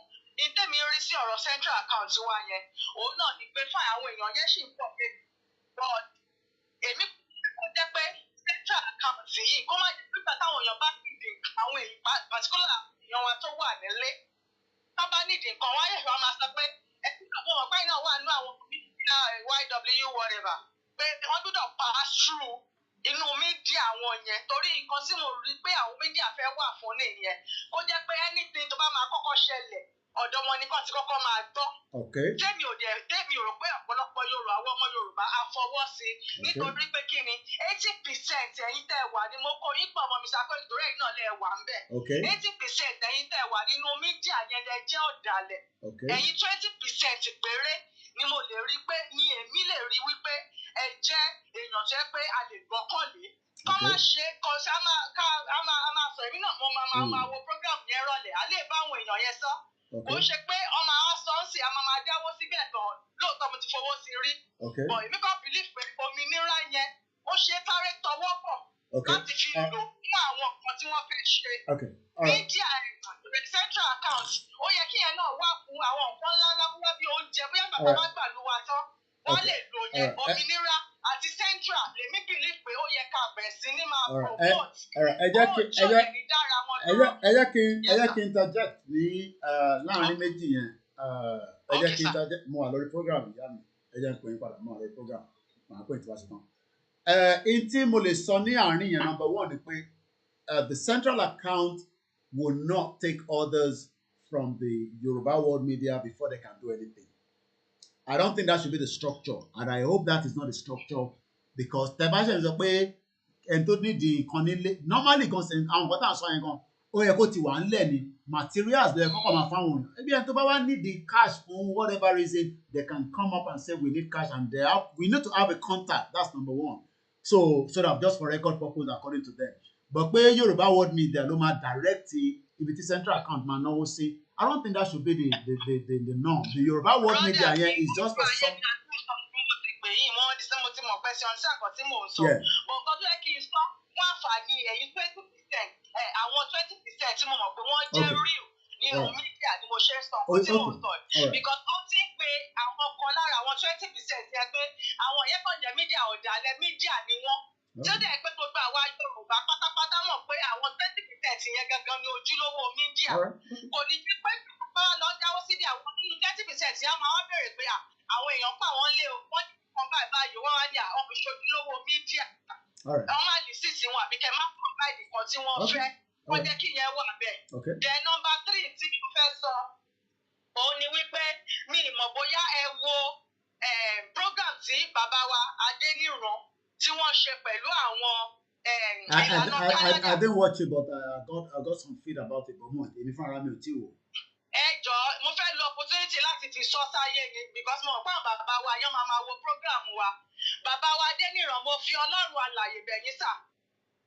Ní ìgbà tá a kọ́kọ́ bẹ̀rẹ̀ ìrìn àjò yìí àtẹ̀yìn àti grandpa daddy wa ẹ máa pẹ́ fún wa bàbá Akintoye. Nígbà tá a kọ́kọ́ bẹ̀rẹ̀ ìrìn àjò yìí mo mọ̀ pé bàbá sábà máa ń sọ statement kan we are not a coward. Bàbá máa ń sọ ọ̀rọ̀ yẹn dáadáa. Mo rí pé àwọn ọ̀rọ̀ yẹn ò kì í fẹ́ jáde ní ẹnu bàbá wọn torí pé àdè kì í ṣe coward lóòótọ́. Mo rí pé nínú ìrìn àjò yìí bí ìgbà tó bá jẹ́ pé àwọn bàbá wa ìfẹ́ fà wá sẹ́yìn wọ́n lè sọ pé wọ́n lè prove me wrong o. Mo fẹ́ sáré lo opportunity láti fi express the feelings mi tí mo dẹ̀ mọ̀ pé a lot of Yorùbá nation ta jẹ́ pé àwa ta dúró tán gbogbo wa la ronú bẹ́ẹ̀. Nínú ọ̀rọ̀ ìlànà yẹn níbi tí bàbá ti ń sọ̀rọ̀ mò ń kó àwọn kankan kan máa wò pé àwa èèyàn kan á mọ ọ̀rọ̀ gbọ́ dáadáa because àwa náà là ń gbọ́ wọn ta dẹ̀ ń wò wọ́n. Bàbá kọ́kọ́ sọ statement kan pé àwọn ka átíkù èèyàn kan láti Canada. Ọlátìkù yẹn wá sọ pé ìjọ kankan ní ilé ìbátà tí ẹ fẹ́ gbà yìí ìjà tí ẹ ti ṣe tán àwọn rí pé a ò tí ì ṣe tán nínú átíkù yẹn pé tó dẹ̀ pé àwọn náà ti sọ̀rọ̀ yẹn fún bàbá rí pé àti ready in the sense that pé àwọn sẹ́nítọ̀ mélòó lọ́jọ́ ìwà gọ́vnà mélòó àwọn rẹ́pù mélòó bàbá Adéníran sọ mi ò parọ́ mọ́ wọn kí àwọn èèyàn lọ wo program tí wọ́n ṣe pẹ̀lú àwọn ìlànà Canada. Bàbá náà wá ń sọ pé àwọn òwà mọ̀ báwọn èèyàn olóṣèlú wá ń retí pé kí bàbá ó lulẹ̀ tán ni kí wọ́n tó wá ṣẹ̀ṣẹ̀ wá darapọ̀ mọ́ wa. Ẹ jọ̀ọ́ ọ̀rọ̀ yẹn gẹ́gẹ́ bí ọlọ́gbọ́n gbogbo ẹ̀ tẹ̀ wá lórí platform báwo lẹ ṣe ronú sí that is a sì fẹ́ fa ọ̀rọ̀ ìwọ̀n 2023 kó tó di pé declaration wa máa ṣẹlẹ̀ kí àwọn bàbá jọ nítorí Ọlọ́run alààyè kán jọ torí pé mo rí pé nínú ẹgbẹ́ ìlànà gangan ni àwọn oríṣiríṣi ọ̀rọ̀ ìbẹ̀rù ti máa ń wá kí wọ́n jọ kán má fi ìbẹ̀rù kó wa lọ́bẹ̀ jẹ́ rálì tó ń ṣẹlẹ̀ káàkiri ó yẹ kí àwọn bàbá ti fi mọ̀ wípé àwọn èèyàn wa ti wà káńpé àti ready. We are not supposed to be waiting for senator house rep or olùlẹ̀ láti join wa kó tó di pé a máa ṣe declaration kí wọ́n jọ nítorí ọdún lóòótọ́ wọ́n fẹ́ Yorùbá nation ṣùgbọ́n wọ́n ti fi ẹ̀rù sí àwọn bàbá wa méjèèjì yẹn lọ́kàn nípasẹ̀ bàbá Ayílóge wọ́n ti fi ẹ̀rù sí wọn lọ́kàn pé àmà ìnígbà àmà ìní àwò Olúwa ló ní ilé àti ẹ̀kọ́ rẹ̀ ayé àti àwọn tó ṣètò sínú rẹ̀. But any evidence you sọ pé bàbá Ayílóge o any evidence have any evidence. Bàbá evidence sà. Lórí ètò dára. Bàbá Ayílóge ló máa ń mọ́ kọ́kọ́ gbé ọ̀rọ̀ yẹn jáde nípa ọ̀rọ̀ politics. Àwọn politicians nípa ọ̀rọ̀ àwọn politicians pé dandan àwọn politicians pé a ní ìdí wọn ṣé bàbá yín tó jẹ́ bàbá Akíntóyè olóṣèlú ní I get the picture of Google Teso and I believe this is a platform where I want everybody to express their feelings. Ẹ má Yorùbá ẹ má gbà o. Ẹ má jẹ́ kí grandpa sọ ìrìn àjò wa ní 2023 Yorùbá ẹ má gbà táwọn tó advice yín lẹ́nu o. Ẹ ṣeun sà. Ẹ ṣe gan ni. Again, we are not in a dictator rule as much as I try as much as possible to be very, very diplomatic on some issues. But I want everybody to express their feelings and their minds. But we just have to be very diplomatic. As much as gbogbo point yìí, it still seems that our analysis, we don't take those analyses too serious. For 2 weeks, ni mo ti ń pariwo fún yín pé Ìgbòho náà máa jáde. And I've not come out to say any other thing in my mouth. Mo ń sọ pé Ìgbòho fẹ́ jáde. Ṣé ẹ̀yin rò pé jáde Ìgbòho yẹn kí ẹ rò pé fẹ́ mú jáde? I'm just asking the question now. Mo ní Ìgbòho fẹ́ jáde fún rally ká máa announce. Kí ni ẹ̀yin nírògbà yín lọ́kàn? Pẹ̀lú gbogbo bàbá sọ kinní kan níbí yẹn wọ́n sọ kinní kan níbẹ̀ yẹn àwọn sọ̀rọ̀ ní tí ó lè mú gbogbo ọ̀rọ̀ táwọn sọ yẹn tó lè jẹ́ kí gbogbo ẹ̀ tó rúgbó àbí kó gbó tó ìdíra fẹ́. Ṣé ọ̀rọ̀ tí mò ń sọ ṣé ó yé ẹ̀yin ọmọ Yorùbá ṣá àbí bí a ṣe ń sọ ẹ̀rọ pé bí àgbà Yorùbá ni bí a kò ń dán mọ́rán dáadáa because I don't know try láti ṣe analysis ẹ̀ kẹ́lẹ̀ kí you understand. Ìgbòho ní a máa jáde fún rally ó ní kò kí ń ṣe oṣù mọ́ ó ní ọjọ́ ni a tún sọ̀rọ̀ lánàá ó rán mi sí gbogbo àwọn wòlíì àtẹ̀yìn gbogbo ẹ̀yin tẹ́ ẹ̀ ṣe wòlíì pé ẹ wọnú ilé àdúrà lọ nítorí pé òun ti fẹ́ jáde tán kù díẹ̀ báyìí ẹ tí wọ́n ń sọ̀rọ̀ pé bàbá kí ló yẹ kan sí nìkan bàbá nìkan tọ́kì nìkan it doesn't seem that àwa gan we abẹ́ ṣé ń doubt Ìgbòho ni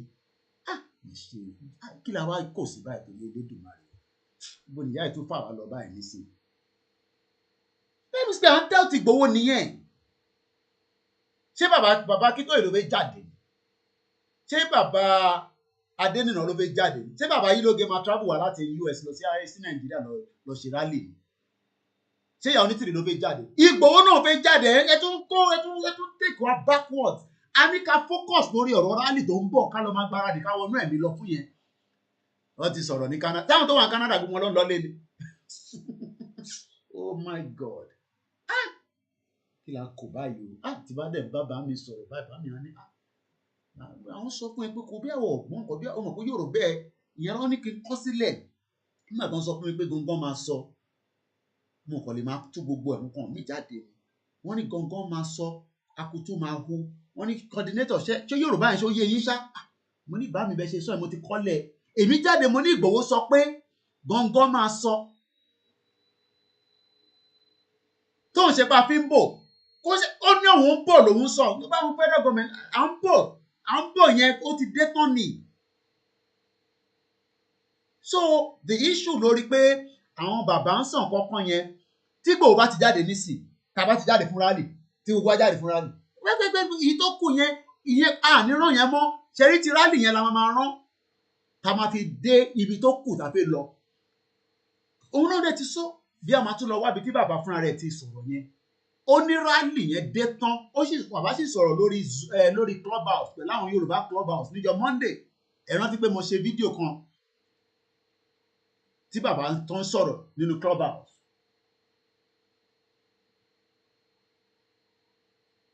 So I just think we just need to be calm. Yes, nobody wants to go into 2023. We want our nation to be out of Nigeria this year. And that is the most important thing. And if we are going to come out of Nigeria, it will start from where we have started in the last 3 years, which is all the campaign. But we are now taking that campaign to what can now also make it a fast track. And that should be our focus.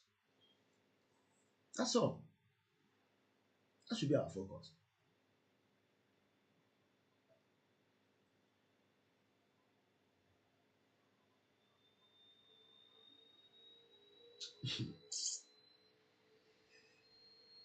Kí n wọnú ọ̀rọ̀ lọ, ẹ jẹ́ kí n rọra dé mọ́bẹ̀. Some of you just, a lot of people want to say, Baba Akintoye. Baba Akintoye is a leader. And you have to understand that this, báwo ṣe fi gbọ́rọ̀ yẹn kalẹ̀. Bàbá sọ̀rọ̀ lánàá nínú fídíò tá a play. Ìtí bàbá sọ náà, òun náà ni Ìgbòho ní kí wọ́n á sọ fún yín, kò sí yàtọ̀. Bàbá sọ pé ká wà nú àdúrà fún 7 days. Ìgbòho rán mi sí gbogbo àwọn religious leader pé kẹ́ lọ wọnú àdúrà lọ torí pé àsìkò yẹn fẹ́ kù díẹ̀. Kí ló yàtọ̀ náà méjèèjì? Because tí bàbá la kọ́kọ́ play, òun ni tẹ́ ń wò lẹ́yìn mi yẹn. Àti play yẹn kó tó di pé mo sọ ti Ìgbòho. So I'm sure pé within the next couple of days, ẹ tún gbọ́ látẹnu bàbá, ẹ dẹ̀ tún gbọ́ látẹnu Ìgbòho. So ẹ gbọ́ látẹnu ìyá onítìrì. So kí la wá ń wà worried for? A lot of us are still doubting that we are going.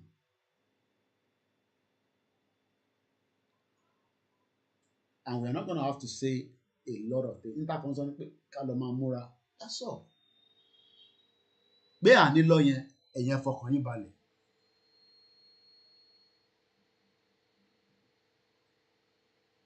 Ìtẹ́bí bá ti sọ pé kẹ́ fọkàn yín balẹ̀. Mo ń fẹ́nu Ìgbòho sọ fún yín ni pé kẹ́ fọkàn balẹ̀. Èbí tẹ́ bá ń gbọ́ tí ọ̀gá ṣe ń gbóhùn bàbá náà lẹ́nujọ́ mẹ́ta ẹ̀. Tí bàbá náà máa ń sọ̀rọ̀ pé ká fọkàn balẹ̀. Ọ̀nà ló ní ìrìn àjò á máa lọ.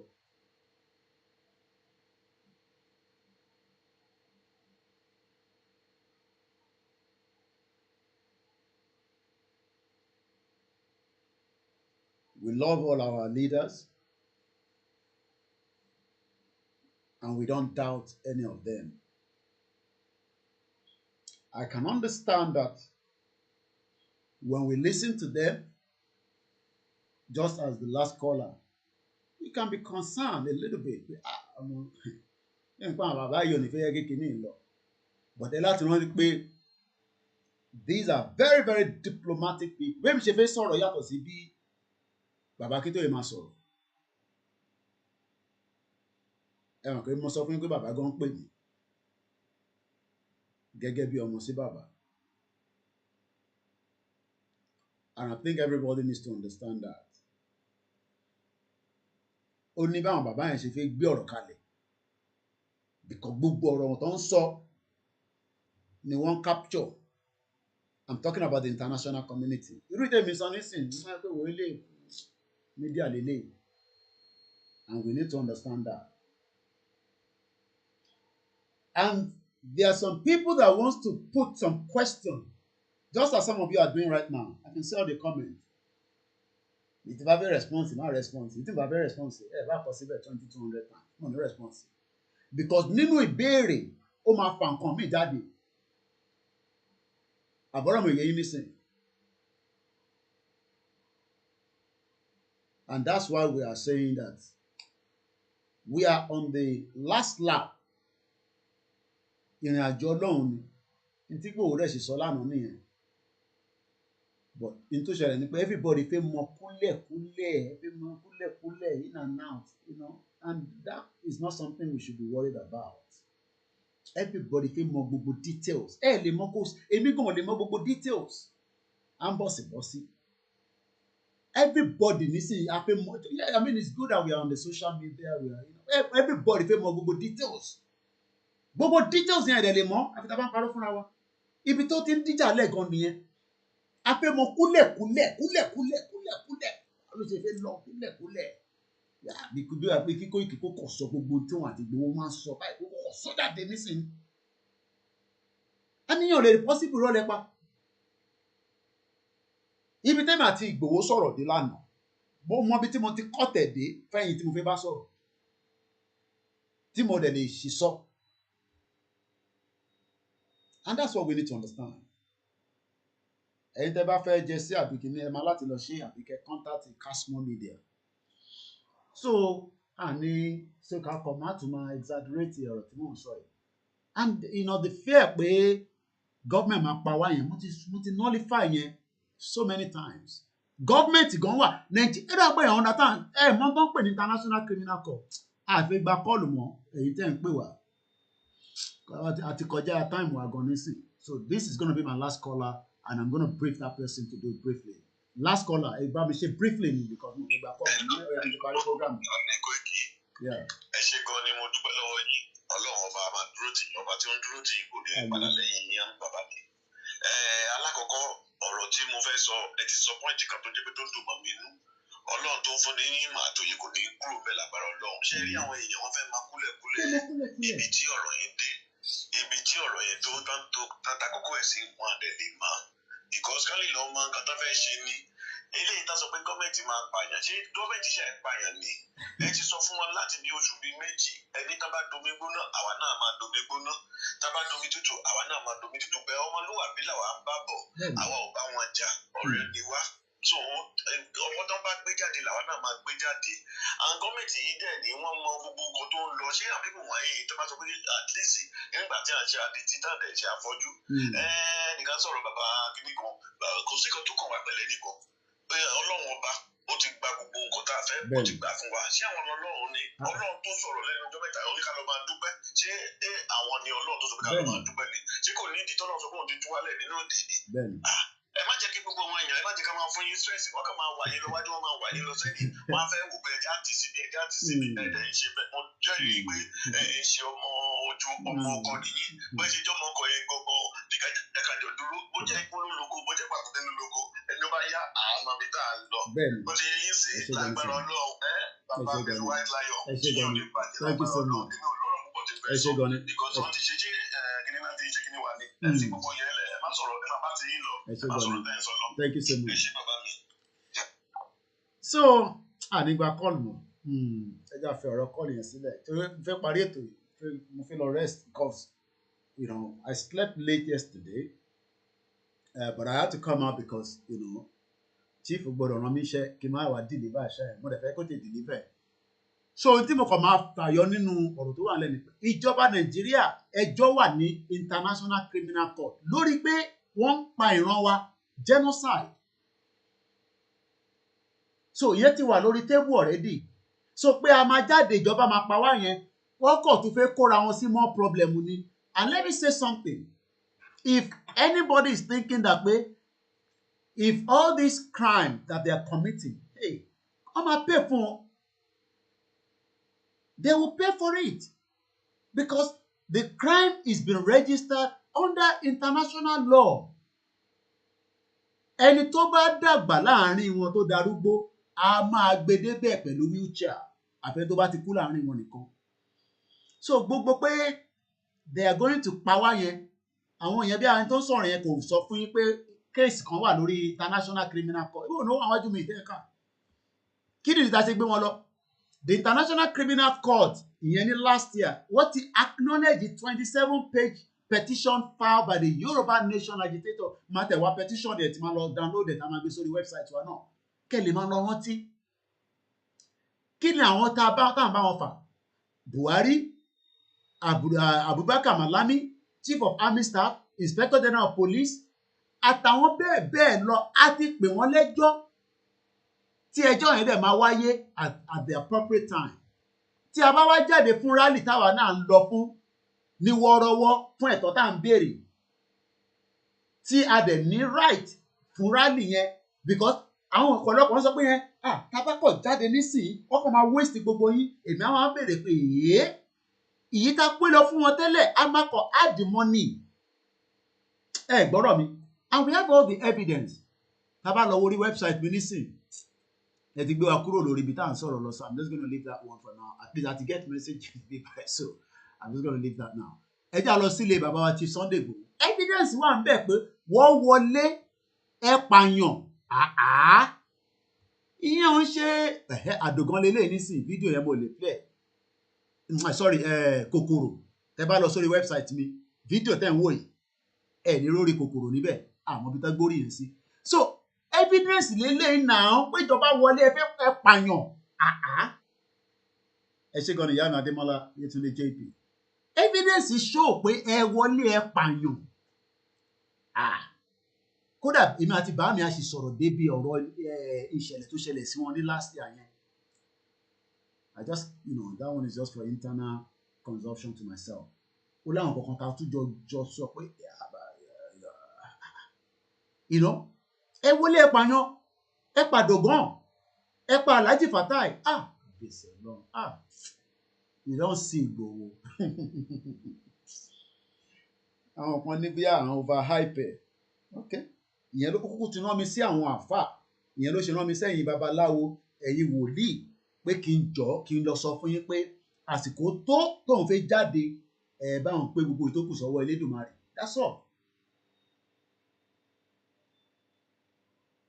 Mo ní sọ jù bẹ́ẹ̀ lọ. Ó ní àsìkò tó tí ìjáde fẹ́ dé, pé gbogbo wòlíì o, gbogbo àfà o, gbogbo pásítọ̀ o, gbogbo ẹgbẹ́ o, individual ó ní kẹ́ jáde ká sọ fún Ọlọ́run pé àwọn ọmọ Yorùbá ń bọ̀. That's all. Ìmádẹ̀ lọ máa pọ̀wé tí mo mọ̀ pa ní sí. Bónílé ló lóko ni, ẹ bá mi parí ẹ̀.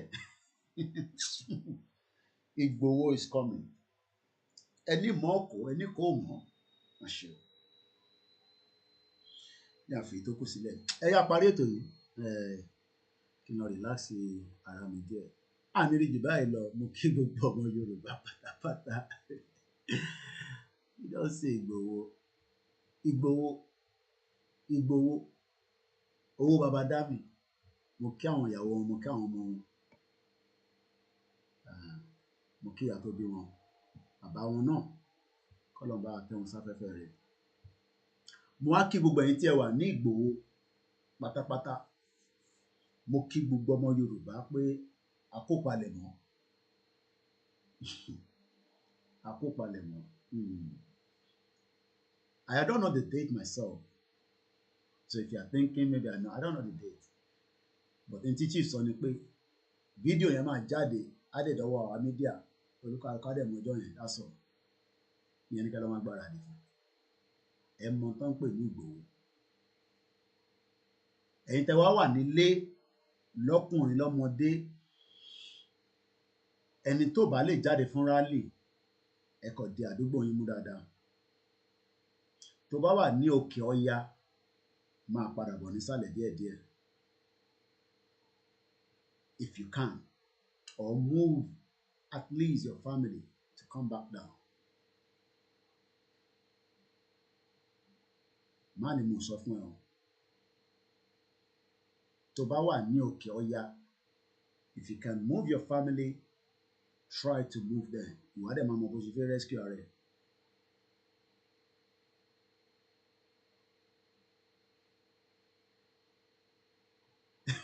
Honest, only the military that came to his house can tell you who is Igboho. Mo kí gbogbo ọmọ Yorùbá pátápátá jàre, mo kí gbogbo yín. Just Reason, mo rí ń bẹ̀. Go TV, mo kí yín, mo kí gbogbo àwọn ọmọ wa nílé. Tẹ́ ń ta gúgúrú, tẹ́ ń tẹ́pà. Lẹ́yìn tí ìjọba gbalẹ̀ Yorùbá wa tán, ọmọ kékeré ìyá tó bá tẹ̀ rán ọmọ ẹ̀ lọ pé kó lọ tà nǹkan ìyá yẹn gan á mọ tó ń pè ní òfin ilẹ̀ Yorùbá. When we eventually get to where we're going, no children will ever hawk in Yoruba land again. It's so painful. So painful. Imagine káwọn ọmọ tí tó wà lábroad kó gbé nǹkan sórí kó máa tà káàkiri gbogbo ojú títì mọ́tò. A kí gbogbo àwọn ẹmẹ̀wà bàbá wa, mo kí ìyàwó Aṣọlá kò gbọdọ̀ kú, mo kí Emir, mo kí gbogbo àwọn bàbá wa, mo kí gbogbo ẹ̀yin sọ̀ǹgbẹ̀sọ̀ǹgbè.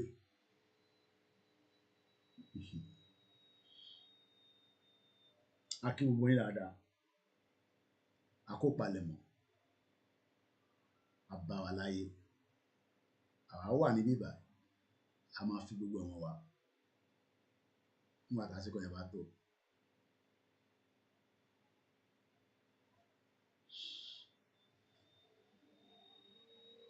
Ẹ fọkàn yín balẹ̀, gbogbo ẹ̀yin tẹ́ ẹ̀ ń fi máìndì yín tó ń lọ báyìí, ẹ̀rín ló máa dẹ́ sí.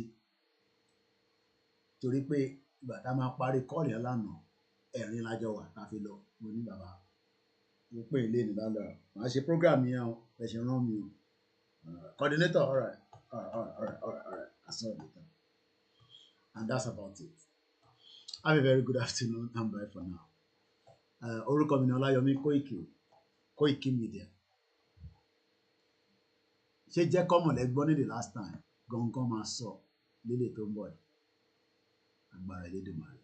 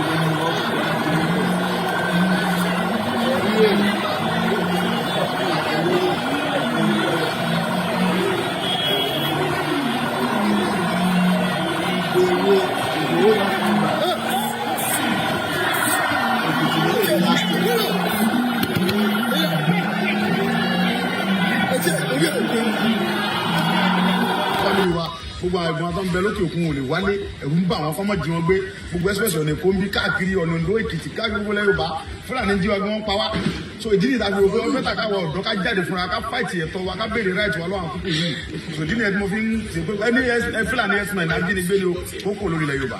Igangan báyìí ṣé ẹnì sọ pé peace alájà ti wà ní gẹ́gẹ́ àwọn arábìnrin ń confirm ẹ̀pá láàfin àti wà so kéde ẹ̀sìn bẹ̀ẹ̀ nìkan mo sọ tẹ́lẹ̀ síwájú pé kì í ṣe ìgangan nìkan ni àjẹ ká la gbogbo ilẹ̀ Yorùbá pátápátá lápapọ̀ láti máa béèrè ẹ jẹ́ ká dúpẹ́ lọ́lọ́ ká dúpẹ́ lọ gọ́ọ̀mù Ògùn state náà fúnra wọn sọ pé àwọn nífẹ̀ẹ́ wọ́n fi hàn pé àwọn nífẹ̀ẹ́ àwọn tí àwọn ń ṣèjọba lé lórí because tí gómìnà bá nífẹ̀ẹ́ àwọn mẹ̀kúnnù tó ń ṣèjọba lé lórí Ògùn state kò ní gbà wọn láì pé káwá fèsì àwọn Fúlàní ẹ̀sìn mẹ́rin náà so fúnra ìjọba ló sọ pé ó ti tó gẹ́ fáwọn Fúlàní ẹ̀sìn mẹ́rin torí pé àwọn tóun ń ṣèjọba lé lórí lẹ̀ ń pa so ìdí nìta fi wá sóògùn state lé ní. ṣé tábà ẹ ti ní gómìnà báyìí. mi ti rí wọn but èmi wò pé ibi tó ju ìjàmbá wà lẹ́ka kọ́kọ́ lọ tàbá lé àwọn Fúlàní tàbá lé tán a máa padà lọ bá ìjọba láti kí wọn. àtẹwọ́